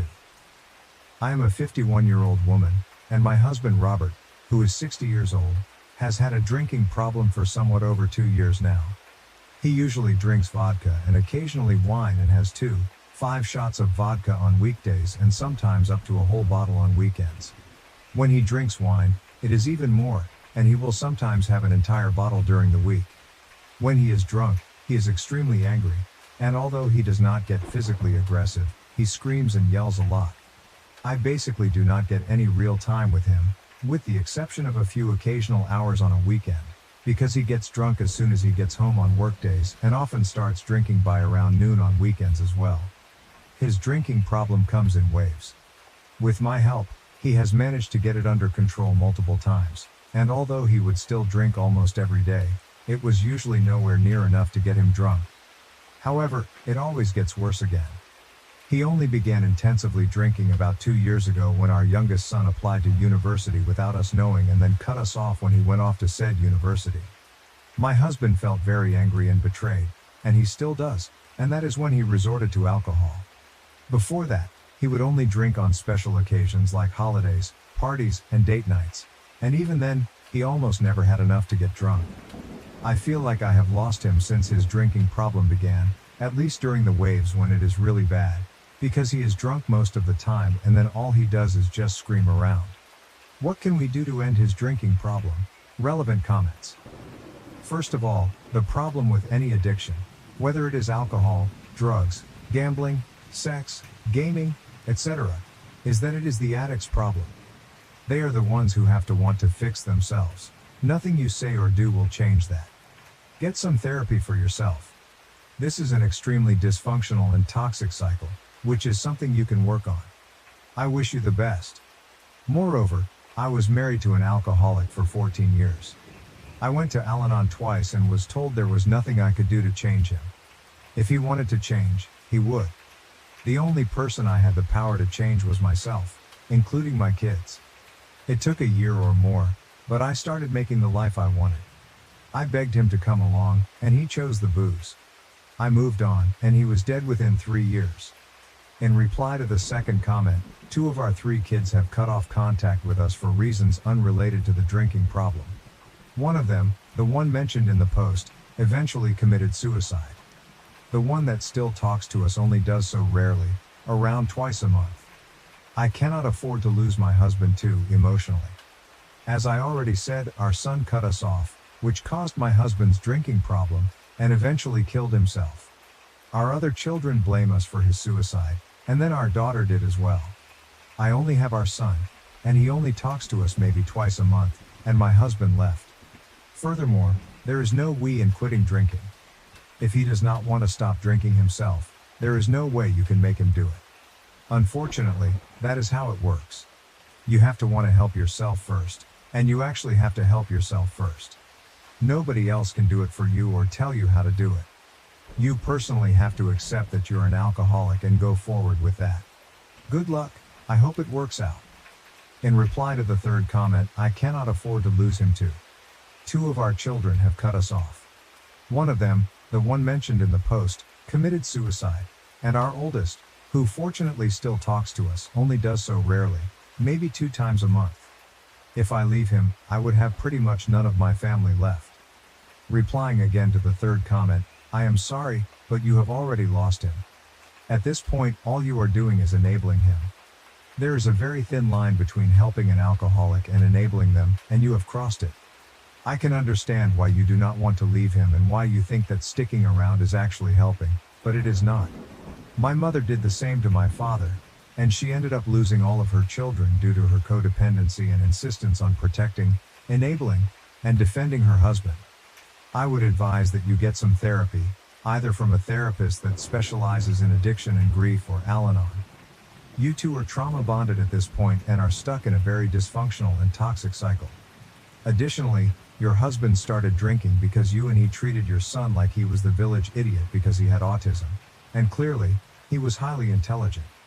You both did not know anything about your son, and when he left to go to Oxford, which you mentioned in a previous post, it was probably a wake-up call for him about how much you damaged your relationship with your son. He has regrets, and you have willful ignorance. Lastly, you are a terrible person. Your husband is angry at his son's betrayal. You betrayed your son his whole life. He is angry at his son and still is, but he is not sad his son died. No, he is angry that his son betrayed him, and you only care about getting him to stop drinking for your personal time. Everything that is happening now is karma for driving your son to kill himself. There is blood on your hands, yet you are too cold, proud and uncaring to admit that. Your post about his death rings so hollow. I feel sorry for all those related to you and your husband. Before passing away, my dear friend played matchmaker, connecting me with her attractive male friend in her final days. I don't have anyone to share this story with on June 13, 2024. I made a friend named Judy, not her real name, at a writing group. She is 95 years old and I am 62 years old. I visited her at her apartment a few times, helped her with her computer, and we really hit it off. She told me that some medication she was taking was making her feel sick. When I asked what it was for, she said she was riddled with bone cancer. She published a book of poetry, and I went to her book launch party at the beginning of May. She had a friend there named Mike, not his real name, who was about my age. I found him to be a very attractive and intelligent man. I asked Judy if he was single, and she said he was. Judy had often mentioned what a wonderful person Mike was and what a great friend he had been to her. He is also a writer. I tried to flirt with him and ask him out, but he was chatting with another woman about publishing. Feeling embarrassed, I left. Yesterday, I received an email from someone in our writing group informing me that Judy had decided to end her life after having a stroke about 2 weeks ago. She had not been well for the last month. Medical assistance in dying is completely legal in Canada. I was shocked to hear this as she seemed so well and in good spirits the last time I saw her. I decided to call her to say goodbye. We had a lovely chat yesterday, and she told me she was happy with her decision to end her life this Saturday afternoon, with her family coming to be with her. We had a good conversation, and I expressed my appreciation for her friendship. I told her I believed her late husband would welcome her to the other side. It saddened me to think I would never see my friend Judy again. I thought that chapter with Judy was now closed. Just about 5 minutes ago, I received a phone call from Judy. She wanted to give me Mike's phone number and asked me to call him. Apparently, he thought I was a very nice person and wanted to know more about me. I explained that I liked him very much and found him very attractive, but felt embarrassed and left. Judy found this funny and cute. Apparently, I had made some impression on him because he mentioned me to Judy several times. She gave me his phone number and asked me to call him, thinking we would be good for each other. I said I would call him in a week or so. What a lovely gesture, playing matchmaker for 2 of her friends before she leaves this world. I have been quite lonely lately and really want a partner in my life. Relevant comments. Commenter 1, OMG, call him. So you can give her a final update before passing. What a sweet story. OP, I said I would wait to call him and she agreed that it would be best to wait about a week. But what if I did call him and things didn't go well and then I would have to tell her that before she passed? Commenter 2, girl? He asked about you. If things don't go well for some reason, I can't think of any, you can at least tell your friend you've been in contact. I'm sorry for your coming loss. Your friend will no doubt be watching over you, whatever happens. Good luck. I have to go show my daughter this cute story now. You've got to update me if things go well. Update 1, posted in a separate post on June 14, 2024, the morning after the original post. She called me again this morning and asked me to come to her apartment to pick up an envelope to bring to him and ask him out for lunch and to call him later today. She said she wants to know what happens. Commenter 3. I'm so excited for you. Try to calm your nerves. Just be your lovely self that your friend admires so much. This sounds like the universe has plans for you. Commenter 4. OMG. I am loving this. Go get that man, girl. And so good on you for supporting your friend during this time. I think it is actually pretty amazing that we are getting to the point of being able to have dignity in the end, and choosing when we are ready to be done. 95 years is a long life and I hope it was just as beautiful as it sounds like Judy is. Update 2, Judy the Almost Heavenly Matchmaker. June 14, 2024, 1 day after original post, 3 hours after the mini update in the comments. Update. I have the envelope in hand and have arranged to meet him for coffee in 1 hour. Judy gave me an envelope and wants us to read it together. I am at the coffee shop waiting for him right now. She wants me to report back to her this afternoon. Relevant comments. Commenter 5. I just saw your first post, and number 1, Judy sounds like such a wonderful person. I think we all need a Judy in our lives. Number 2, I am waiting with bated breath and on the tips of my toes. This internet stranger has nothing but the best of wants and wishes for you, dear friend. I hope you and Mike are just beginning a beautiful love story. Commenter 6. This is the beginning of something so good. Commenter 7. I'm so invested. Tell us how it went. Update 3. Judy, the almost heavenly matchmaker. June 14th, 2024. 4 hours later. I nervously waited for Mike to arrive. He was about 5 minutes late. When he arrived, I explained to him that this meeting was not my idea and that Judy had asked me to meet him. She had called me again and asked me to bring him the envelope and open it together. He said that sounded just like her. He predicted what was going to be in the envelope. He told me that he had known her for about 10 years, whereas I had only known her for about 8 months. We talked about our lives and what we had done, including jobs, careers, marriage, divorce and kids, etc. He is a very intelligent, funny, and attractive man. We seemed to be compatible. He told me that after I met him one time at the book party, he had commented to Judy that he found me very forthright and attractive. At that book launch party, I wanted to talk to him more, but another woman monopolized his attention, talking about some kind of publishing. He apologized for talking to the other lady instead of me. He said he couldn't stand her and had tried to get away from her to chat with me more, but when he turned around, I was gone. I told him that I was embarrassed because I had asked him out and then left because I felt so embarrassed. Anyway, we had a great time at the restaurant, chatting about pretty much everything in life. He asked me if I wanted to go to dinner at a nice, fancy waterfront restaurant. He asked if I had been there before, and I said I had not. I had to leave because I had to get back to work. I asked him if he wanted to meet another time to open the envelope, and he said, "No, I want to open it right now. I want to see what she is up to." So I sat beside him, and we opened the envelope together. It was just as he had predicted. A beautiful handwritten note and a bunch of cash. $450. The note expressed her love forever and ever and said, "Please go and have a nice supper." I said that there were several nice suppers. I told him he was right about his prediction. He said he didn't want the money, and I said I didn't want it either. But if I took it back to her apartment, her son would get it tomorrow. So I said she wanted us to have it, so we should keep it. He asked me to keep it in my handbag. So we left the coffee, envelope meeting, and I gave him a warm hug. He said he would call me and we would go out for dinner. As we parted, we talked a little bit about what an amazing person Judy was and how we were both going to miss her. I called Judy and told her what had transpired. She said, "I am so pleased." I told her that Mike was going to call her later this afternoon as well. Tomorrow, her family is going to be there with her when she departs this world. Relevant comments. Commenter 8. Judy is definitely an amazing person. May we all find Judy in our lifetimes. Most valuable person and rest in peace. Commenter 9. Wow, OP, Judy is really something beyond amazing. She will be missed. It's like karma brought you two together. Best wishes. OP, thanks. I hope it turns into something good, and if it doesn't, I have definitely made a new friend in Mike. Update 4. Judy the now in heaven matchmaker, June 16th, 2024, 3 days from original post. Judy transcended yesterday. Mike and I have talked on the phone a few times a day since we met on Friday and opened the envelope, and we also have been texting. It seems like we really have clicked.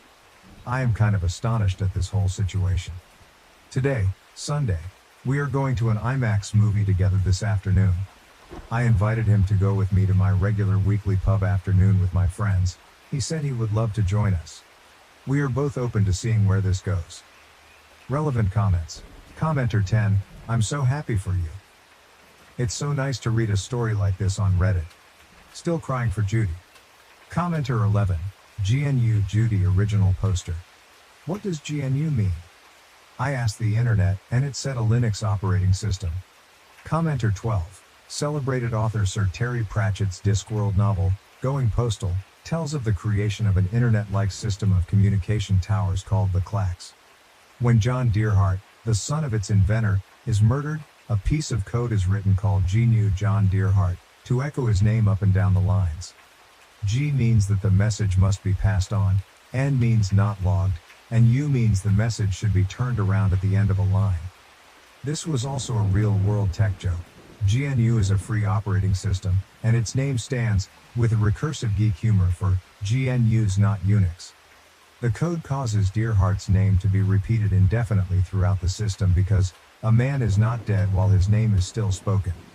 Fans of his often use GNU names as a way to honor not only Sir Terry but lost loved ones of their own.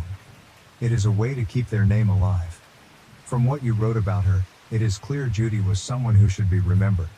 Update 5. Judy the Heavenly Matchmaker. June 22nd, 2024, 9 days from original post. Just thought you guys might want to know how things are going. Yesterday marked 1 full week since we opened the envelope. A lot has happened. We have been seeing each other every other day, and last night Mike came over to my house and things were said and done that made it clear that we are now an item. We actually have a lot in common and really enjoy each other's company. I am rather mind blown by how my life has turned around into something new in the past week. I was pretty bored and lonely and quite sad. Now I feel happy and invigorated. I am ever so grateful that Judy came into my life and sent me Mike. Relevant comments. Commenter 13. Great update. You never know what life has planned for us. Keep on updating us. Editor's note. Things are off to a good start with OP's budding relationship with Mike. Hopefully, she will give us further updates down the road. The last few comments in the post summarize parts of the above story. First, in Judaism, we do not say REP or rest in peace. We say Zet or Zichrono Livracha, which translates to may their memory be a blessing. I always felt that GNU mirrors that sentiment, and while I do not know Westworld, you live as long as the last person who remembers you is an amazing and accurate phrase in the same vein. Second, it is even more amazing when you consider it is said by a robot that brought himself to sentience after he realized that all his fellow robots were having their memories wiped, reset, or they were being replaced by other units. So he made a commitment to remember them, for those who had loved them. Like I said, an absolute gut punch. The episode Kiksuya, which is performed largely in Lakota, is one of the best episodes of television I've seen in any show. You think it is a bottle episode because it is about a fringe character, and it turns out to be an anchor to it all. Commenter 14. Judy sounds like the best kind of person. I hope her passing was peaceful and she was surrounded by love. I hope this is not overstepping, but given her love of writing, is there a significance to the date she chose? It is Bloomsday from Ulysses. I thought that was a sweet coincidence for a book lover.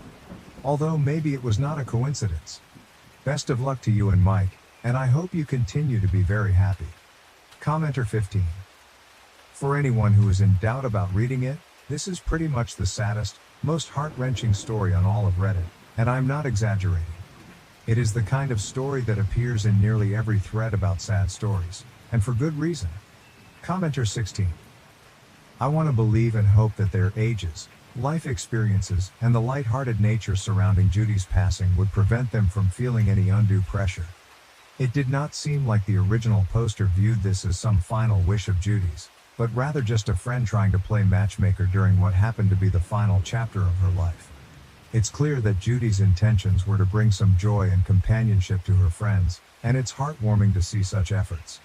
Regardless of how things turn out, I am rooting for them and wish them all the best in finding happiness together.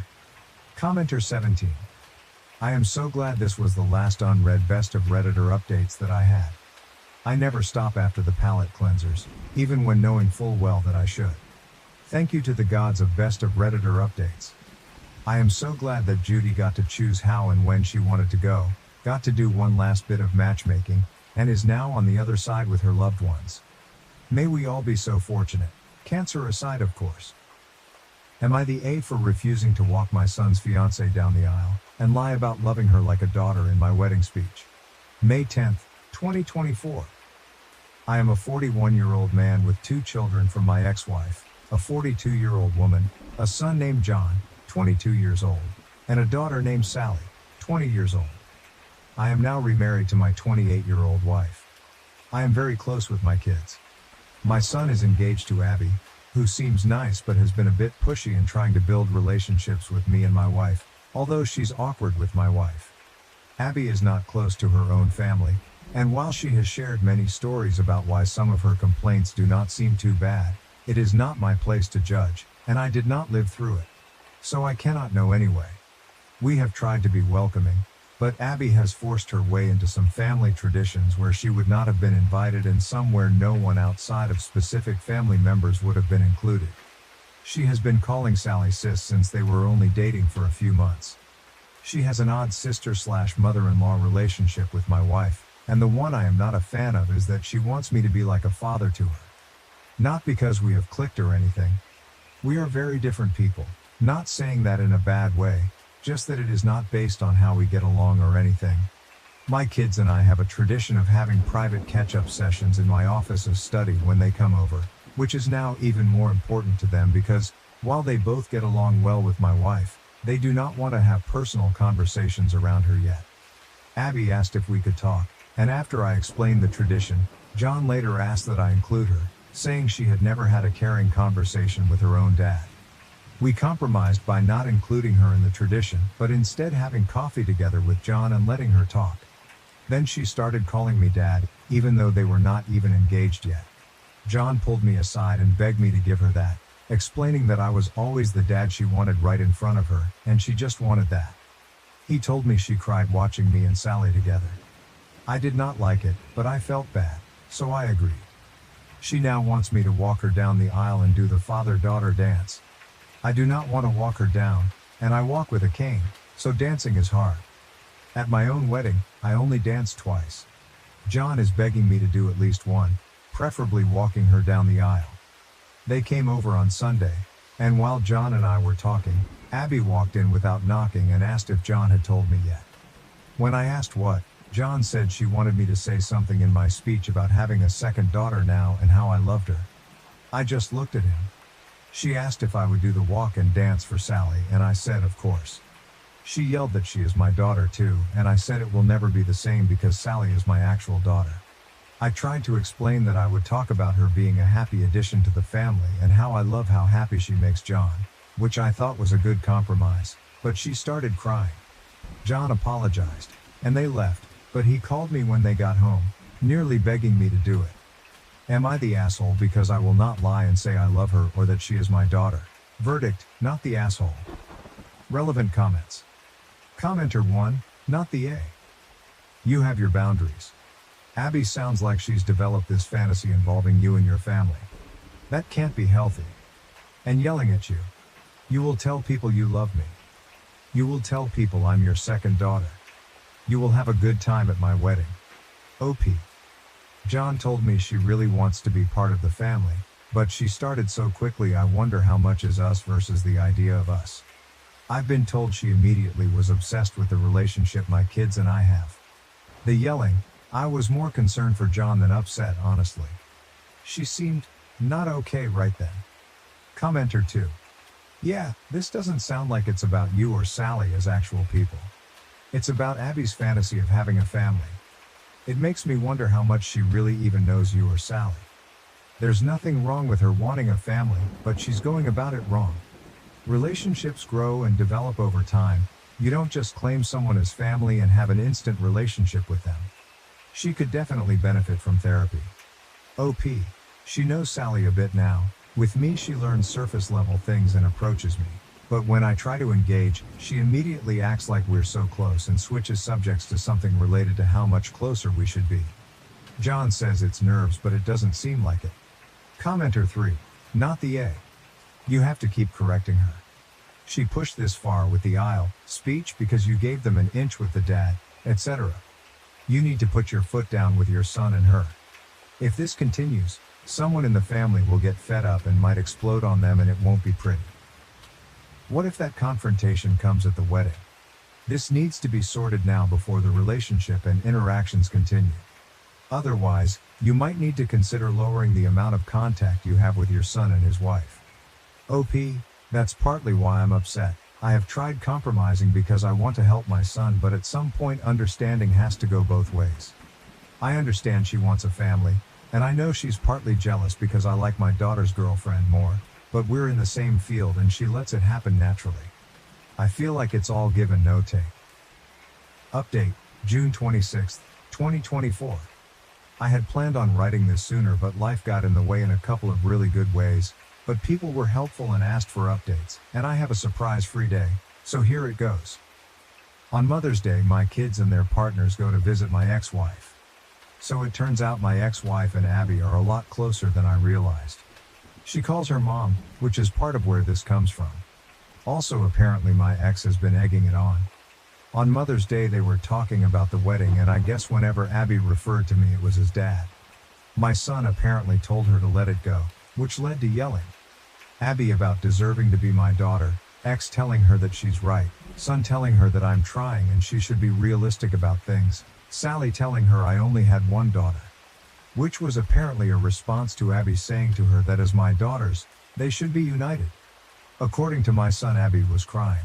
According to Sally, she was crying and yelling and kicked something before going to her room, and Sally told me she went off on her mom, but will not elaborate, so I don't know what was actually said.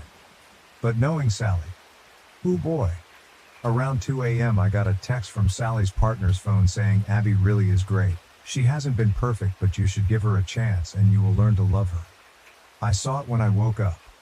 I tried to text her back but was blocked, so I called Sally, but they were driving. They stopped by my place later that day because I am on the way and my daughter prefers my liquor and cooking, and they told me about the night before. At the end I asked to speak to her partner alone. I asked if I had done something to upset her. She was confused and I told her I was blocked. She said I wasn't, but checked her phone and I was, and I said it was after her message and she asked what message.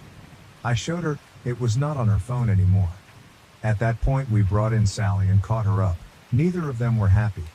A couple of days later, John and Abby dropped by unannounced. Not something we really do in this family, but okay fine. I had mad salmon. Does not take long to cook.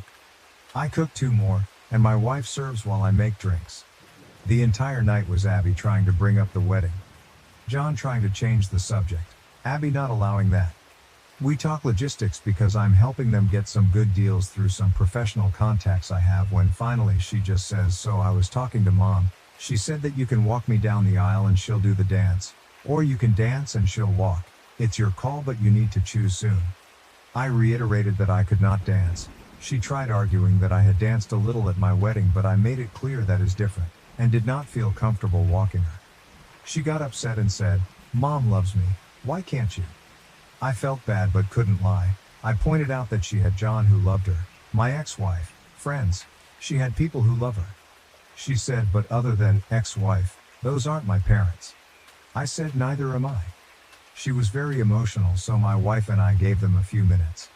My son and I were alone later. He looked exhausted. He said the problem was that after Mother's Day Abby had called Sally and kept saying they are both my daughters, that I did not get to be close with one but not both, and that it was them against me. But at that one Sally cried havoc and let slip the dogs of war. Things were said. Grievances were aired. John had to hang up before it got worse, but I guess Abby was shaken, but there was a new problem. Abby had decided in her head that I did not mean what I have been saying and was just doing it for Sally. He told me he would handle it. Ron Howard. He did not.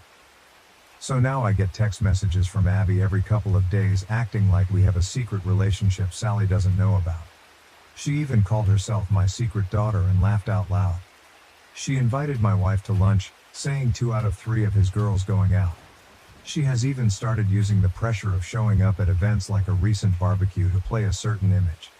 She hugs me more and holds it, wants to take pictures with just me or my wife and I, but always a few with just me to post with captions I do not like. My wife is getting especially annoyed because of how she is with her. I guess Abby surprised her with Father's Day plans for me that had to be shut down. As it is, she still inserted herself into the day, but she has a soft spot for her, and when Abby gets emotional she caves. My wife is a sweetheart. I asked him if he was upset with me and he said no, he just wished it was different. He said we're good, but he's worried he and Sally aren't, which is when I took the advice of some people and suggested premarital counseling. He said he would talk about it. Abby is insisting Sally go to her fitting. That shop should pay-per-view that potential Royal Rumble because Sally is not holding her feelings back anymore. I told him Sally loves him and I'll talk to her. But for now it is stressful all around. Abby driving my wife crazy with her ideas for what my girls should be doing, driving me crazy with dad-daughter content, drove Sally to the edge. And oh yeah, last night sent me an email with 3 styles of father-daughter dances and song options, so I'm not feeling any more respected or heard than before. The 6 of us have barely been in the same room in order to let things calm down since Father's Day, which was great until it was a shit show. Sorry this is so long. With all the craziness, this is still the abridged version. We are supposed to meet Friday. Sally's partner and I have a bet going about how bad it will go. So onward and upward. I hope you fathers had a less dramatic day than I did, and by any chance does anyone know exactly how bad of a crime I need to commit to enter witness protection? Just curious. Relevant comments. Commenter 4. Not the A. But Abby needs serious mental health help. This is beyond a little needy to downright pathological. What's going to happen when she finally realizes she is not going to get her way? Someone's going to get hurt. Your daughter and her partner need to step back and not engage at all, and you and your wife should attempt to do the same. Tell your son you love him and will do your best to support him, but until Abby gets help, you cannot allow her to be around you and your wife. I wouldn't be surprised if Abby has a history of this type of behavior with others in her past. OP, I do not know her enough to know about her history, but this does worry me. Especially since my wife and I recently got some good news that has me feeling especially protective of her. My wife has a hard time with the idea of cutting contact since they get together occasionally. I pointed out she needs to take care of herself, plus Abby has my ex-wife as a mother figure now, so she should be off the hook. Commenter 5. I can't believe your son is dumb enough to still want to marry this walking red flag. At this point you need to have a talk with your son. Tell him that his fiancée is making you, your wife, and his sister extremely uncomfortable, and that you have serious concerns about her emotional stability because of her inability to accept boundaries and being told no. I would also tell him that, if she doesn't back off ASAP, you will make your boundaries physical and not attend events she's at or invite her to your events. Personally, I'd tell my son I won't attend the wedding because I can't support him marrying someone so toxic, but that my door is open to help him escape her once he's ready. I know not everyone could or would do that, but I would if it was one of my kids. And witness protection is for witnesses of big crimes, not really those who commit them. You'd be better off just faking your death and running LOL OP. The shame is we used to sort of like her, my daughter, my wife, and myself. Early on she was interesting. Diverse interests. She has traveled a lot for her age. She and I even have overlap in musical taste. The problem was when she decided she wanted this, her personality changed and she started getting pushy, changing subjects to what she wanted if they were subjects she liked. It was like everything was put on hold until we acquiesced, which we haven't, so it has not gone on. You make a good point about witness protection. Plus I have been meaning to take up location tracker free boating and scuba diving in sharky waters. Commenter 6, did you tell your son about the fake message from Sally's partner and the blocking? I don't know that you ever confirmed that Abby did it, but that is another level of crazy from just inserting herself into your life. OP, I do not think confirmation is possible, but her phone was where Abby would have been able to get it according to Sally. Sally asked to be the one to tell him, this is crazy, but with everything going on, job stuff, great news, family stuff, best news, wedding stuff, I try to watch my drinking, and the family exploding a bit on Father's Day. I honestly forgot to ask her what happened. I have to call her later. It's funny until you sit down and write everything out you don't realize how much there is. It just feels like one thing after another. Commenter 7, not the A. You mention in another comment your wife is pregnant. Be prepared for Abby to go into overdrive, especially if it's another girl. Her level of obsession is very concerning. If you can't convince your wife to step back now, give it about 5-6 months when Abby has taken over the baby shower, picked out the nursery, posted the ultrasounds online, insists on being in the delivery room, and gives your wife a full belly grope every 3.8 minutes during visits. Revisit the conversation then. OP, my daughter said the same thing about the baby coming. Your second paragraph sounds like hell. Thankfully my wife has a close circle of friends for those things, but I am sure you are right that Abby will try to insert herself in our pregnancy journey like she did my Father's Day. Weird guy shows up at my parents' house at 1 a.m. using details about my life from 20 years ago. Help me figure this out. Original post, October 5th, 2022. I posted this on the Creepy Encounters sub and someone suggested I post here. This happened 3 nights ago and I am going crazy trying to figure it out. I just moved into a new apartment 1 month ago and I'm still unpacking and settling in. I have been using my parents' address as my mailing address, who live a few towns over, 20 minutes away, all of my life. 3 nights ago my parents called me at 2 a.m., freaked out and told me this story. Apparently, at 1 a.m. someone started banging on their front door and repeatedly ringing their doorbell. My stepdad walked downstairs and opened the door, leaving the front glass door closed and locked. There was a man standing outside, who looked to be in his 30s, with a black hoodie on with the hood pulled up around his face. He did not have any distinguishing facial features, facial hair, or tattoos. The only thing my stepdad said was that he looked to be Hispanic. Neither my stepdad nor my mother, who was watching the whole thing out a window, recognized the man. The man said, "I am so sorry to bother you, but I am looking for my full name." My stepdad played dumb and said, "Who?" The man proceeded to state my full name again and said that my boyfriend was worried because I did not come home that night. He claimed to be a friend of my boyfriend and told my stepdad that they were both out looking for me, worried because I did not show up at home. I do not have a boyfriend. I live by myself with my 3 dogs and have not been in a relationship in the past 5 to 6 months. Here is the weird part. My stepdad asked the guy what boyfriend he was talking about, and the man told him the name of the boyfriend I had when I was in 10th grade, nearly 20 years ago. My boyfriend in 10th grade has a very, very unique Italian name. I have never met anyone with a full name even close to his. He said my high school boyfriend's name a few more times to ensure my stepdad heard him and repeated that they were very worried about me, and asked if my stepdad was sure I was not inside. At this point, my stepdad was weirded out and closed and locked the door in his face. The man did not leave. He lingered in front of my parents' house for the next 10 minutes, smoking cigarettes and talking on the phone. Finally, my parents called the cops. About 5 minutes before the cops arrived, the man walked down to the dead end on their block and drove away in a silver car. My stepdad was unable to get the license plate. My parents filed a police report and nothing else happened. After I heard this story, I am going nuts over the weird details. How would someone know who I dated nearly 20 years ago, and what would the motive be for making up a story that included that weird detail about my past?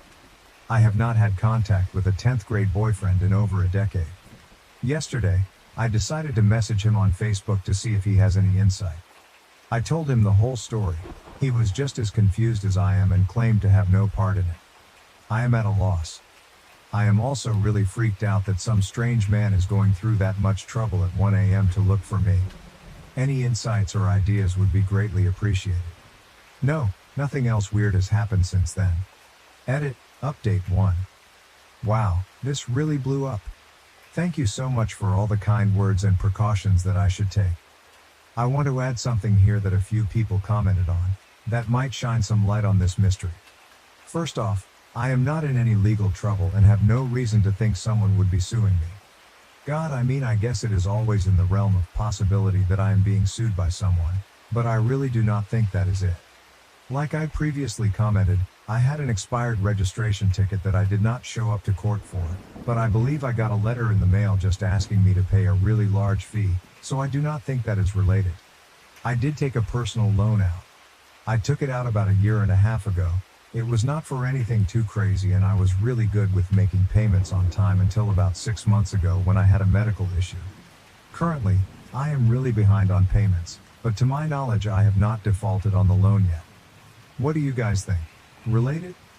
I had absolutely no idea that this is a thing, or I would have included this detail to begin with. Let me know your thoughts. Edit, update 2. I have a list of a few things that I'm going to look into tomorrow, based on my own thoughts and based on a ton of valuable feedback I got in here. Thank you. We'll post an update, ASAP. Edit, update 3. I am so sorry it has taken me so long to update. It is a super busy time at work. Unfortunately, there is not much to report. I called the loan company. They claim to have nothing to do with it. All of my friends and family also noted that the 1 a.m. factor kind of rules that out anyway. Nothing else strange has happened at my parents' house. I went there for the first time last night and kept a close eye out for anything, did not observe anything out of the norm. So this remains a mystery. I will be sure to update if something else happens. July 12, 2024, 1 year and a half later. Alright, 1 year later, I finally have an update to this insane mystery. I will include the original story here first, followed by the update. Recent update. After this happened, my family, a couple of close friends, and I have been discussing this mystery in depth to try and figure it out. We all have our own theories, but ultimately, no definitive answer as to what happened or who this creepy guy was. So we pretty much put it to rest and only joked about it once in a while. Here is the update. My stepsister, my stepdad's daughter, and her fiancé were at a house party right after the holidays, around early January of this year. While they were there, they started talking to a girl that neither of them knew. After some time talking together, the girl started talking about her ex-boyfriend and how they were going through a really tough time together. They had just recently broken up and she felt really bad because he was a wreck over it. Somehow, it came up that this girl's ex-boyfriend was my 10th grade boyfriend, the one with the really unique Italian name.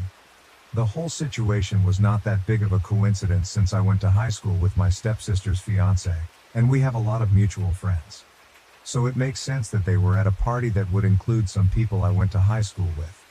As soon as my stepsister and her fiancé hear this, they both start freaking out. Without revealing too many details, they tell the girl about the whole mystery and how weird it was. As they are telling the story, the girl's face starts to go white and she looks like she's about to cry. My stepsister and her fiancé try to console her and ask her what is wrong. The wine and beer had been flowing at this point, so I am sure everyone was a little tipsy. The girl starts to tell them that a few nights ago, she was sleeping, and someone started banging on her door at, get this, 1 a.m. Just like what happened to me at my parents' house. The girl jumps out of bed and says she was absolutely terrified by how loud and aggressive someone was banging on her door. She said she literally thought it was going to break in. The girl has a Ring camera, so she looks at her phone. There on the camera is a guy, in a black hoodie, banging on her door. She obviously pretends like she is not home and keeps all of the lights off.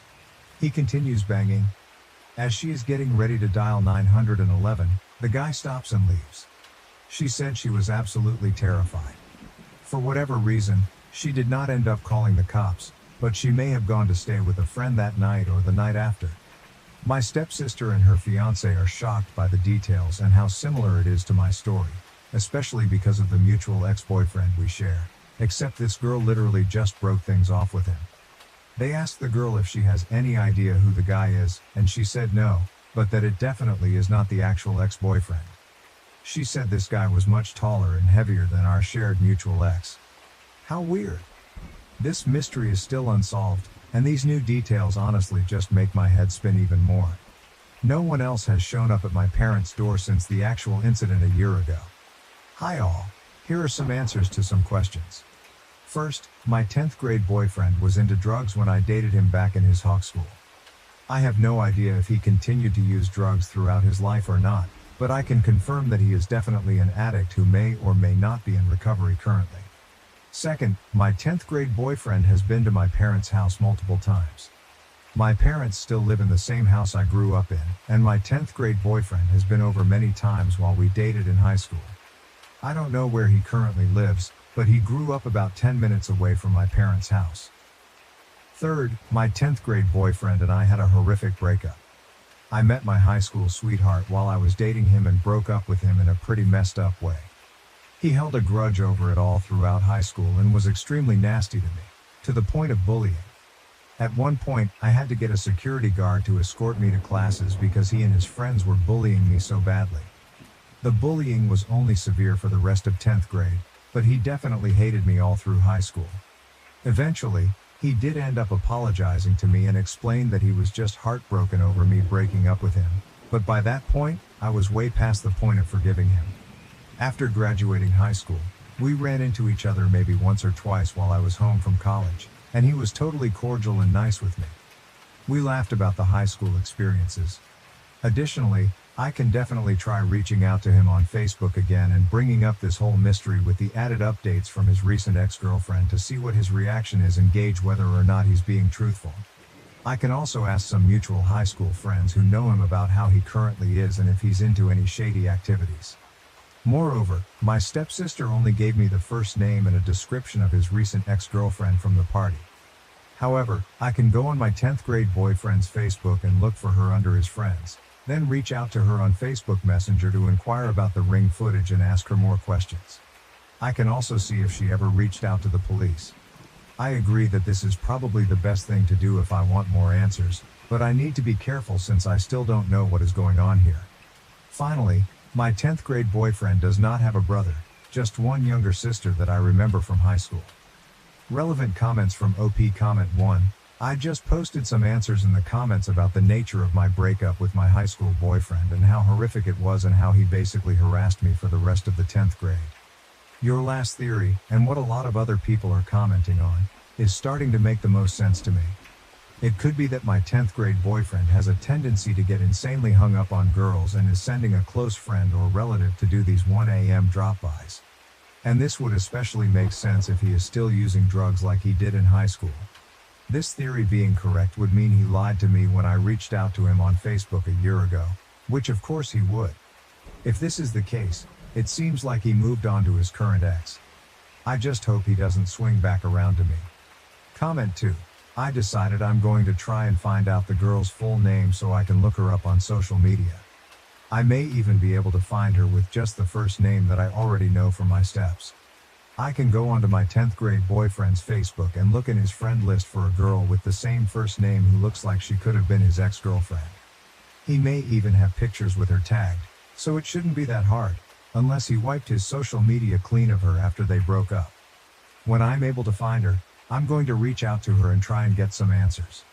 I think this is the safest route since I still don't know my 10th grade boyfriend's role in this, and I did already ask him once and he claimed to have no part in it or know anything, which may or may not have been a lie. Based on how scared my stepsis said this girl was, I'm betting she'll be willing to talk to me about it since we share the experience. I will make an update post when I have more info. Thanks everyone. Comment 3.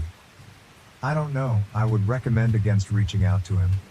Based on everything you've shared, I would be shocked if this wasn't him putting someone he knows up to this. There are other clues, but we already know he can hold a grudge and will put his friends up to bullying someone on his account. It was one incident around a year ago and nothing since, so it might be best if you just stay off his radar. Whoever is behind it, and I do think that it's him, is unhinged. I doubt he would admit to it anyway. It's your situation and your life, so you know best. Just stay safe. Comment 4. Dude, it's him. He's instigating this. Why? Probably because he's mentally unstable. I would absolutely not have any contact with him going forward. Do not reach back out to him, don't interact on social media, pretend he does not exist. You don't want to be drawn back into his web. After discovering my brother's wedding was fake and being excluded, our once close bond is shattered, leaving me heartbroken. Me, 30F, and my brother, 31M, have always been as close as twins. Our closeness is a foundation in our family.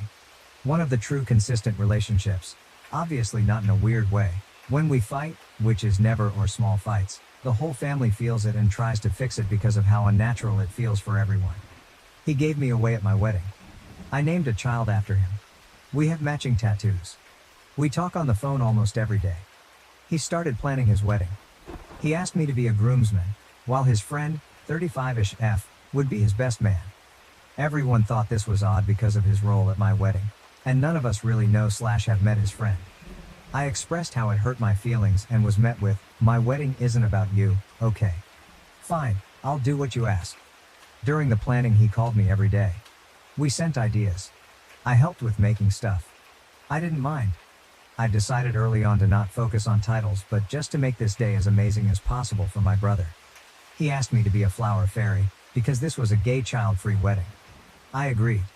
During the process of dress, shoe picking, him and the best man would shoot down all of my ideas. She would send very basic heels that were around $100. Heck no. I told her my budget was $45 for shoes, especially for plain gold heels. The wedding party all had a very mean girl mentality. I felt it from day one. There was the wedding party, and then me. I chalk this up to not really knowing them well and proximity. All of them live in a different state than me. They even went as far as saying the shoes I like were too slutty. They were the type of small heels that place up around your calf or around your ankle. After this I begged to come as a guest, so I could wear what I want and not feel this weird mean girl mod mentality from the rest of the wedding group. My brother says no way, I can't get married without you being by my side. I get to the state the wedding will be, and the first day I'm there I find out the best man had the bachelor party the night before I got there. Everyone from the wedding party was included aside from me. I let it go and focus on the wedding and doing my part. So, I slap on some wings, dance my way down the aisle and give my very first wedding speech. All goes well. The wedding was awesome until the drag show. Yes, they had a drag show at their wedding. During the show one of the queens comes on and basically announces that this was all fake because my brother and his partner had gotten married 1 year prior. I turned to the rest of the wedding party and asked did they know? They did. They were at the real wedding. Everyone but me. I'm sitting there trying to process, and my mom, who gave them $3,000 for the wedding because they needed it, storms up to ask if I knew. I told her no, and she immediately switched to being supportive to me because of how bad the situation was. It's not about them already being married. They can do what they want. I myself spent over $4,000 on this wedding. Because I was coming from out of state I had to get a plane ticket. I paid for a week at an Airbnb. One night most of the wedding party stayed at the house I rented because they didn't have anywhere else to stay, and did not even offer to pay for any of it. The dress for the wedding. The fairy wings I handmade. All of it. I spent too much time and money on this wedding. But then I start to remember all of the lies. They got married. And 3 days after my brother was at my house while I gave birth to my last child because I always wanted him to be a part of my huge moments. He held my newborn, knowing he had just gotten married, and said nothing. They gaslight me saying I was crazy feeling left out. Him saying he can't get married without me. Lying to my face every single day for a year. Just, all of it. After realizing all of this I tried to leave without making any sense. His husband mockingly asked me if I was mad. I said I'd talk to them another day and they should enjoy their night. I was able to leave without anyone else at the wedding knowing I was upset. Before I could leave the happy couple pulls me into a room. My brother is crying saying he didn't do this to hurt me. I keep it together. Say enjoy your night and we will talk another day. His husband says, oh, so there is something to talk about then. I repeat we can talk another day. They ask me to brunch. I say I'll see if I'm up, ready for it when they go. The next morning I realize the whole wedding party and some guests are going to lunch. I choose not to go because I am not going to put myself in a situation where I'm ganged up on. Again over my feelings about the wedding and wedding party. After that I left the wedding chat on Snap, which they were notified of. At this point it's the next morning and his husband starts blowing me and my friend, who was with me, up. We ignore and go about our day. I have not looked at or spoken to my brother since. Aside from short responses to get me to the airport the day I left. When I left I asked them to crop me out of the wedding photos as I didn't want to be associated with a fake wedding and I didn't want a reminder of how embarrassing it was and how stupid I looked. I told them I didn't want to speak to them again. My brother says nothing and his husband says you're a narcissist and I feel bad for the people who have to deal with you. Pretty sure narcissistic more aligns with tricking 100 people into coming to a wedding, some of the wedding that was paid for by other people. Just to tell everyone haha this was just a giant party for us. Joke's on you is probably more narcissistic than me reacting to the time, money, energy spent to attend a fake wedding. But, alright, lol, I just don't know where to go from here. I have them both blocked. There is a line in our family. My brother has not tried to fix it. He has the chance to show me what I meant to him. He did. And now I have to believe him. I'm going to try to update in sections. 1. I guess to answer if he is in an abusive relationship that really is up to each person to decide. I will not, and won't label him as abusive because I'm not in that relationship with them. My mentioning of the drag queens was because they are a part of the story. Hello, it was one of the queens that made the announcement. I'm not sure why some of you are taking that as me being anything phobic. Mentioning that somebody is gay, or that drag queens attended a wedding is a part of a story and it's factual. It's not anything phobic. Our family, as well as the new husband's family, have always been nothing but supportive and accepting. My mom has 2 kids who are very hurt. She could never hate my brother, but she definitely does not like the decisions that he has been making. She is doing her best to support her 2 children. Gay wedding. No kids allowed? 2 separate statements, lol. They definitely did not ban gay children from their wedding. LOL. I mentioned both of these things to explain why I was a flower fairy. No kids, flower girl. Fairy to go along with the gay dragon theme. Hello people. I proudly slap those wings on and dance my way down the aisle. That is definitely not anything phobic, lol. For those of you who are saying anything along those lines, you are definitely reaching and projecting. Using narcissistic when it actually does not apply to the person, in my opinion, is trying to weaponize more info in the comments top questions. For some reason, I cannot edit my post to add this, so hopefully most of you will see it. Me and my new husband, as far as I know, did not have any hard feelings going into the wedding. There was a time when they were dating that I expressed I didn't like the fact that my brother was working 2 jobs for a new husband to try to become a music producer. I watched my brother kill himself for years to try to support both of them while he sat around smoking weed in his studio, and ever since then new husband decided that I hate him, even though we have since squashed all of those issues when he got a job and started contributing. Even when we did not get along, I always made it very clear, if my brother loves you and I love you too. Both families have been very supportive. There's no homophobia or anything like that on either side. Is my brother in an abusive relationship? I don't know. I guess that's what each individual person would consider abusive.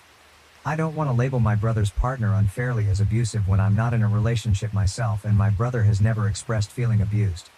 I think if you consider this behavior manipulative and abusive, then that's up to your own discretion. However, I am not going to give anyone that label. I didn't decide this was a fake wedding. They did when they decided to announce in the middle of the ceremony that they were already married. They made it a fake wedding when they announced that it was fake. LOL. Hello. Russian bots, pushing propaganda. Okay people, I only mentioned the fact that there was a drag show at the wedding because that is a very uncommon thing. I found out that my brother had been married for a year and had been lying to my face via drag queen announcements. That is just stating the facts. That has absolutely nothing to do with the drag community, or how myself, or anybody else should feel about them. They were paid to do a job and they showed up and did what they were paid to do. I have no ill will towards anybody in any type of community. Those of you who are saying to me, mentioning them comes off as judgmental. For those of you who think it's weird that I did not mention that he was gay. Why is that weird? And why is that relevant to the story, lol? The people who had their panties in a wad probably have more of an issue with the community than I do. Stop making this post about anything other than what it is about. At the end of the day, I am mourning the loss of my brother. I am mourning the relationship that I thought him and I had. And to be honest, based off of my perspective of our closeness, I am honestly questioning my own sanity. Do you generally spend hours talking to somebody, getting matching tattoos, planning a wedding, being at holidays and childbirth with somebody that you're not close with? At least on my end, I did not make up how close I was with my brother if it was not reciprocated, and he is a very good actor. And honestly, me questioning our closeness has been the most hurtful part about this entire experience. It's made me question if I'm crazy or not. Gay wedding, child-free, 2 separate statements. It was not a wedding where they did not invite gay kids, lol. For anyone who reads it like that, you're extra weird. My brother is obviously gay and got married to a man. Therefore, it is a gay wedding. Children were not allowed to attend the wedding there for a child-free. 2 separate things, people. Both are okay. And I also want to say that I would never have slapped fairy wings on my back and danced down the aisle if I was not 100% supportive of them. Please stop trying to make this an issue other than 2 siblings having a falling out. Another comment.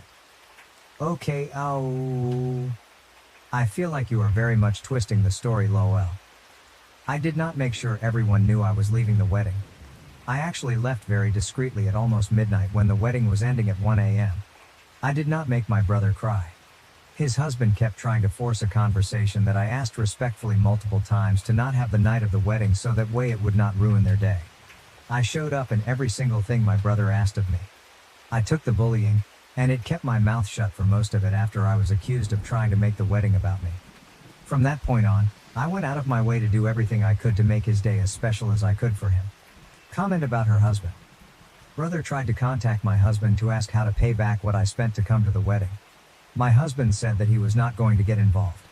Brother tried to convince my husband that I was overreacting. My husband told brother that is absolutely not true and I have every right to be upset, and what he did was bonkers. My husband very much has been supportive, but also is very sad to see me and my brother fighting like this.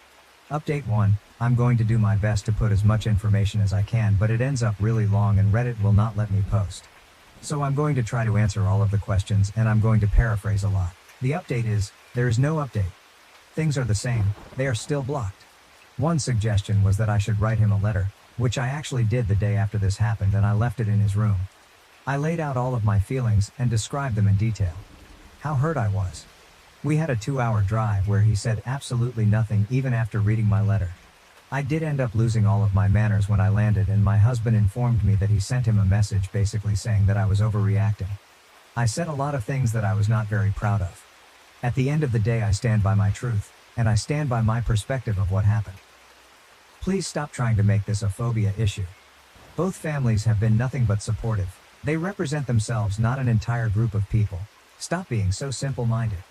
The mention of drag queens was only there because one of the queens announced that they had gotten married a year ago. Plus, how many times do you see a drag show at a wedding? If you read some imaginary undertone, that is definitely a you issue. Moving on. New husband, in my opinion, is not somebody that I would label as abusive. However, abuse is subjective. I think this more falls down to him being very emotionally immature. I am not a yes man, I was for the wedding. That's an appropriate time to be a yes man. Outside of that, new husband has always been intimidated by my opinion. I think he knows I can see through his BS. Weak men hate strong women. That's a fact. And that's the case here. However, we did not have any type of beef on the wedding day. Or for years before. I made it clear that if my brother loves you and wants to spend his life with you, then I support that. My mom is trying her best to be as supportive as she can to both of her kids. She could never hate my brother, although she absolutely hates what he did. As far as I go, I don't know who I am without my brother. He was just as important to me as my children and my husband. It was always me and him. To say that I am mourning is an understatement. This whole situation has made me question a 30-year relationship. Realizing his capability to live a double life that I'm not a part of has rocked to my entire world in my entire sense of reality. I'm not okay. I'm going to spend the next year being no contact.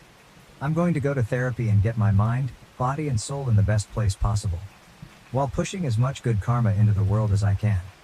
Maybe then I will be able to decide if I want to close that door fully and permanently, or if I'm at a place where I'm willing to create a new normal with him. At the end of the day, I am absolutely devastated and heartbroken. I also want to address frequently asked things. 1. Baby was no fear of being overshadowed. The date that they got married was because it was a dating anniversary for them, nothing to do with me or my pregnancy. 2. I am aware that people get married and have a large ceremony later. That's okay. It's not what they did, it's how they did it. 3. I am not a Russian bot trying to push propaganda, lol. Those comments did make me laugh though. 4. If I had the answer to why they would feel comfortable doing this to me, then I guess I wouldn't be as dumbfounded as I am. I'm not leaving out any type of detail. Honestly, it would be a lot easier if I did something so horrible to deserve this, because then I wouldn't have to wonder why. I'd know. At the end of the day, I'm not okay. I don't know if there's anything he could do to fix this. I'll always wonder if he's telling me the truth or what he's hiding. After the way that his husband spoke to me, and after him allowing him to do that, I'm honestly so disgusted with both of them. I deleted the original post because I didn't want them to be attacked. Sadly, I still have a need to try to protect him. I don't know you guys. The brother-in-law appeared and made a comments in the original post. Brother-in-law here. I'll just start by saying, for one, having a big wedding ceremony 1 year later was not my idea, but once we decided that we were going to do it, we consulted many times about telling people beforehand for fear of things like this happening. I've never had a great relationship with Op, but we've tried to make things work mostly for my husband, her brother, because I knew they were very close and I wasn't too fond of her due to our interactions in the past. I know how important those close relationships are and would never wish to tear that apart. Op didn't want to talk about it at all. We tried to apologize and explain that the intention was never for any humiliation or insult to anyone at all. But she wouldn't have any conversation about it, especially the night of. The next day at the Airbnb, I tried to open a dialogue with Op about how she was feeling, and she only responded with snark and comments about how there's nothing to talk about. That's the small conversation where the "so there is something to talk about" statement was said by me. I eventually let it be and left the room. Everything that was said by her didn't help me or anyone understand really how she felt about it, and the little she did say seemed very self-centered and about how this was a plan to humiliate her specifically, which it most definitely was not.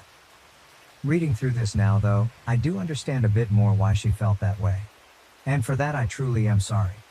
Anyway, I'm not entirely sure how these work or if there's a proper way to post this, but ask me anything. Reply. All I'm going to say is, you both are married now and you made your choice. You both are a partnership. You both collectively decided to do this and decided it was a good idea, and the consequences are, I want nothing to do with either one of you ever again. That's it. There is no reason or purpose to keep having an open dialogue about this because it's done. And you starting out your post with "you don't like me" pretty much confirmed everything that I said. I wish you and him nothing but happiness, but this conversation is over. I've heard your side of things and it still isn't good enough to justify what you both did. And I'm choosing to walk away from both of you. Another reply. He admits in the text above he knew. He literally says we didn't want to tell people because they were there and happy. He knew what he was doing. It was a huge manipulation. Lying to people to get what you want is manipulation. Omitting things from people to not give them the power to make a fair choice is also very much manipulation. They knew what they were doing. In the sentence the other people said, brother doesn't value sister the same way. That's it. That's the end of the argument. They both showed me exactly what I meant to them. The motivation behind it is not really important anymore. Maybe this was just a total oversight and a mistake, but regardless, the result was the same. And the consequence remains the same. I want nothing to do with y'all. I wish you happiness because I will always love you. If you make him happy, then I am so happy for the both of you. Truly I am. Our relationship was the sacrifice for this day and you both decided to make it. I reacted to it and was trying to sort through my feelings by posting on this podcast. I did not expect for it to go viral, so for that I'm sorry. I did try to remove the post, but it was too late. I realized that you don't like me due to past interactions. And that's fine. So what I'm about to say won't matter. My heart is completely shattered. I'm literally going through a mourning process like someone died. Because that night the relationship N and I did die. He has always been my person. He isn't now, and I've never felt more alone. I honestly don't know if I'm going to be okay. Both of your responses just confirm everything I said and everything I felt. You have your side, I have mine. But ultimately everyone is feeling the loss of me and N. This changes everything in the family. I'm going to continue to root for both of you. Always. But I am going to do it from my side of the world. In an emergency, either of you can call me and I'll be there. But outside of that, I am good with both of you. You don't like me, I'm out of your life now. You don't get to defer to Neta when it comes to me but want to orchestrate our conversation after he did what he did. You are not a safe place for me. Just like I'm sure you feel like I'm not either. You win. Go be with N. Go have a happy life. Update 2. If you're reading this, you're here because you're super invested in my family's tea. LOL. But really, I'm okay. I'm going to be okay, or maybe I won't. Either way, I am going to keep moving forward, and if you want to come along with me, you can follow me on TikTok. I'm not trying to be an influencer. I'm just going to use it as a diary/coping safe space. My name on there is Tukari29. New update. I wish I could be writing that my brother had begged for my forgiveness. Those things somehow managed to go back to how they were. But they haven't. Nothing with my situation has changed. The only thing they truly changed was my perception of someone I thought I knew. I know a lot of people can't understand because you're not close with a sibling. But this has been like a true death for me. And sometimes my grief is so big I don't know what to do with it. He hasn't reached out. He hasn't explained. He hasn't even cared, if I'm being fully honest. And what a mindfuck that has been. To go from someone being as important to you as your husband and children, to them showing you over and over how little you do, and ever did mean to them. He has doubled down on the "I didn't do anything wrong and you're overreacting." Which is honestly just the biggest slap in the face. If someone can't admit they did something wrong, then they will never actually be sorry, and the chances of behavior repeating itself are sky high. A lot of you pointed out our relationship might have only been this important to me, and I think you all were right. For a long time I cried every day. I cried during the times we would normally talk on the phone, or when a song reminded me of him. And sometimes I've cried for no reason at all other than just feeling like there is a hole in me now. But I find myself crying less and less. And sometimes when I think of him, my first thought that follows will be, wow, it's been days since he has even crossed my mind. And I guess that's progress, right? I'm not crying every day anymore. But I'd be lying if I said I wasn't still shedding tears. Tears he doesn't deserve, but they come anyway. Because that's the thing about unconditional love. It still exists even when the other person broke your heart. It doesn't go away. But sometimes the other person can just no longer have access to the unconditional anymore. We have spoken. Briefly. Over the phone during the holidays to deal with a family emergency involving another family member.